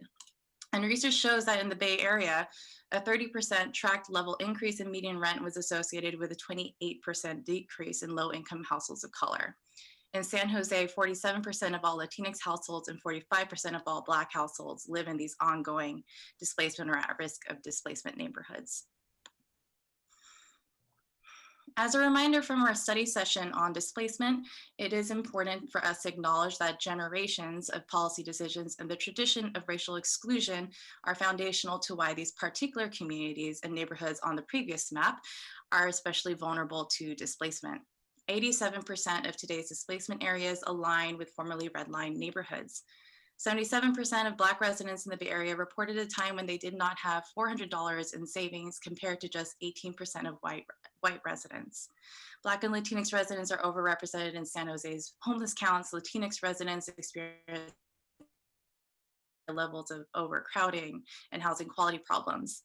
And Black, Latinx, and Vietnamese residents experience higher housing cost burden. It's important to note that displacement also impacts our Southeast Asian communities, but the lack of disaggregated racial data for Asians can sometimes hide this experience. Understanding this context helps us understand why addressing displacement supports the city's obligation to affirmatively further fair housing and to reduce further harm to San Jose's low-income residents, particularly the Black and Latinx communities. And research shows that displacement causes harm to many areas of a person's life. Children in displaced households have more absences, a lower likelihood of finishing school, and a greater risk of educational delays or behavior problems. Displacement can hurt family finances because moving is expensive. Research shows that people who have been evicted are also more likely to experience job loss or increased commute times and transportation costs. We were told of residents moving to Sacramento, Lathrop, Modesto, and even Newman, and continue to commute to work, go to their church, and attend other community events in San Jose. Mothers who experience an eviction were more likely to report depression, and some studies have found that housing loss can increase suicide risk. Housing loss can also be especially precarious for seniors on fixed incomes, and their health can be compromised due to highly stressful moves. And following displacement, studies show that lower income people are more likely to move into neighborhoods with fewer opportunities, with higher rates of poverty and crime, and lower access to good paying jobs or healthcare. Who gets to live in the Bay Area is fundamentally changing and is resulting in new patterns of poverty and segregation. And this is being called in our region the resegregation of the Bay Area.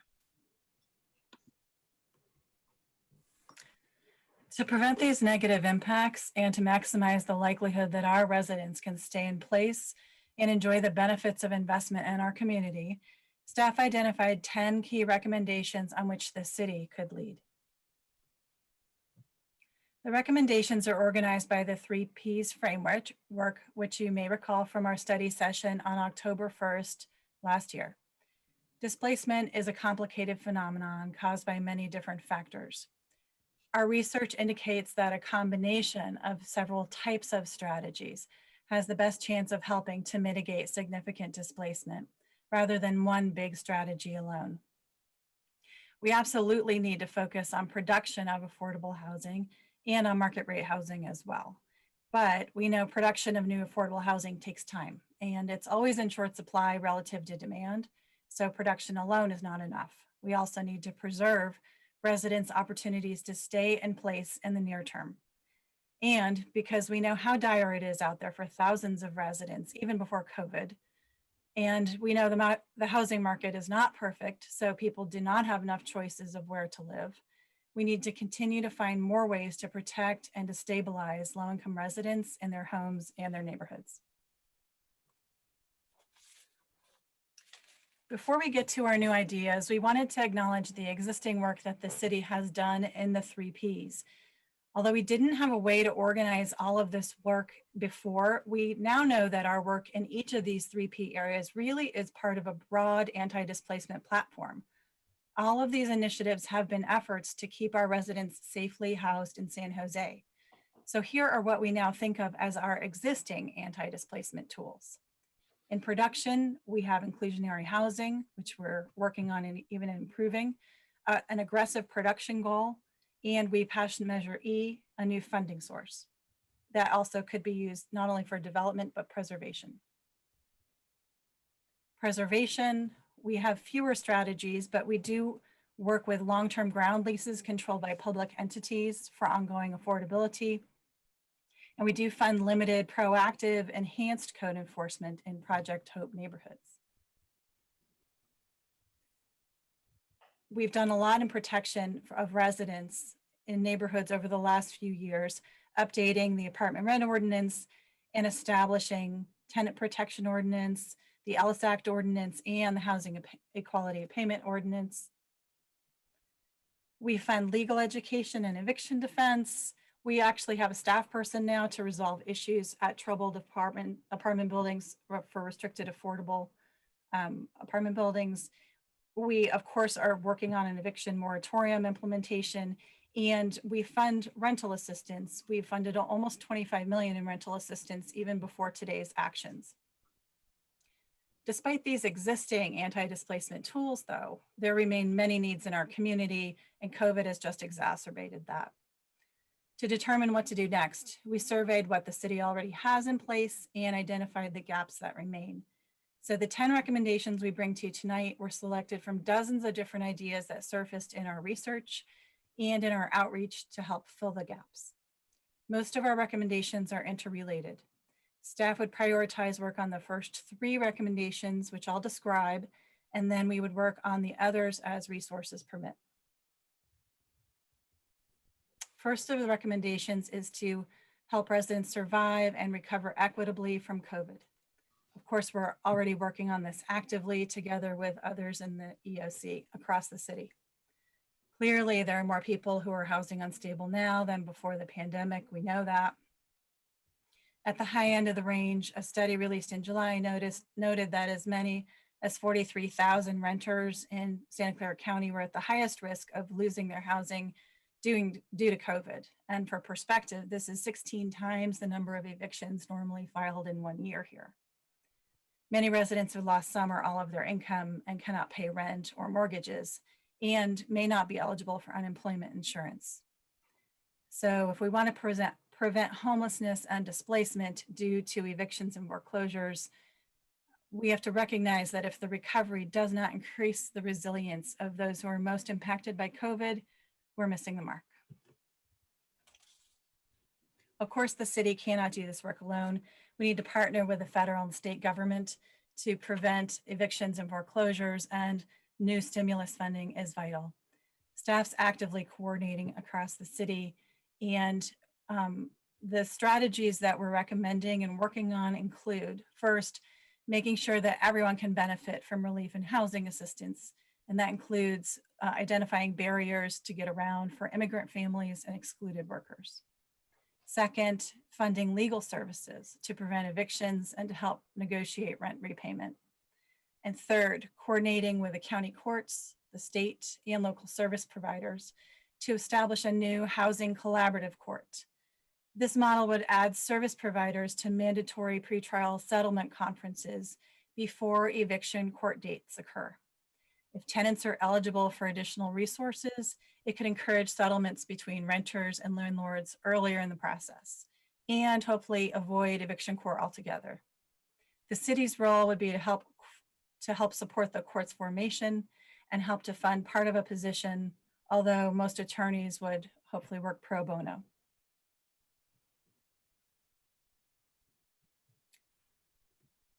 The second recommendation is to establish a neighborhood tenant preference for new affordable apartments. The idea here is that if a neighborhood is developing rapidly, low-income renters in danger of being displaced need affordable apartments if they're going to stay in their neighborhood and benefit from the investments. So a neighborhood tenant preference could help some of them to stay local because it would prioritize a portion of new affordable units for neighborhood residents. In other words, the local residents would get into a shorter virtual application line for a set aside of apartments. This preference would also help to minimize disruption to low-income residents' social networks so that their children could stay in their schools and in their daycare, and residents could still live near their friends and their family. We received a lot of feedback in the community that residents do want access to new affordable housing that goes up in their neighborhoods. To design and fully implement this recommendation, the city will need to work with state and federal staff as well as elected officials. We do have to note that this recommendation is going to take some work. It will likely be challenging from a legal perspective as it needs to meet fair housing law standards. We have had a positive first meeting with the state, and they are releasing policy direction on tenant preferences, but we will need their support in order to implement this. We also want to make clear that this recommendation would apply only to restricted affordable apartments. Local residents would apply to properties directly, and they'd have to meet all the other application criteria as usual. And the city is working on creating an online platform to make this process as seamless and streamlined as possible. And the third recommendation is to create a community opportunity to purchase program. People call this COPA. The A is for ACT from the San Francisco program. It could also be called a right of first offer to purchase for community nonprofits. The idea here is to enable nonprofit developers to be notified and hopefully acquire more apartment properties and turn them into restricted affordable housing. The goal is to keep tenants in place, minimizing displacement, and keep the properties affordable in perpetuity. How would COPA work? Well, we would design it together with stakeholders here in San Jose. I'll describe the basic steps of the San Francisco COPA program, but to illustrate how it works there, but that is not to say that that is how the San Jose program would work exactly the same. In San Francisco's COPA program, a notice is given to a limited number of city-approved mission-oriented developers when a multifamily residential property goes up for sale.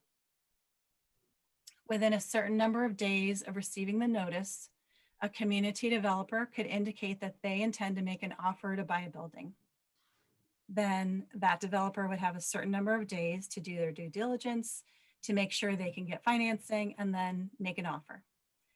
They are exercising their right of first offer. Note that the price is a market rate price. The city does not get involved in setting the price and does not get involved in the transaction.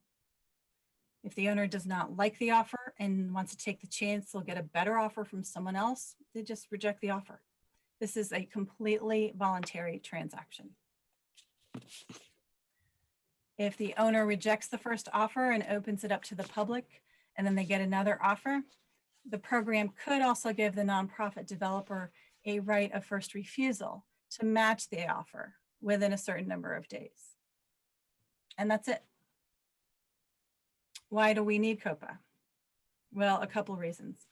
First, when COPA was passed in San Francisco, it became apparent that many sales between unrelated parties were so-called pocket listings, which means the buildings were never listed on the multiple listing service.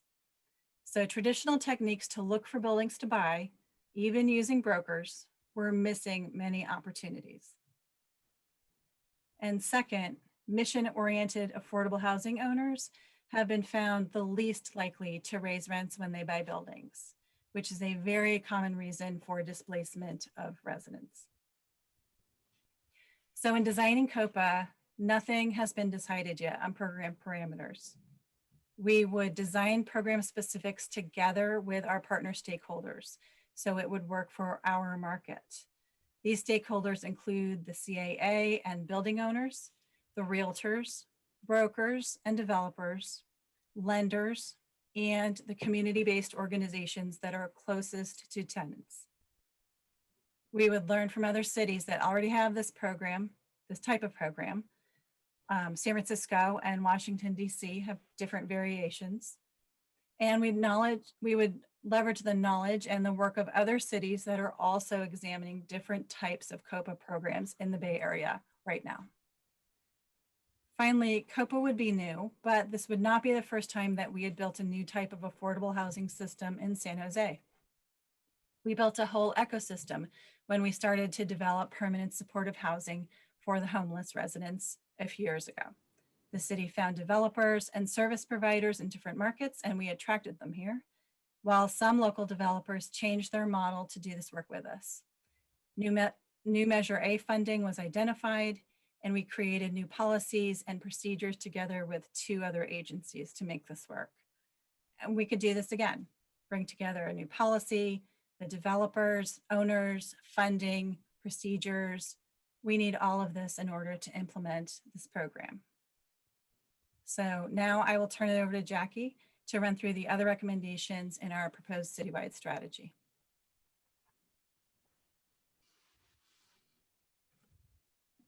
Thank you, Kristen. So one of the issues we heard from residents that are impacted by displacement is that they are not consistently involved in decision-making.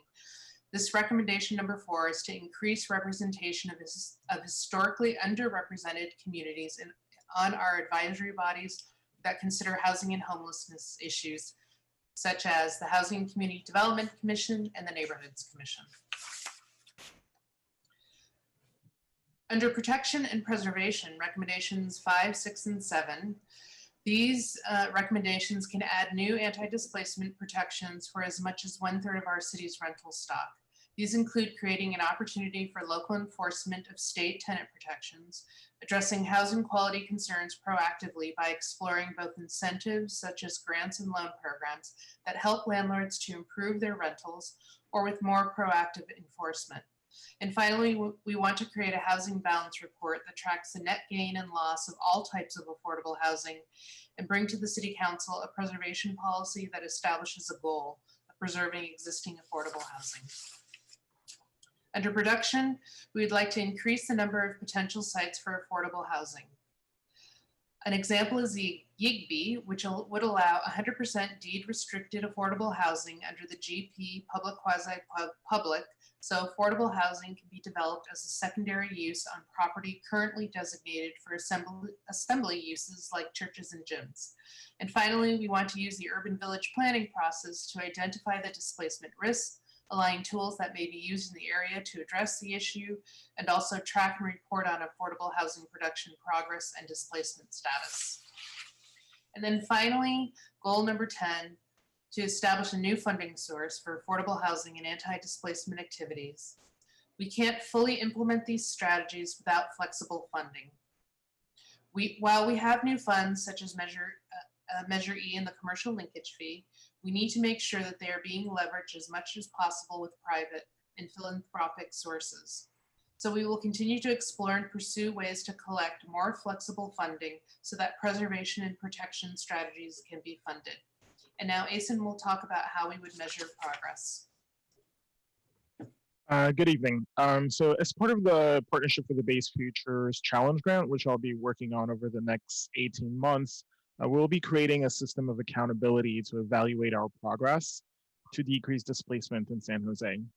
To that end, we'll be tracking certain indicators and data to measure the effectiveness of our policy interventions.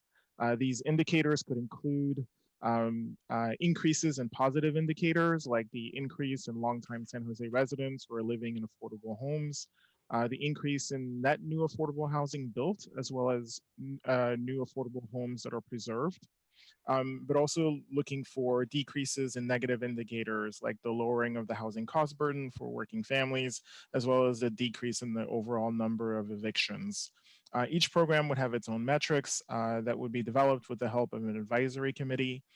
We would make this information available to the public and could report back to the council on our progress. And then next slide. We ask that you approve these 10 recommendations within the strategy and approve the attached work plans for the first 3 recommendations. We will be convening an anti-displacement working group with a broad membership of relevant stakeholders, subject matter experts to advise us as we develop these policies. We hope to report back to council in 12 months on all of our tools to address this displacement, including our inclusionary housing policy, as well as the ARO. And back to Jacqueline. Finally, we all need a place to call home. Home is a place to keep ourselves safe and healthy. Home is where the people we love are. It's where our kids learn, where we know our neighbors, and where we make our most cherished memories and create a sense of belonging. Every community relies on each other.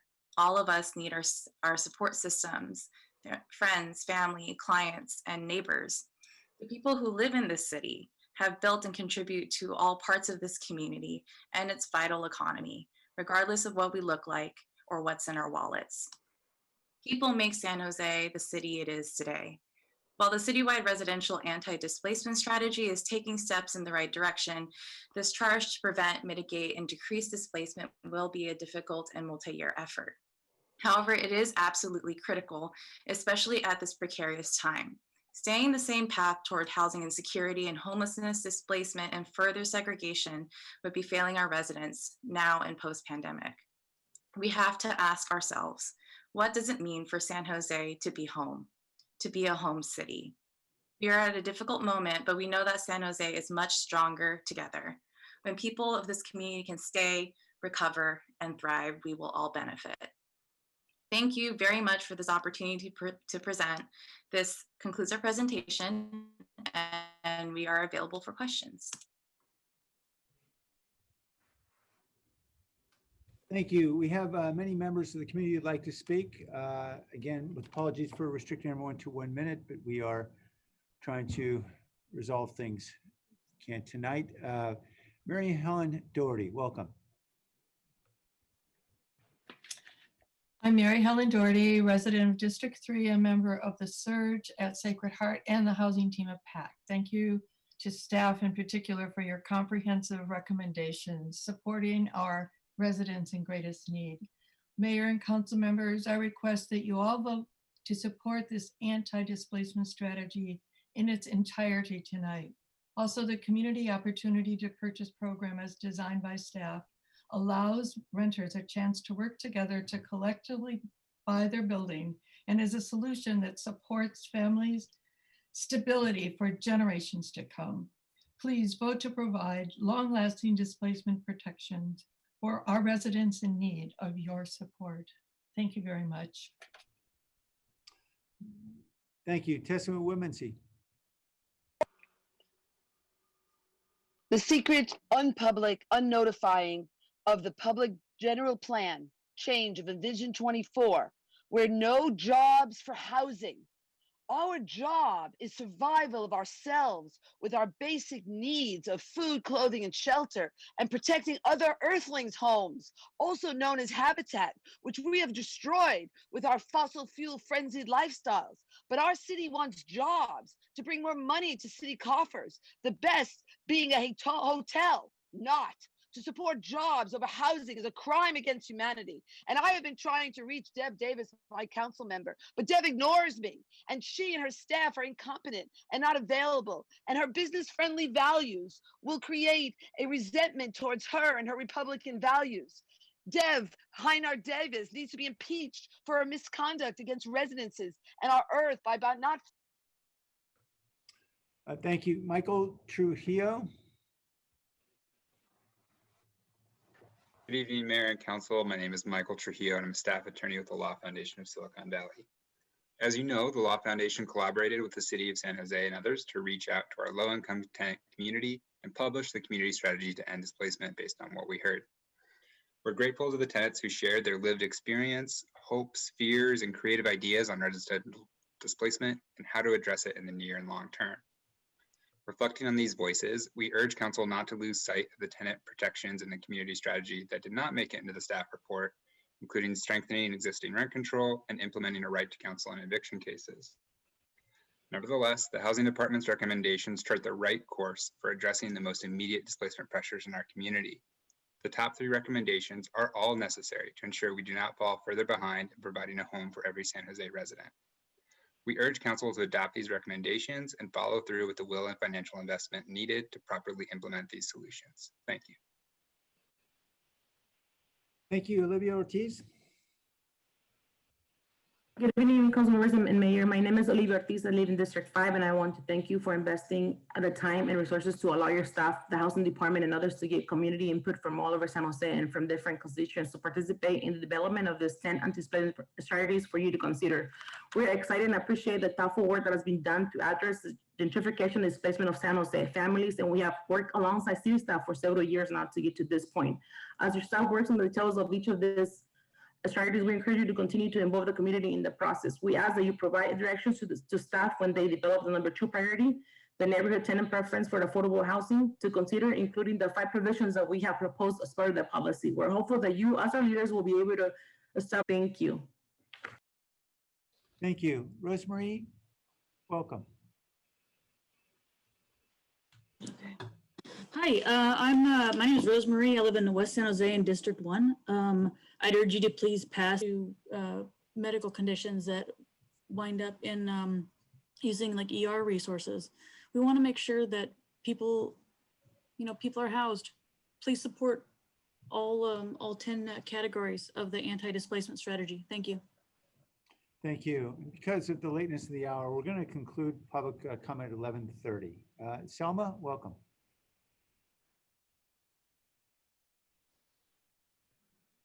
Selma, you'll have to unmute your device for us to hear you. Welcome. ¿Me escucha? Yes, sí. Podemos entender. Ok, buenas noches. Mi nombre es... Buenas noches, miembros de la ciudad. Mi nombre es Elma Ángeles. Bienvenido. Y soy miembro de vecinos activos en Somos Mayfair.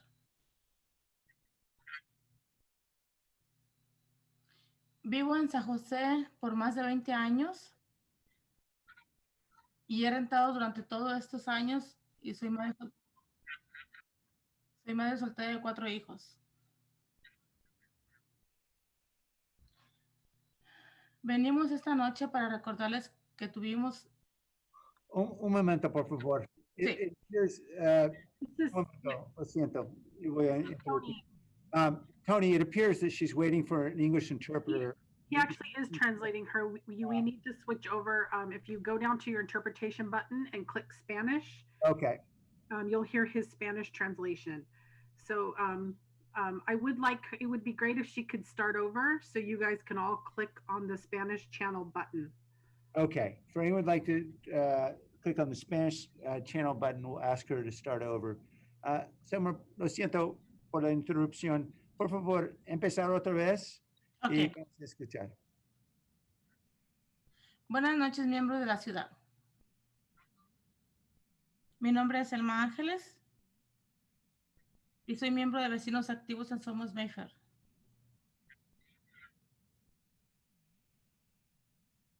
No tiene que esperar. Está bien. He vivido en San José por más de 20 años y he rentado durante todos estos años. Soy madre soltera de 4 hijos. Venimos esta noche para recordarles que tuvimos reuniones con todos ustedes, concejales y alcalde, menos concejal Davis, y propusimos una póliza de antidesplazamiento que entregamos con unas peticiones con más de 1,200 firmas, apoyando nuestro propósito. Ustedes revisaron lo que estamos proponiendo y ahora estamos pidiendo que crean esa póliza. También mandamos a ustedes nuestro propósito e información como parte de la información para poder discutir los temas cuando crean la póliza.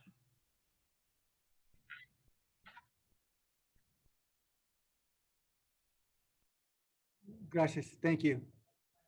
Ms. Bateman, welcome.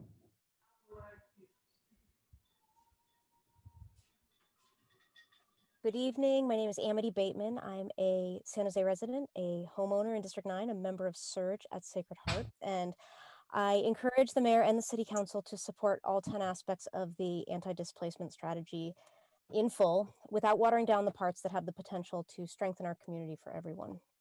For example, that community opportunity to purchase program, allowing people in an apartment complex a chance to collectively buy their building before it's sold to a developer. That's a great way of keeping people in the neighborhood and the community that they love and that benefits all of us. But imposing restrictions on the types of properties that qualify and on the nonprofits and land trusts that can support this, and minimizing the process delay and the sales timeline to benefit property owners would greatly reduce the impact of this. So I urge the mayor and city council to keep our community at the center of this issue. Community means centering our neighbors at all income levels, particularly those who will be most directly impacted, rather than putting business interests before human interests. Thank you. Thank you. Kevin Ma? Evening, City Council. My name is Kevin Ma. I'm a member of Surge at Sacred Heart, as well as Sacred Heart Housing Action Coalition, a committee. We support all 10 options, but we want them to be supported in full and in the constant state of the council's mind, which is why I support Jimenez's memorandum stating that we should have more constant updates about the policy. And as the previous speaker has mentioned about your memo, the mayor's memos regarding the changes to COPA, let's not make too many restrictions on a program. Otherwise, we become like EDD with their unemployment insurance program, where the fear of abuse and fraud have basically made it unattainable for the people who actually need to use it at the most starved time. As such, we should be actually a bit more explorative about the kinds of people who can run this program to see what kind of sticks in our innovative society. Thank you. Thank you. Catherine Hedges?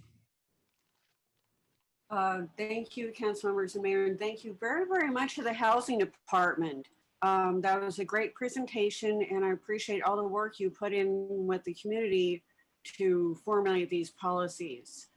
And this is why I strongly suggest that the entire package be adopted in its entirety, not watering things down. And the Community Opportunity Purchase program is very innovative, and it should help individuals as well as groups that can rehab properties into affordable housing. Thank you very much. Thank you. Jewel Buchanan? Thank you. Good evening, council members and Mayor Liccardo. This is Jewel Buchanan in District 5. Thank you for your continued work, and also to the Housing Department for this excellent presentation. I'd like to say that the members of District 5 strongly encourage you to establish this anti-displacement policy with immediate priority and urgency. I read a report done by UC Berkeley's Urban Displacement Project showing San Jose residents living in neighborhoods at risk of displacement numbered 155,645. Already undergoing displacement numbered 113,741. Undergoing advanced gentrification, 98,000. So we have some work to do. Please support this policy. Thank you. Thank you. Camille Yanis Fontanilla. Good evening, Mayor Liccardo and council members. My name is Camille Yanis Fontanilla, and I'm calling as a D5 resident, as well as the executive director of Somos Mayfair, as we are a lead community outreach partner to the Department of Housing in your anti-displacement process. We're also funded through the Base Future Grant and look forward to working with you moving forward. Somos Mayfair is guided by the power of uplifting community voice and decision-making processes to effectively address the historic impact of racial and economic segregation and displacement. Our neighborhood residents are diverse, from Black, Indigenous, and people of color backgrounds, primarily the Latino community, and have faced racial segregation and exclusion throughout the history of San Jose. But today we have an opportunity to start a pathway towards justice and belonging. But to do so, we must enact the policies in full. I support, and we support, the organization supports the entire package of anti-displacement policies. Lastly, I really encourage you guys to take these on earlier in the evening to be true to your community engagement process. We're losing credibility by putting these so late. Thank you. Juan, welcome.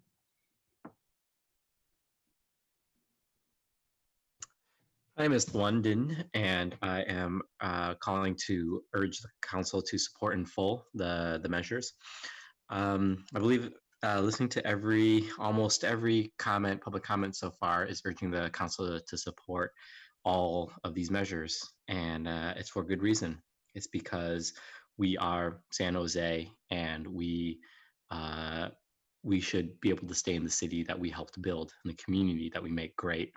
Gentrification is a very complex issue, and this task force spent multiple years across multiple efforts to create these recommendations. And so the city council shouldn't pick and choose like it's a menu, but rather see it as a comprehensive approach that a complex issue such as this deserves. So I urge you all to support the measures in full. Thank you. Luis Franco?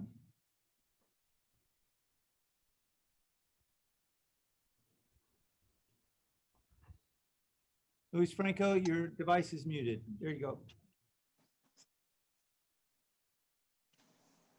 Luis Franco. Ok, buenas noches, miembros de la ciudad. Mi nombre es Luis Franco. He vivido en San José, vivo con mi familia. Parte de la póliza que proponemos incluye preferencias para nosotros que vivimos en San José. Parecida a la póliza de Oakland, pues revisándola, que tiene beneficios para las personas que vivimos acá en la ciudad. Estamos pidiendo que la ciudad de San José incluya esas preferencias como parte de la póliza de antidesplazamiento.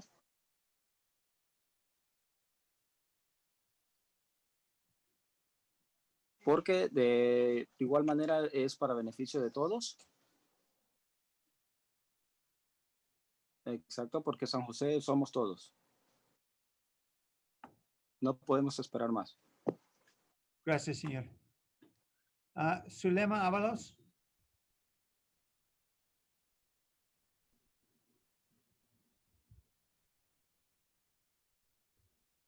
Bienvenido. Zulema.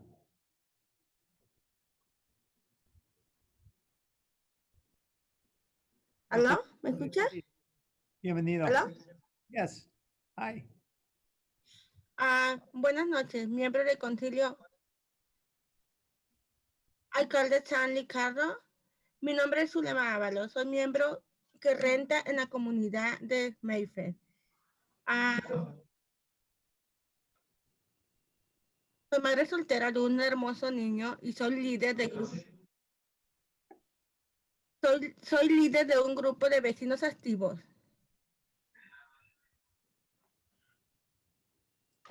Creemos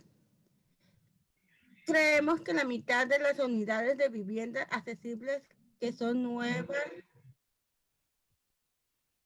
sean reservadas para los residentes de nuestro distrito.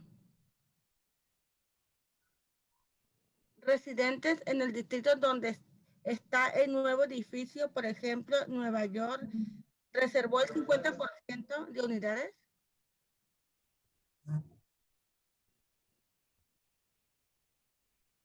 De vivienda para los residentes locales.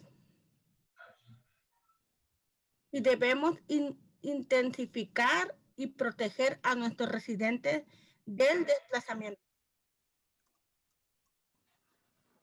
Es por eso que la solución que la comunidad da es que el 50% de las unidades viviendas accesibles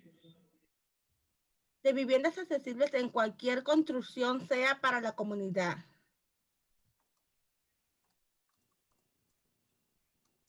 Que ya vive en esos distritos.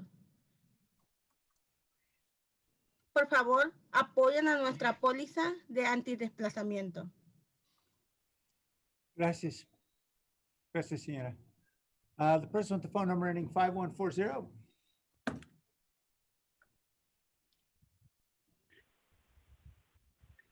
This sounds like a boondoggle to me. All this supposed, it's not free housing.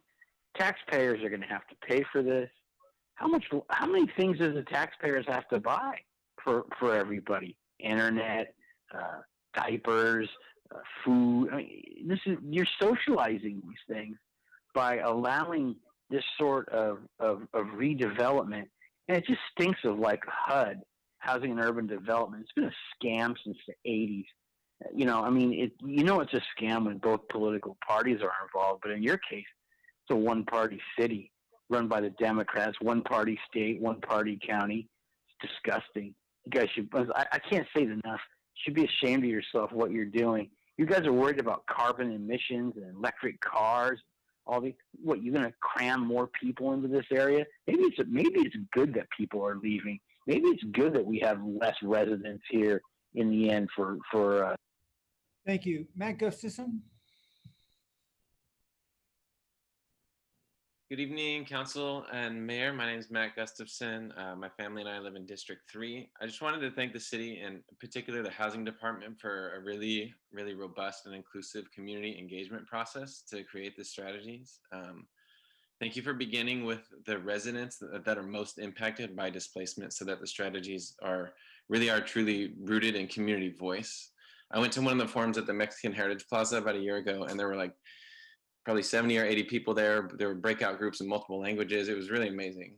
So thank you for consulting also with a broad group of stakeholders and not just impacted residents in the process. So as a result, we got a robust and a creative set of strategies that was, again, grounded in the community. I just want to encourage the city to continue this same process, open-minded, inclusive, and creative community engagement process as we continue to formulate and get some specificity around these 10 strategies, particularly the COPA strategy.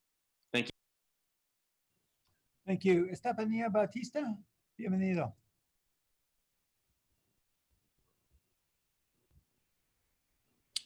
Hello, my name is Estefania and I live in District 3. I'm a member of the Sacred Heart Housing Action Committee.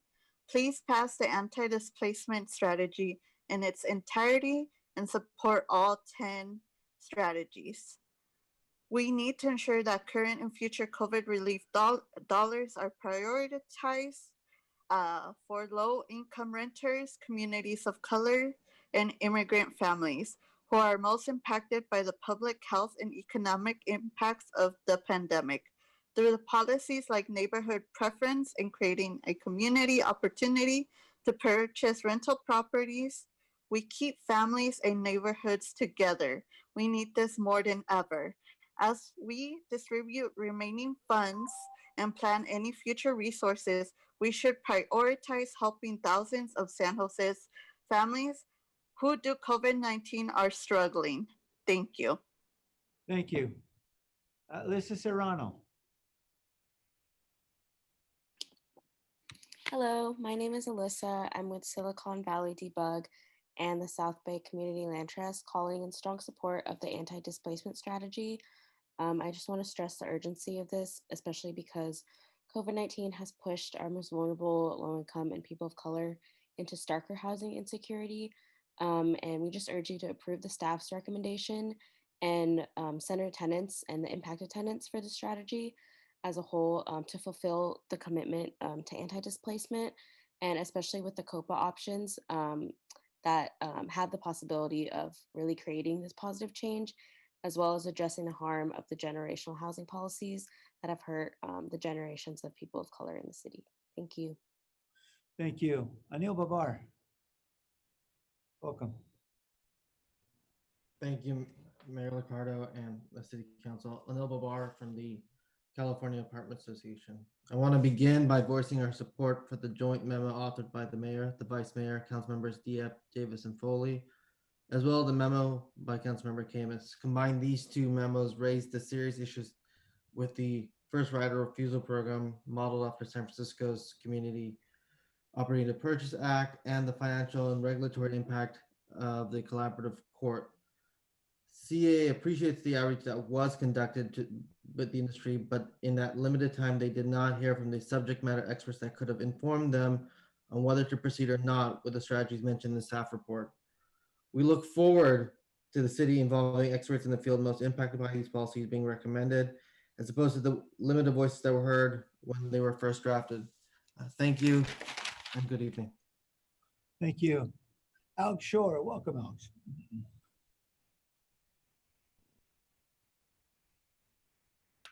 Good evening. This is Alex Shore speaking personally tonight, not on behalf of any organization for which I work or commission on which I sit. As you know, during the daytime, I work on housing production, and some nights I get to work with the housing department on housing preservation and protection. And I want to affirm the excellent job they did on community engagement. I attended one of their meetings at the Mexican Heritage Plaza, and it was outstanding. I urge the council to pass all of staff's recommendations today. I know that, at least for me, sitting on the Housing Commission and speaking again personally, I would welcome a more diverse group of folks on the commission to inform our decision making. I also want to thank Council members Peralez, Esparza, Arenas, Carrasco, and Jimenez for continuing to point out the inequities that exist for folks of color in our community when it comes to housing and other opportunities. Thank you. Thank you. Robert Aguirre.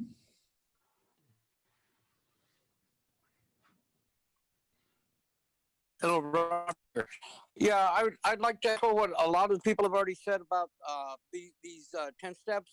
I would also like to say that we haven't gone far enough as far as like considering things like a community land trust, which are being implemented in cities all around us, all around the Bay Area and all across the country, that allow properties to remain low income, available to people of low income in perpetuity.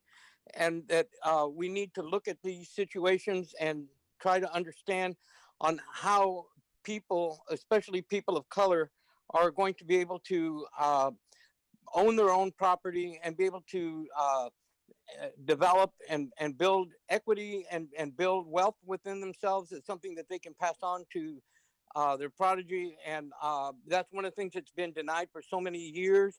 so many eons and so many people that have been treated. Thank you. Jeffrey Buchanan.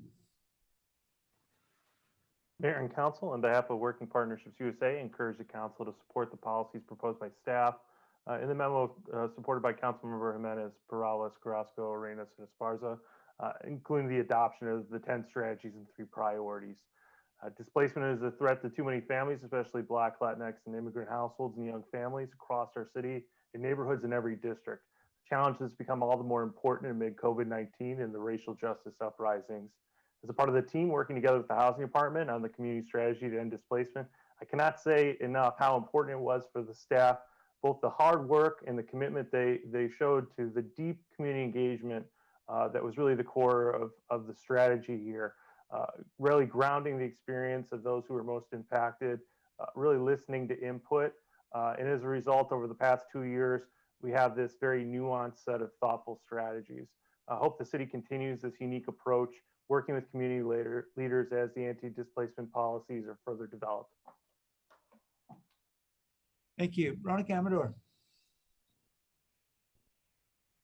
Great, thank you so much. And just like everybody else, I want to just highlight again that we cannot pick and choose. We need to make sure that this 10 recommendations for the anti-displacement strategies get passed all in full. It is not a menu for those empowered to choose what best fits when something that has been done and engaged with the community. So I definitely urge you to please pass all 10 anti-displacement strategies. And I also want to echo what somebody already said. This is very disappointing. We're talking about anti-displacement strategies that has been pushed out for a couple of months already, and now it's at 11, and we only get 1 minute and into 11:30. It is really sad, again, not to be heard by you and by the other council members, as you know that there's a lot of support for this. So I urge you to please make sure that this gets put up in the agenda. Thank you. And I encourage you to urge our council to actually limit their speech. Then we'll be able to get done more quickly. Tim Bobian. Good evening, Honorable Vice Mayor and Council members. Tim Bobian, representing the Santa Clara County Association of Realtors. SCORE is aware of the potential displacement concerns and does not wish for any family or individual to be wrongfully displaced or pushed into homelessness. However, we cannot support the passage of the anti-displacement policy as a whole as proposed by staff. We feel this is the incorrect time as resources should address COVID-19 pandemic and supporting our most vulnerable tenants and housing providers in more effective manners. However, SCORE is supportive of the memo authored by Mayor Liccardo, Vice Mayor Jones, Councilmember Davis, Dieppe, and Foley, and the memo authored by Councilmember Camus. These proposals will help protect vulnerable small property providers and preserve crucial naturally affordable housing supply. Specifically, it will limit confusion and ensure accurate market sales for any COPA program for a higher success rate of preserving affordable housing units. Thank you for your time. Thank you. Maria Teresa Barcenas. Hi, good evening. Buenas noches, concejales y alcaldes San Ricardo. Mi nombre es María Teresa Bárcenas. Soy madre soltera con 3 hijas y también soy parte de Vecinos Activos. Parte de la póliza que proponemos incluye que la póliza dé prioridad a familias con niños con ingresos extremadamente bajos o muy bajos. El desplazamiento afecta desproporcionadamente una diversidad de familias, especialmente aquellas que tienen ingresos entre 30,000 a 50,000 al año. Y, por ejemplo, mis hijas y yo nos hemos movido 6 veces de vivienda en los últimos 2 años y medio. Y todo porque yo quiero quedarme en San José, porque aquí he vivido por más de 25 años. Y aquí también hemos hecho comunidad. Les pido establezcan esta póliza lo más pronto posible para que mi familia y muchas familias de mi comunidad podamos vivir tranquilos y sobre todo que tengamos una vivienda digna. Muchas gracias. Gracias. Universidad de Mayfair, bienvenido. Hi, my name is Amelia and I live in District 8. I encourage you to please adopt all 10 anti-displacement strategies. The crisis is urgent and we need leadership today if we have any chance of holding back this massive wave of displacement. We've already lost countless neighbors and loved ones. As a program manager with Somos Mayfair, we see every day the devastating impact of losing leaders who have tirelessly built community, and each of these displacements creates instability and harm for families, neighborhoods, and for our schools. The current situation does not impact us all equally. As we've heard, it is Black and Brown families who are facing the most brutal consequences of inaction. This crisis has been built through the long history of racial segregation and exclusionary policies. Extensive research and engagement have gone into these recommendations. Now it's time to move forward with a unified approach. All 10 anti-displacement strategies are critical, and I encourage you to adopt them all in full so that we can deploy comprehensive plans rather than a piecemeal approach. Please adopt the staff's recommendation and continue engaging community directly as we move forward today. Thank you. Thank you. We have 8 more members of the public would like to speak, 9. So we're going to hear them until Jacqueline Franco, and then we will halt public comment thereafter. We've now surpassed the 11:30 deadline. Victor Vasquez, welcome. Good evening and thank you, Council and Mayor. Yes, I agree. This was a robust process and we heard voices from Southwest, downtown, all throughout San Jose. And it was also a process that was multiracial in approach. So I want to thank the Housing Commission for working so hard to make sure that different voices were heard. For the most part, we have seen that the most impacted are women with families and children, individuals who are disabled, limited English speaking people, Black, Brown, and even low income Asian families. And so today I ask you to please continue with this process of allowing community to inform the decision and policies. These are the most impacted community members. We cannot sit here in today's meeting and pick and choose or make policy without looking at the research and allowing the process to go through. So we urge you to come together. This is a unifying issue, not a 5 versus 6 issue. This is a unifying issue to make sure that we have a place to live. Thank you. José Gonzalez, welcome. Good night, members of the board. My name is Dilsa Gonzalez. I've been living in San Jose, District 5 for the last 24 years as a community member and also as a person that has been moving from house to house from the age of 8. I understand clearly why this policy is important now more than ever. I do have 3 kids and I acknowledge that even though I am privileged for having a work, sooner or later, if these situations keep escalating, I'm gonna have to move with my 3 kids. This has been my home. This is my kids' home. I've been paying taxes. I am a taxpayer for the last 20 years, and I would like for you guys to please pass this policy with all 10 recommendations. My family's futures and your citizens' future is on your hands. Please be accountable to them, and please don't take into this late at night. My kids had to go to sleep. I'm still awake, and tomorrow I had to work. Have some sympathy for your taxpayers and for your people. Good night. Good night. Andrea,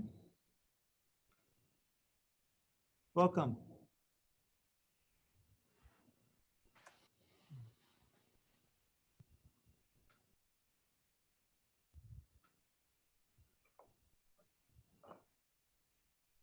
Andrea, we're not able to hear you.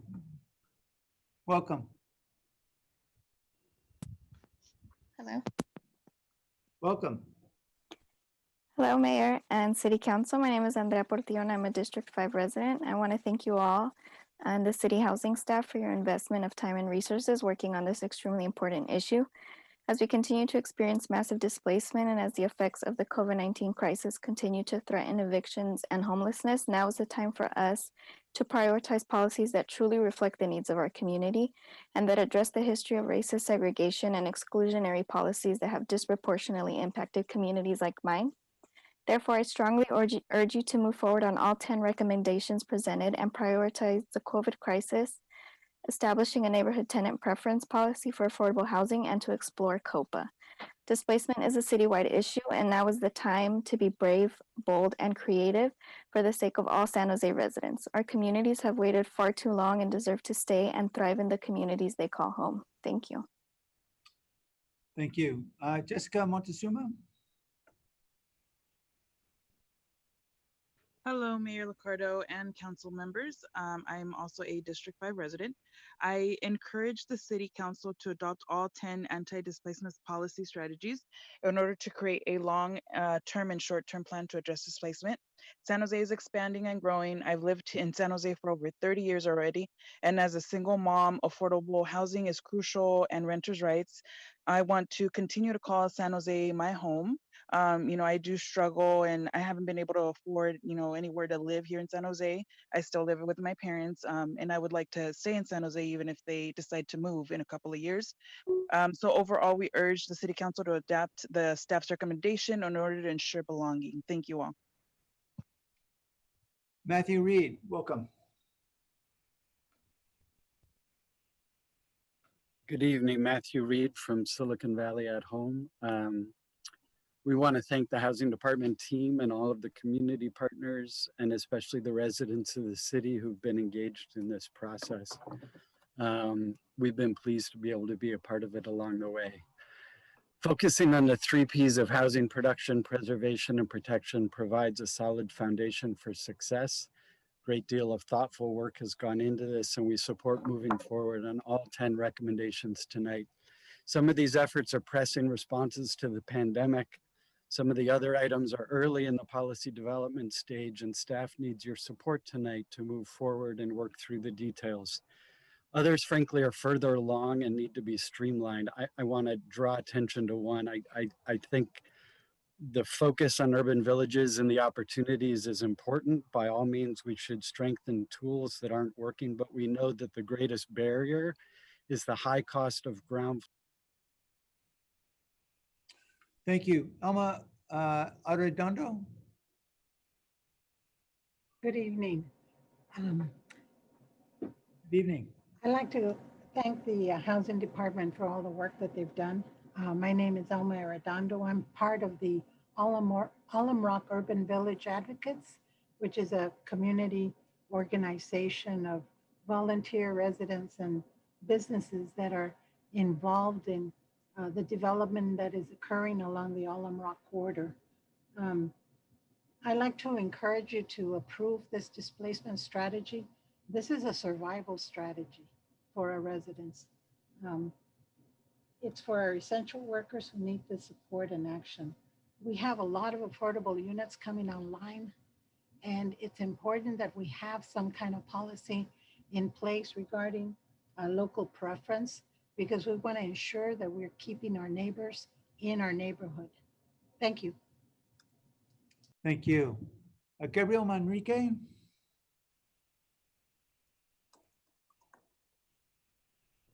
Good evening. My name is Gabriel Manrique. I live in downtown and I'm a community organizer with Luna.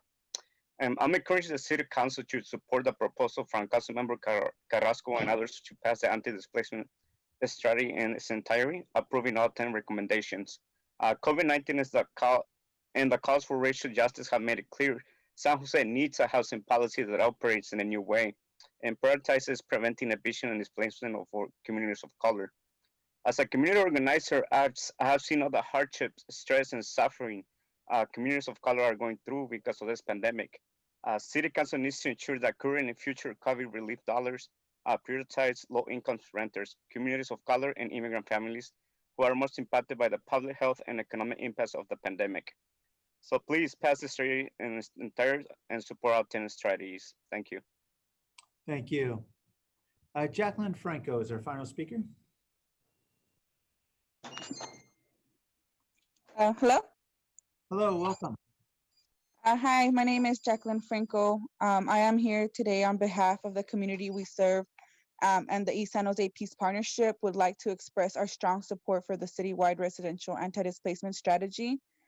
Our partnership has organized an anti-displacement work group made up of residents and CBO housing advocates. We were very privileged to be able to work and be actively involved in the development of the city's anti-displacement strategy by giving feedback to the city's housing policy team on multiple occasions. We urge the City Council to adopt all 10 recommendations listed in the anti-displacement strategy and to prioritize the first 2 strategies listed below. The support of equitable COVID-19 recovery and impact, and to establish a neighborhood tenant preference policy for affordable housing. Um, San Thank you. Okay, we're returning now to the council. Thank you to the staff for the presentation and the extensive work. Councilmember Camus? Actually, I was first, Mayor. Had my hand raised since the beginning. I'm sorry, I'm looking at the screen and all I'm seeing is what's here. So, unless something happened, I don't know. Councilmember Camus has his hand. Thank you, Mayor. I'm appreciate it. I thought I had my hand up first, but I really appreciate all the work that staff has done. And I think the real problem with displacement and housing affordability is the lack of housing, and for all income levels and all types. And as staff has indicated, we need in the all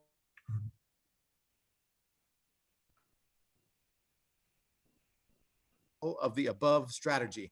And that includes buying existing buildings, The video, which have been, I think you're freezing up a little bit. If you could turn off the video.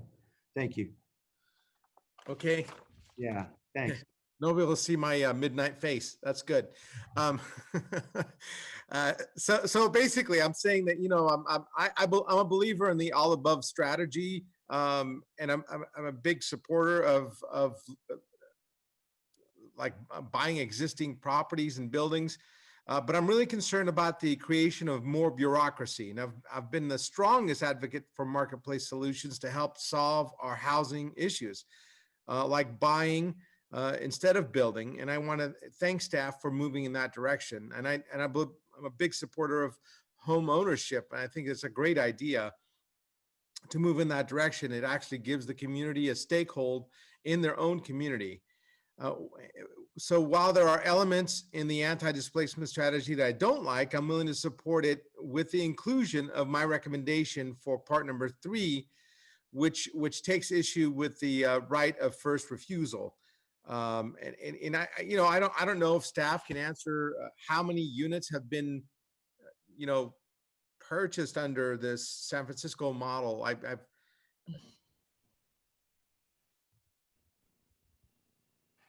Hello? Yeah, we can still hear you. Did staff hear the question? I did. This is Kristen Clements from Housing. I don't know the answer for the COPA evaluation after 1 year in San Francisco. I don't know if ASIN has that information, but that'd be part of what we'd be looking at to see how many units and kind of what sizes they were. Okay, well, so look, I have the information, but it's only been in effect for about 1 year or so. They're still scaling up. Yeah, I believe it's less than 10 projects. Is that right? It's 8 projects and 32 units. Yeah. Okay. Okay. So for 32 units, we're going to create a big study and have all kinds of, new rules and new bureaucratic procedures. So I think, like I said, I'm willing to investigate it some more. But in my memo, I described it spells out a faster, cheaper, and safer approach to accomplishing the same goals of buying. It's faster because we don't have to invent a new procedure, new processes to monitor and enforce the market. It won't waste our time. If we simply engage with nonprofits that have experience in managing housing and get them pre-qualified to make purchases, we can get this plan working very fast. Now, I mean, everybody knows that you have to be pre-qualified these days to even bid on houses. And so it's important to have our act together and not just expect the market to conform to government. We need to make sure that we can execute on escrow as fast as we can, and to let the nonprofits who want to get into these programs become pre-qualified should be mandatory. And if we use real estate industry professionals who have the tools and have built relationships with sellers, we can get the right properties and the best deals because, you know, they'll be working for us. You know, every transaction I've ever had on houses, I've always hired a realtor. Why? Because they work for me. They want to ensure that I get the best price for my dollar. And quite frankly, if we're not looking at these professionals, we're going in the wrong direction. A lot of them, as staff mentioned, actually do these deals that are kind of behind the scenes because they call on their own database of people to motivate them to sell. So it, you know, obviously it could be much faster to deal with industry professionals. It's cheaper as well because we actually don't have to hire them as permanent employees. We hire them as brokers, and we can even negotiate their commissions. So the right of first refusal ordinance just signals, you know, to me, it just signals that the government wants to be involved, and when we say that, the sellers they'll assume that government has deep pockets and they'll raise the price in order to, you know. So I don't know if we're ever going to get a good deal out of this. In fact, if we use a real estate professional, we could be more anonymous in the marketplace so that we have the best chance of getting the best value for the tax dollars that we're spending. And so I think it's not only just faster, and it could end up saving lots of money, and it won't make people less greedy when they're doing business anonymously in many cases. And it's also safer because the city could expose itself to lawsuits from, you know, impairing a seller's ability to place their units on the market in a timely fashion.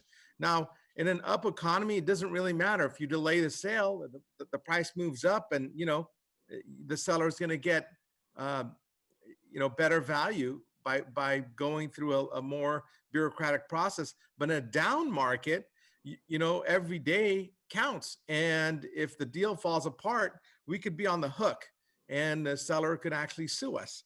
And so that for all those reasons, I'd like to move my memo, which implements, you know, staff's memo. And I'd actually like to also include the mayor's memo with the council members. You know, I especially like 2A and 2B, and like I said, I'm willing to explore the process, but I think we should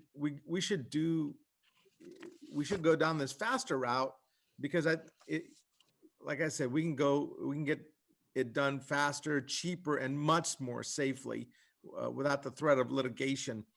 And finally, I'm also willing to accept Councilmember Peralez's and Esparza's memo as part of my motion. So my motion would be to include my memo, the mayor's memo, and the memo from Esparza and Peralez.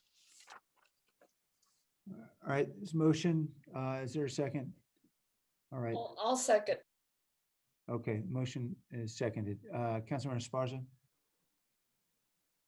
Thank you, Mayor. I actually wanted to start by thanking everyone for their hard work on this, thanking the community for speaking out, and especially Councilmember Carrasco, who's been a fierce advocate since long before I came into office. So today is a culmination of a lot of people fighting for what's before us today.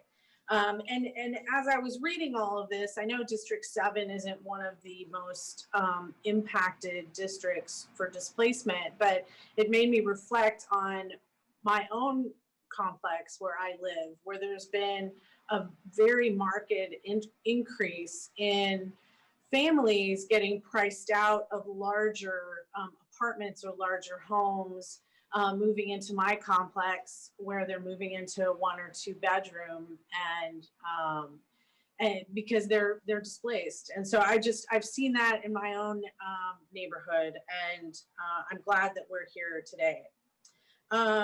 So first, I wanted to make it clear that the regarding COVID was that we just wanted to make it clear that the communities being hit hardest by COVID, which are in San Jose, the 95122, 95127, 95116, and actually 95111.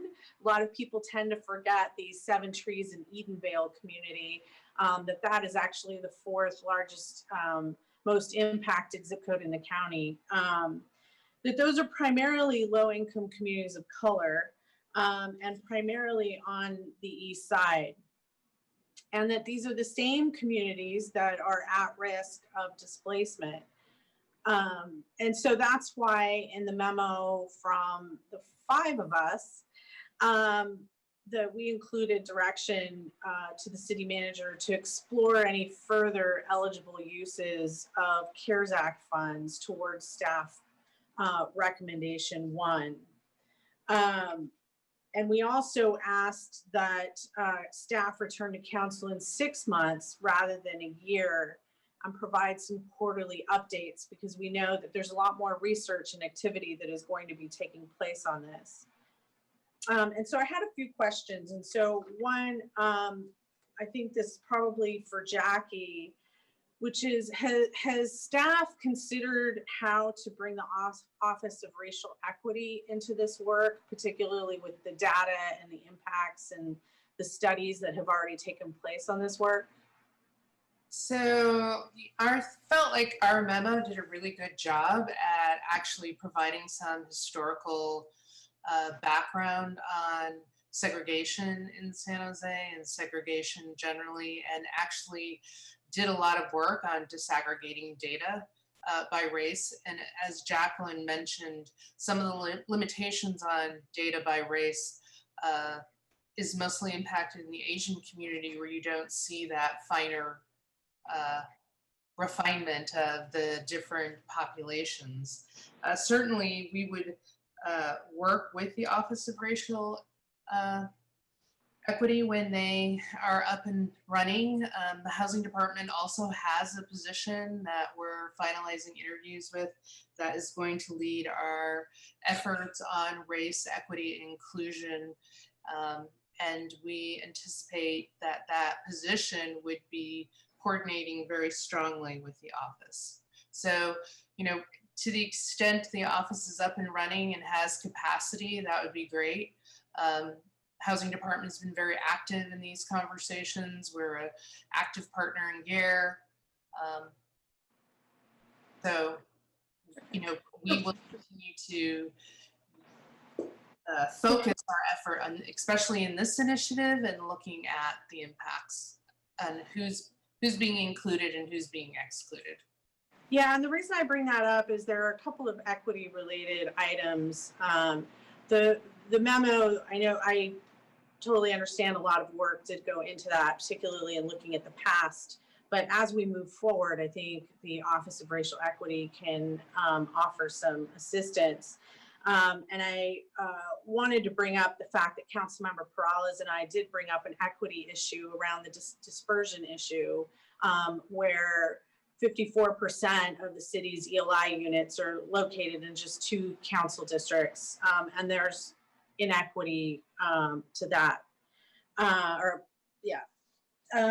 I also had another question. So there's a recommendation for the creation of a housing balance report, but I didn't see a lot of elements in the proposed strategy. And so my question is, when would we see more of this work moving forward? I just want to see what your vision is for that. Sure, and I think, you know, obviously right now the challenge is it's hard for us to think and imagine of expanding the work past the top 3, because the Housing Department is so deeply engaged in the COVID-19 response across the department. The policy team that Kristen leads is also working on the grants, and as the finance department just told us we have $100 million worth of funding that is going to be running through the housing department in various different ways. And so we were trying to put together, frankly, a realistic work plan that we could focus on the first 3. And as we are able to check the boxes off that, begin to move forward other items. Okay, thank you. I wanted to bring up another issue that some folks had raised with me. First off, I strongly support the neighborhood tenant preference policy. I think we've heard from folks across the city that they want to be able to stay in the city. And so I just wanted to raise an issue that has come up from both residents, but also in the research, which is some folks have some concerns on how that works out, because if we're not careful, it could actually perpetuate segregation. And so that as we move forward on that, we do that in a way that's sensitive to those concerns, right? That if you're white, you're always going to be on this side of town. And if you're not, you're always going to be on that side of town. And that as the housing staff further refines and develops this, that we are recognize that that could be an issue and that we're sensitive to that. Yeah, you're absolutely correct. And one of the challenge, frankly, of doing a neighborhood preference is ensuring that we don't further perpetuate segregation. So as you mentioned, with the affordable housing siting policy, the opportunity to create options for people to live in other parts of the city is really important. And we certainly don't just want to create or say that the only place people can live are within these low income communities. So there has to be a balance. You're correct. Thank you.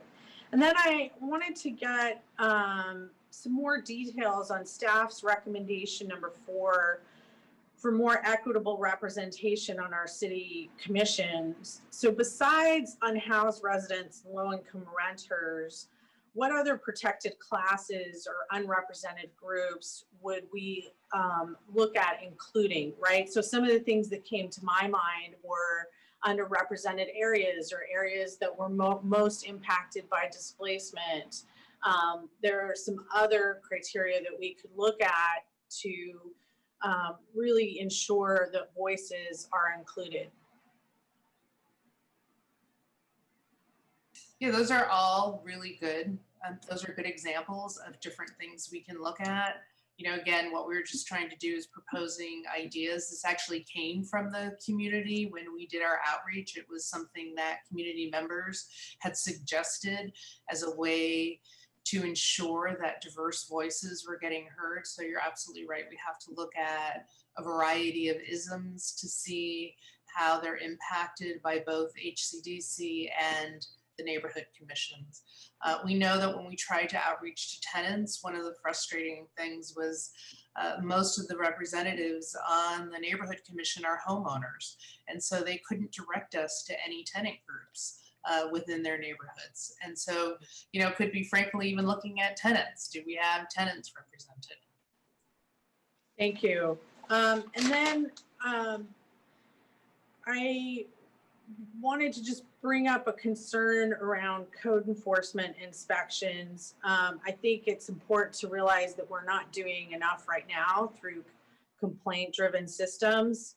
And I'm thinking some of the issues that we're dealing with at Valley Palms and Foxdale, those were issues that code enforcement did not correct, right? That wasn't, our current system didn't fix that. And so we still have some huge inequities and some, frankly, large apartment complexes in the city that we really need to ensure that we get that down before we start expanding what we're looking at. And so I just wanted to raise that as an issue and that we continue to go where the need is greatest.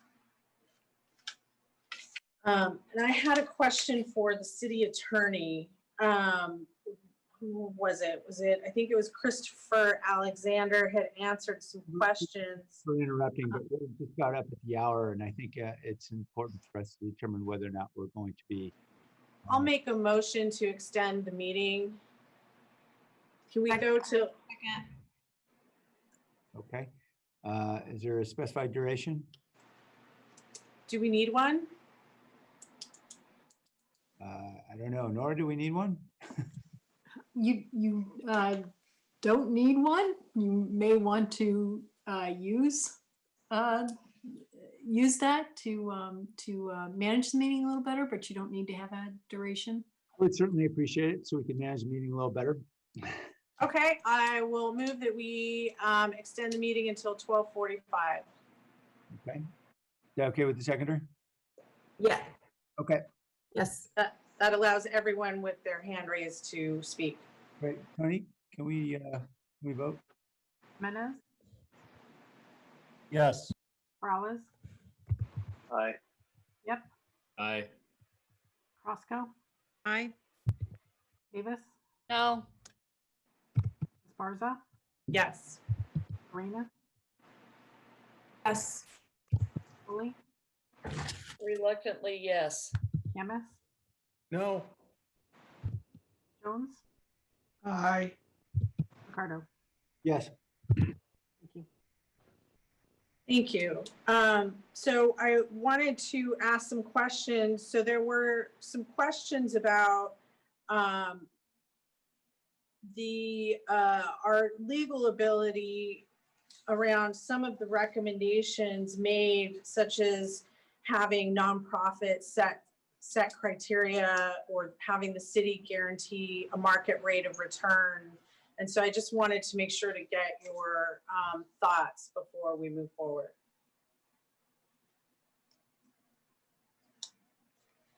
Councilmember Esparza, was that question directed towards me, Chris Alexander, Yes. or the city attorney's office?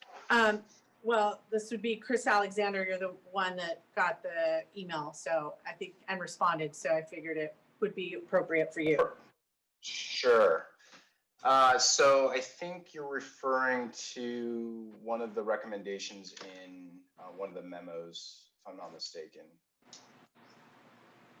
And so part of the issue with requiring affordable housing to partner with organizations or do an additional or have additional conditions on them is that there's a government code section that may be implicated by setting additional requirements that are not required of other types of developments, market rate developments, for example. So part of the issue is that if we include additional restrictions or conditions on approvals for particular housing projects that are affordable housing, that may implicate the government code section that would preclude our ability to do that.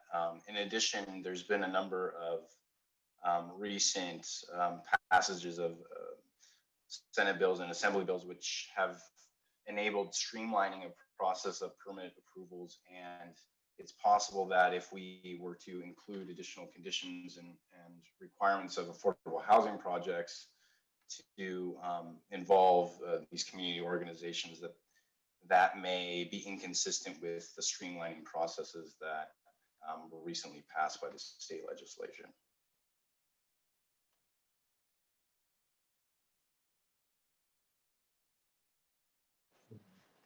Councilor Esparza, you're on mute.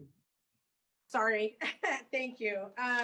So I actually wanted to offer a substitute motion that would include the items from the memo from council members Jimenez, Perales, Carrasco, Arenas, and myself. That would include items from the memo from Councilmember Perales and myself, and that would include items, the items from the memo from Mayor Ricardo, Vice Mayor Jones, and Council Members Davis and Foley that would accept their recommendations 1 and 2A and 2B, and for recommendations to C1 through 6 that would actually use the word evaluate for those 6 items. So that's, for example, recommendation 3, explore community opportunity to purchase program ordinance. And then it lists those 6 items that staff would evaluate those 6 and come back. Because I think that there's a lot that we don't know. There's a lot that we have. We might have legal limitations, and we have more research from staff. And I think that this gives us a path forward where, in my mind, that we could all move forward, acknowledging the fact that there's still some more work to do. So that's my motion. Second. Okay, motion and second from Councilmember Esparza. Appreciate the motions. I know there's a lot at play here. I'm actually not inclined to support either motion at this point. I am concerned about supplanting, with regard to the superseding motion, supplanting the limitation with merely evaluation, because I think it's important for us to try to focus our efforts here. Councilmember Foley. Okay, so first, staff, thank you for bringing forward the anti-displacement policy. It was well thought out and really, really good stuff. I just finished reading the book, The Color of Law, and I've been wondering, since I'm in the real estate business, and a lot of the color of law is about, obviously, segregation for Black and white tenants and property owners. And in reading the book, it was disturbing to me because of the government racism that really establishing funding and development all over the country, limiting where Blacks can live and whites can live based on FHA and VA funding. That's background, and that book has been I tell you that because that book has been sitting with me for a couple of weeks now since I finished it, wondering what I could do to right a wrong that has occurred in this country. And some of the displacement policy that you brought forward to us is a way that I believe I can right a wrong, or we believe that I believe we as a city council can right wrong. And part of that is by continuing or stopping to continue policies that might be creating segregation policies throughout the city of San Jose. I had some questions, but I think they've all pretty much gone away. I did have Jackie. Well, actually, I'm not sure who can answer this question. Someone mentioned that one of the strategies has fair housing implications. And Kristen, was that you maybe? And that we are in conversation with the state about the fair housing. But fair housing is federal legislation. So are we contacting the federal government about fair housing violations in steering? One of the problems with fair housing, or one of the reasons you're looking at it, is because it says you can't tell someone who can live in this house. But we're saying through our anti-displacement policy that with the local tenancy that we want them to stay in their community, that does restrict, could be a violation of FHA regulations or fair housing regulations. So are we reaching out to the federal government as well as the state government? My attorney, Chris, could probably speak to this better, but both the state and the federal governments have fair housing laws. They're slightly different. And we're working with the state because they would not only have to buy into our structure in order for us to use it on state financed deals here in San Jose, but we also have to understand their perspective in general on fair housing law implementation for purposes of our housing element and our housing stock through AB 686 implementation for our next housing element cycle. So for all of those reasons, we're trying to understand their take on this. But Okay. you're right, the basic idea is you don't want to perpetuate segregation, as Councilmember Esparza noted. Right, but you do need to, there's lots of state and federal laws that relate to fair housing. That's right. And we need to make sure that we stay clear of That's both right. sets of guidelines. They are, you're absolutely right, they are slightly different in how Right. they're implemented and what parties are protected and what parties are not protected. That's right. But we're not reaching out to the federal government because we're not going to be engaging with them as a lender. Got it. I So understand. I'm just going to follow what my attorney says is legal in the meantime. Councilmember Foley, this is Chris. We are looking at both, federal and state level fair housing laws, and they are actually relatively consistent. The state does mirror most of what is in the Federal Fair Housing Act, and it's been fairly consistent over the decades. So where we're looking at, from the top level down, all of the fair housing implications that any of these practices could potentially implicate. Okay, thank you. Councilmember Esparza, I had a question for you on the motion. You did not include Councilmember Camus's motion, is that correct? Oh, I did not. I'm sorry, I meant to include number 5 on Councilmember Camus's memo. Okay, so you did include. I meant to include number 5 of his memo. Okay, that eliminates the one area I had a question about. Just in case this gets to a vote after, and I don't get a chance to ask the question, Nora, if Councilmember Camus's motion is brought in completely for, particularly as it relates to item number 3, and engaging at least 2 realtors, as a realtor, must I recuse myself, and must Councilmember Jimenez recuse himself as well, because we are both realtors? So,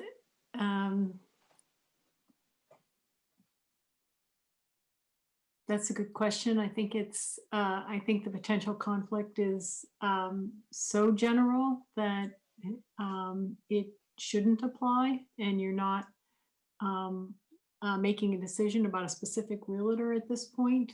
Just generally, realtors, it would be if one of you was a grocer and you were making a decision about a grocery store or a grocer. So I think you'd be okay. Okay. Well, I'm glad I don't have to, I'm glad it wasn't included, so I don't have to worry about it, but I thought I'd ask you while I Mhm. would have the opportunity Mhm. to ask a question.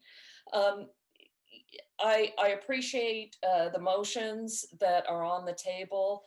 I want to listen to what everyone else has to say, but I think this is a good direction for us as it relates to anti-displacement. With that, I yield. Councilmember Perales?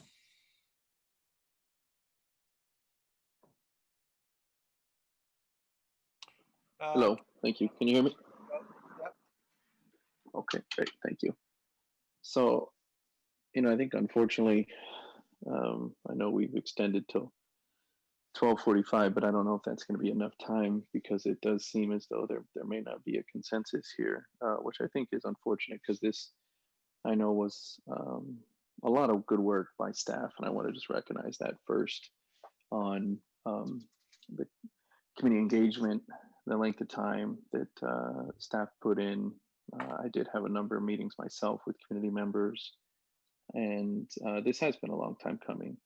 And I was very pleased seeing staff's 10 recommendations. And I feel that they really hit the mark on what is needed to make a difference. I think that we recognized that in the memo that I signed on to with my colleagues, and we have an opportunity to help our community members in a time that we know,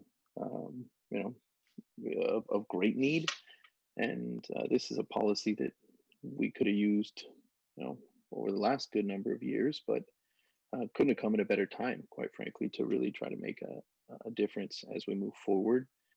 And I feel as though before it even has a chance to uh, get its legs underneath it, and we actually determine what this policy can do and how it could benefit our community, we're already sort of chopping it right there at the knees. And so, for sake of time, I don't know if argument here is going to make a difference. Again, I'm feeling nervous in regards to how the vote may turn out, but I will be supporting the substitute motion.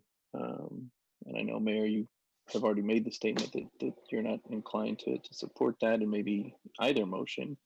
I am hopeful that my colleagues will see to it to be able to support the current motion that's on the table to allow this policy, these recommendations to move forward and to actually be able and see how they work, come back with a greater analysis on how they are working and be able to support our community in that effort.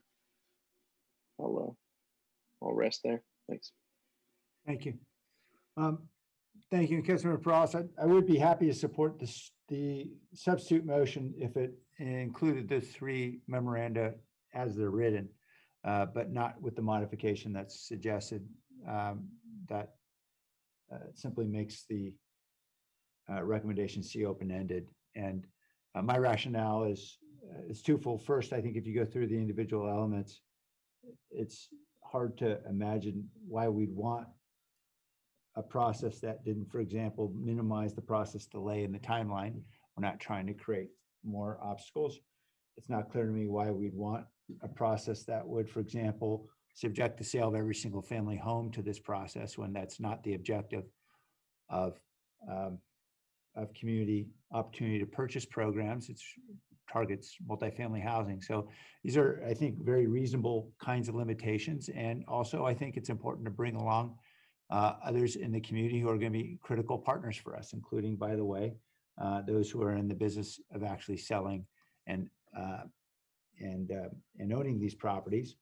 So that way we can actually get this done in a way that is effective rather than one in which we're fighting the whole way through it. And ultimately, I think that would make it much less successful. So that's my rationale for the position I've taken. I think there's an easy way forward, which is you can adopt the three memoranda as they're written. Councilmember Kemmis? I personally don't understand the hesitation of adopting my memoranda because I think it's the fastest way you can go about this. I think first, the right of first refusal, I think, is going to land us into legal hot water. But if you want to pursue it, I'm willing to take that out and take a look to see if it passes legal muster in another lifetime. But the fact of the matter is, what's the problem in hiring a real estate professional? I mean, the housing department should be full of real estate professionals, in my opinion. And we have a lot of lawyers on staff, and which is great. Maybe people who understand the housing issue, homelessness issues, and social work.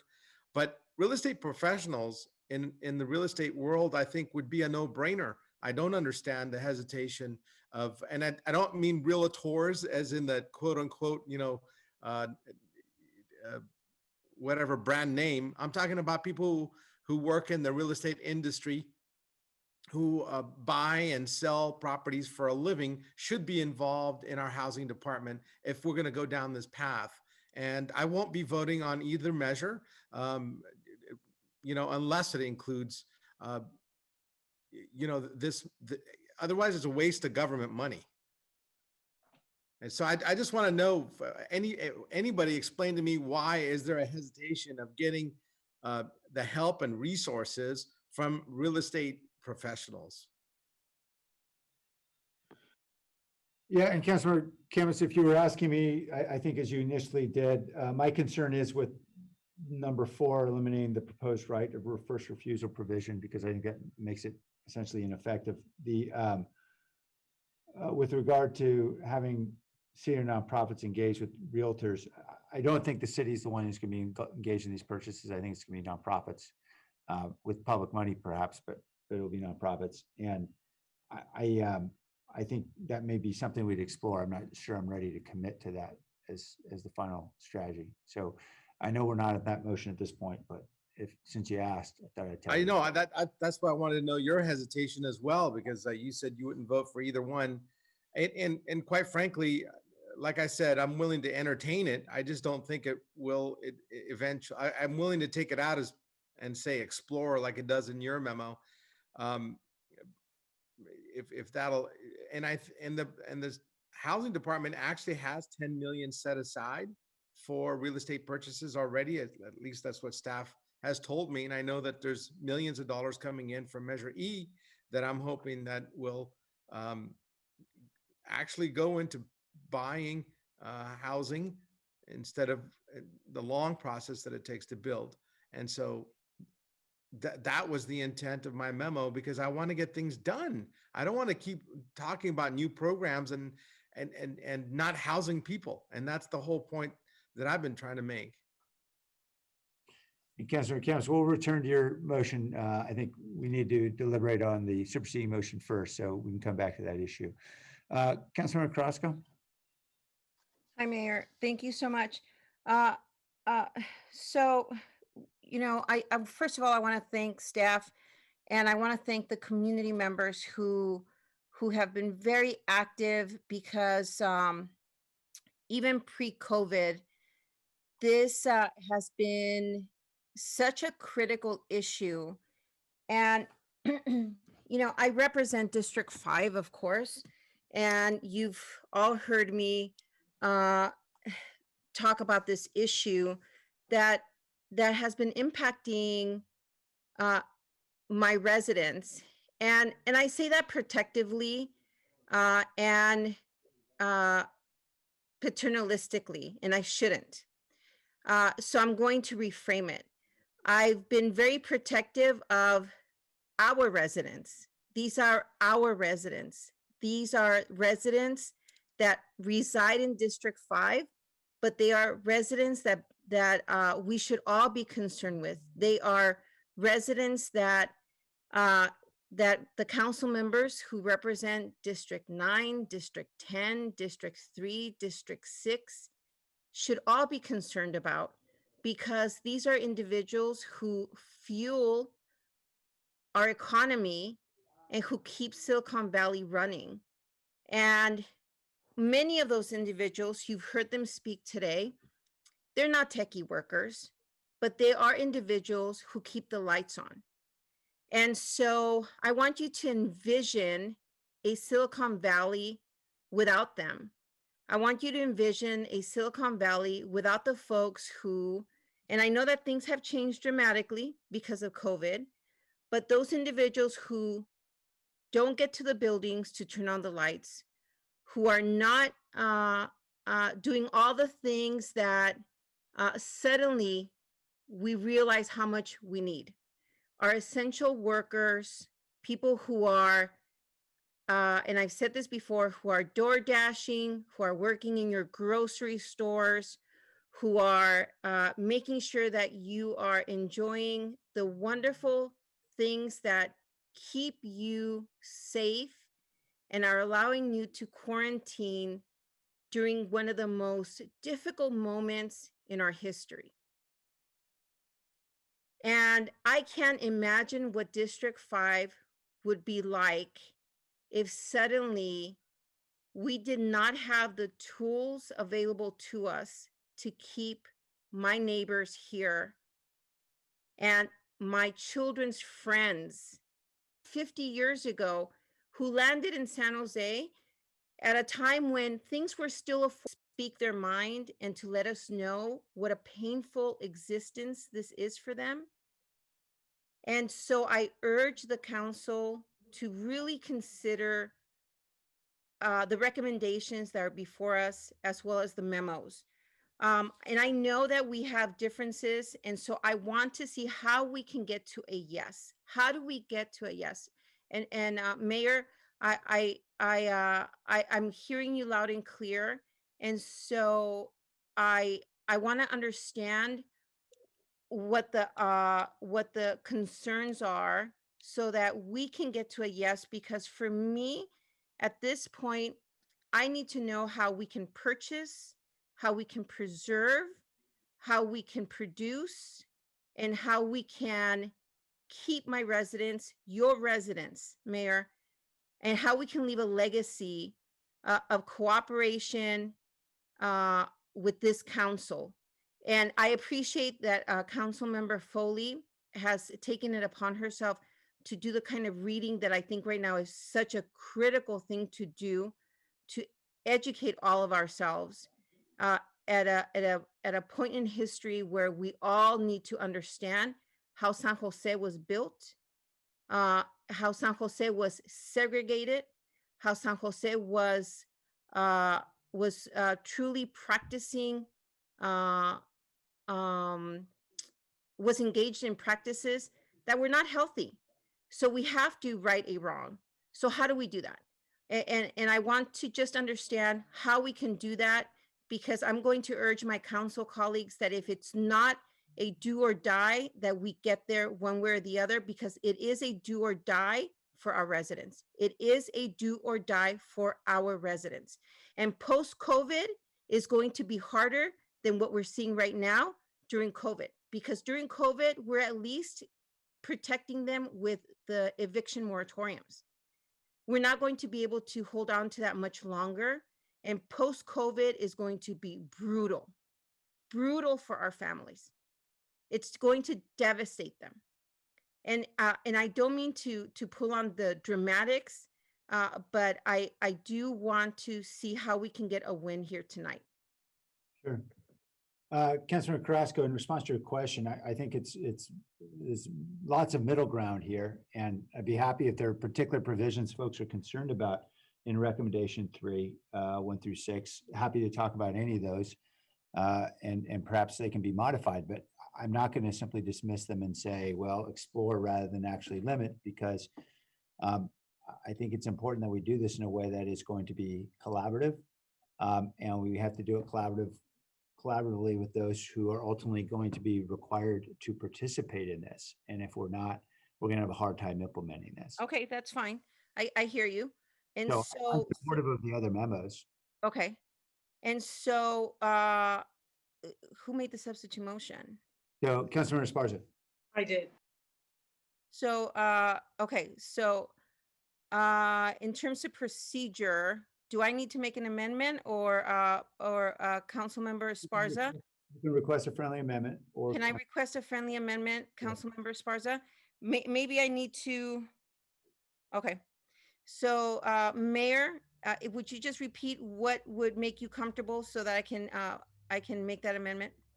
I'd be happy to support the motion if it simply included the memorandum as stated.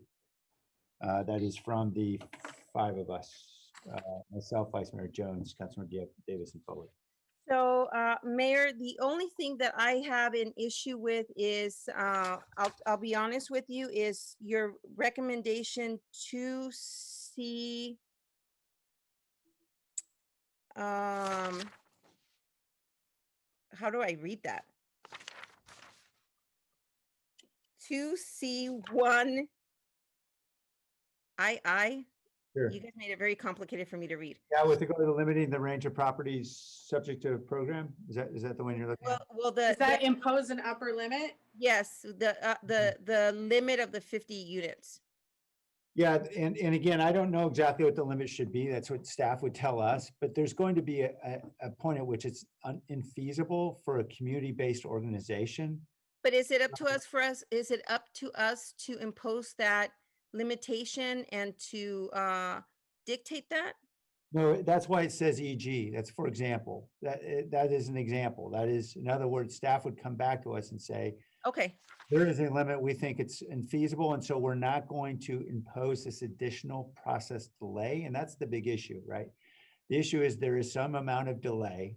There's a significant amount of uncertainty that is imposed in a transaction that adds costs and reduces viability for a lot of folks who are in the market. And so it is unnecessary for us to impose those costs and delays in some parts of the market where we know it's just not realistic that a community-based, not neighborhood-based nonprofit is going to be able to make this enormous acquisition of a 400-unit apartment complex, for example. Yes. So my point is, let's focus on what we think we can accomplish. That I'm okay with that then. Then if that's if we're expecting staff to come back with that, I thought that that was your determination. Okay, so I'm going to ask the maker of the substitute motion for a friendly amendment to accept the mayor's memo with Vice Mayor, Council Member Dieppe, Davis, and Foley's memo as is. Yes. Thank you. And thank you, Councilmember Carrasco. Did you have anything further? No, if this, whoever second that, if they can second it as well. The seconder. That would be me. Yes. Okay. Thank you. Thank you. And I appreciate that. And I'm hoping that we can get a win out of this. Thank you. Councilman Menace? Yeah, thank you. Just very quickly, I think some of my questions, Mayor, in the memo you all put together, it was around that. So I appreciate that clarity. And then number 4 is the one I had a question on. And so it says, establish criteria to restrict eligibility to nonprofits qualified, on and on, right? I guess I was wondering, and I was thinking to myself that right above 2 and number 4, I thought that would naturally sort of happen to a certain extent, right?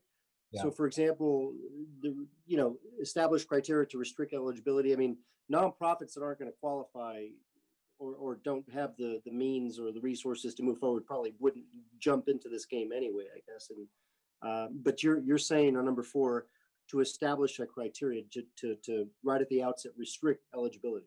Is that?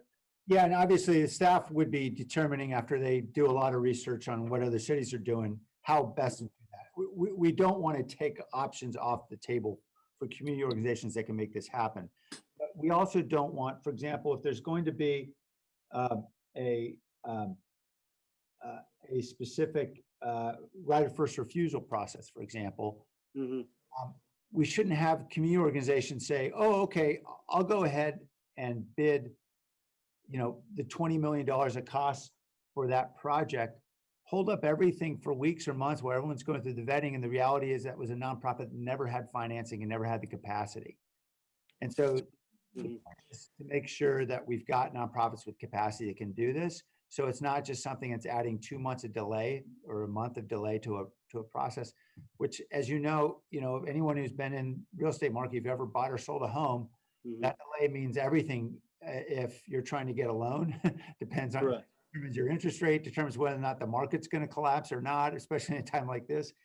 And so the point is let's just make sure this is focused on getting to success rather than opening up the process to a lot of delay that is going to make it frustrating on everyone. Okay, I can appreciate that. So it's in effect, not exactly, but in effect, pre-qualifying or pre-approving some folks that actually can get some of these deals done, right? So that way we have a queue of folks that can pull the trigger now rather than go through the process and potentially stall the deal. All right, I'm good with that.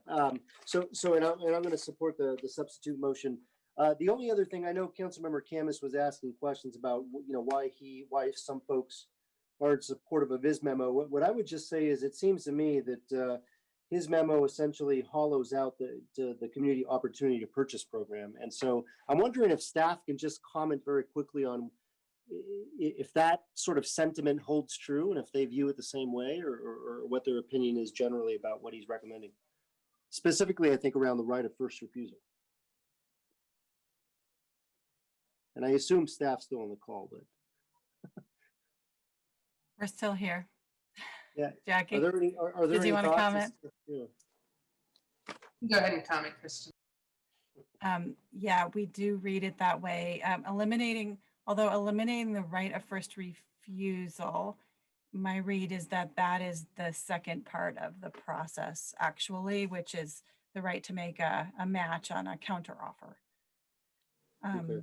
But really, I think to Councilmember Camus's point, what he's trying to do is to not create COPA, to use brokers and do something faster and different, if I'm Right. paraphrasing correctly. So Yes. yes, it does. It's a completely different recommendation than what staff has put together in many ways. So technically, it wouldn't fit under the title of a community, the COPA, as we have described it. It'd be something else entirely, right? Right.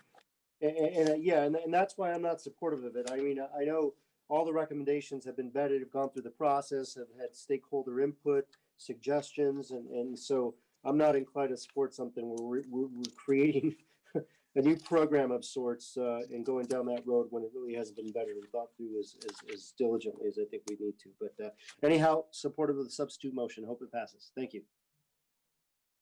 Thank you. Councilmember Pross? Yeah, thank you. So I do have one other concern in that memo, and this is in the difference between a right of first refusal and what staff details in their memo, as they're stating it here, a right to make a first offer to purchase. And so I wanted to see if staff can explain the nuanced difference between the two, because I don't think that's been very clear, and sort of what the benefit would be to the staff recommendation on that. Right. So so COPA is otherwise known as the right to make a first offer. And so the qualified nonprofit would be an entity that would make a first offer to be considered and, accepted or rejected. The right of first refusal is more of a put option, as it were, which you could include or not include, which would be the ability if the original offer were not accepted and another offer from the public were accepted or were entertained, said, oh, that was a great offer. The question is, would you go back to the original nonprofit and say, can you match that? That's the right of first refusal. So they would get the last shot at matching another offer. So as Kristen describes it, it's a different part of the process. So the right of first offer is really an opportunity as a kickoff, right? To have an opportunity, and again, completely up to the owner of the property, and these do not have to have significant delay. So it's not months worth of negotiations. It's a much shorter period of time. And can you just describe what the benefit is to being able to engage in that process versus the right of first refusal, and what sounds to me like could be kind of a bidding wars of sorts? But can you? I want to hear from yourselves as professionals, kind of what the benefit is to this right to make an offer. Oh, well, the right to make a first offer. I mean, so it's inherent, like, why establish this program? So again, in San Francisco, at least, a lot of transactions were happening off listing. So number one, the idea is that authorized community nonprofits would find out about all transactions that were happening. Whereas before, just looking on the MLS listings, they would find out about a fraction of them, most of them, but not all of them. Especially if you're trying to work in one neighborhood, that could be important to find out about all of them, because it might be on the block that you were targeting or that area. And the second idea is just, it could, well, I also think that it could help both in a hot market and a down market, frankly. That in a hot market, somebody might want to just consider one offer and not an offer that they know will displace all of the tenants in their building necessarily, and just have one offer to consider more fairly. The idea is that, the program has somebody take like a few minutes to get an offer that is fair in the hand and make a decision before going on to a more heated kind of speculative process. And so it's more of an equal weighting as compared to, a more kind of frenzied existence.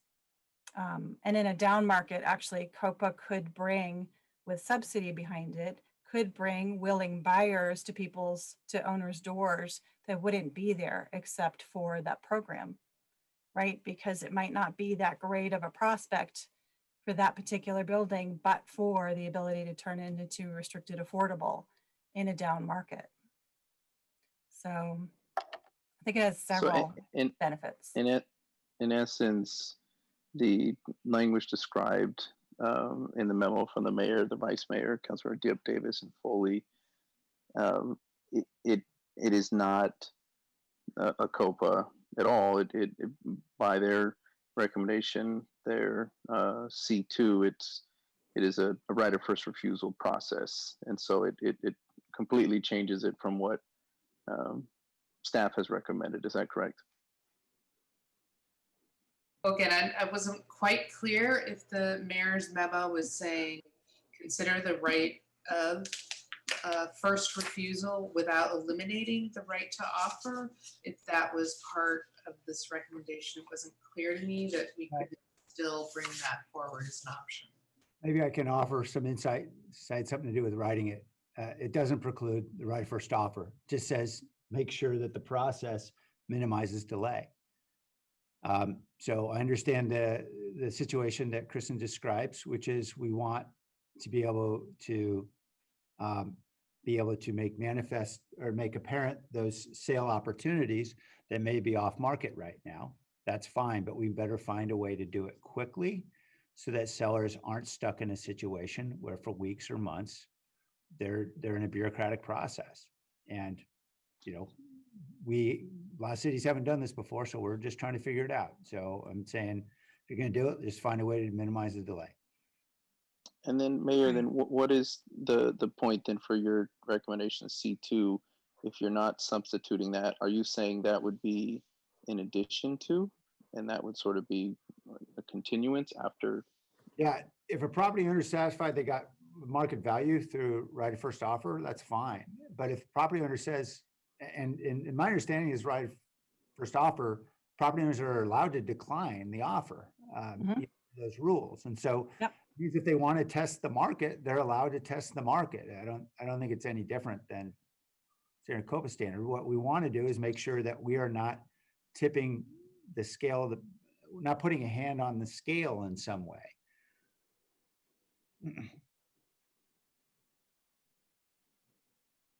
So we're fine with that because we never envisioned COPA to be putting a tipping hand on the scale when it comes to the price. So in your description of what your intent was, the staff is comfortable with that. Right. Right. Okay. And the faster that people can go making credible offers, to the mayor's point, that is really important for the program so that it can be a credible program. And we could think about what would happen if somebody made 3 offers and none of them even could pan out. Like, what would you do? We could, think through that. That's not good for anybody. So. Okay, I appreciate the clarity, and I had interpreted the language there incorrectly. It may have something to do with the late hour as well. I can support the substitute motion. Thank you. I think we have 3 minutes until our meeting turns into a pumpkin. So we have a motion. Anyone like to seize the last 60 seconds to say anything before we call the question? Let's vote. Let's vote. Menace, Yes. Perales, Aye. Yep, Aye. Roscoe, Aye. Davis, Aye. Esparza. Yes. Arenas, Aye. Foley, Aye. Yemis, No. Jones, Aye. Ricardo. Aye. Jackie, I assume you need an approval on item 8.2 today. Is that right? Tonight? But we do not have a presentation or anything, so. Okay. Move approval. Approval, second. We have a motion and a second. I also need, I've got 2 members of the public who'd like to speak. Typha? you're speaking only on item 8.2 and nothing other than item 8.2, which is substantial amendments for technical reasons to consolidated plan and the annual action plan revision to final draft plan. Oh, okay, the final draft plan. I wasn't sure of what that was. We're out of time. So Okay, what was that? No, I'm interested in talking because it was the final draft plan for what? Was that for the emergency, something to do with COVID-19? Hello? Allocation. What? What was that? This isn't a conversation. This is public. Okay, Out of I time. know it's public comment, and I was thinking, is this public comment? This is what it is? It's just public comment? Okay, good. Okay, you didn't tell me it was just public comment. Okay, basically, it's to On item follow the science. We're talking about public comment, okay? I guess you're saying on this item, I think it was public, whatever it's called. So anyway, I'm confused, but basically, I'm just saying that we have to start looking at and following the science, and we're not doing that.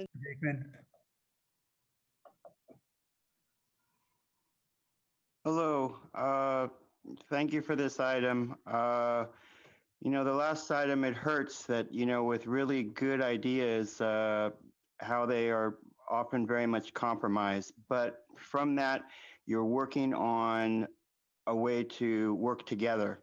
And that's what this item 8.2 is about.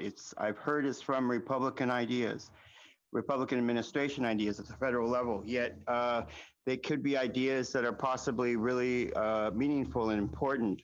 And it's learning to work together and to negotiate and come to good agreements. That's the same work that I'm a part of. And that's the same work that's happening in the East Bay in this time of COVID-19, that they're coming up with good ideas that we're, learning to give meaning to. So good luck in how we can find those good meanings together. Okay, we're at the end of our time limit, so we'll have to vote at this time. Tony? Jimenez, Yes. Prowess, Aye. Yep, Aye. Roscoe, Aye. Davis, Aye. Esparza, Yes. Arenas, Yes. Foley, Kemmis, Aye. Jones, Aye. Ricardo. Aye. Nora, the time is up. Do I go to public forum or not? You should. Okay. All right. It's I'll be agenda. here. I'm not sure how many call. You can make them short. Okay. I'll give everyone 30 seconds for public comment because we're out of time. That's a Whippensee. Okay, thank you. All right, the public comment is Prince Charles has called for the world to put itself on a warlike footing to tackle the comprehensive catastrophe caused by the climate crisis and the loss of nature. The threat posed by global heating and the degradation of biodiversity would dwarf the impact of the coronavirus pandemic, said Prince of Wales. And basically what I'm saying is that you all are basically the business friendly aspects of our council are what he's calling it decried, denigrated, and Thank you. Catherine Hedges? Sorry, I was raised for the previous issue. Good night. Good night. Blair Bigman? Hi, thank you. The next few weeks, this is when the countries of the world will gather together at the UN. In this year of COVID-19, I hope we can make an important point for all of us that it's the ideas of genuine positive sustainability that, this is how we get out of this crisis and this period of our lives. And, the accountability ideas I work on exactly do that. Let's address the UN in those terms. Thank you. Thank you. The meeting's adjourned.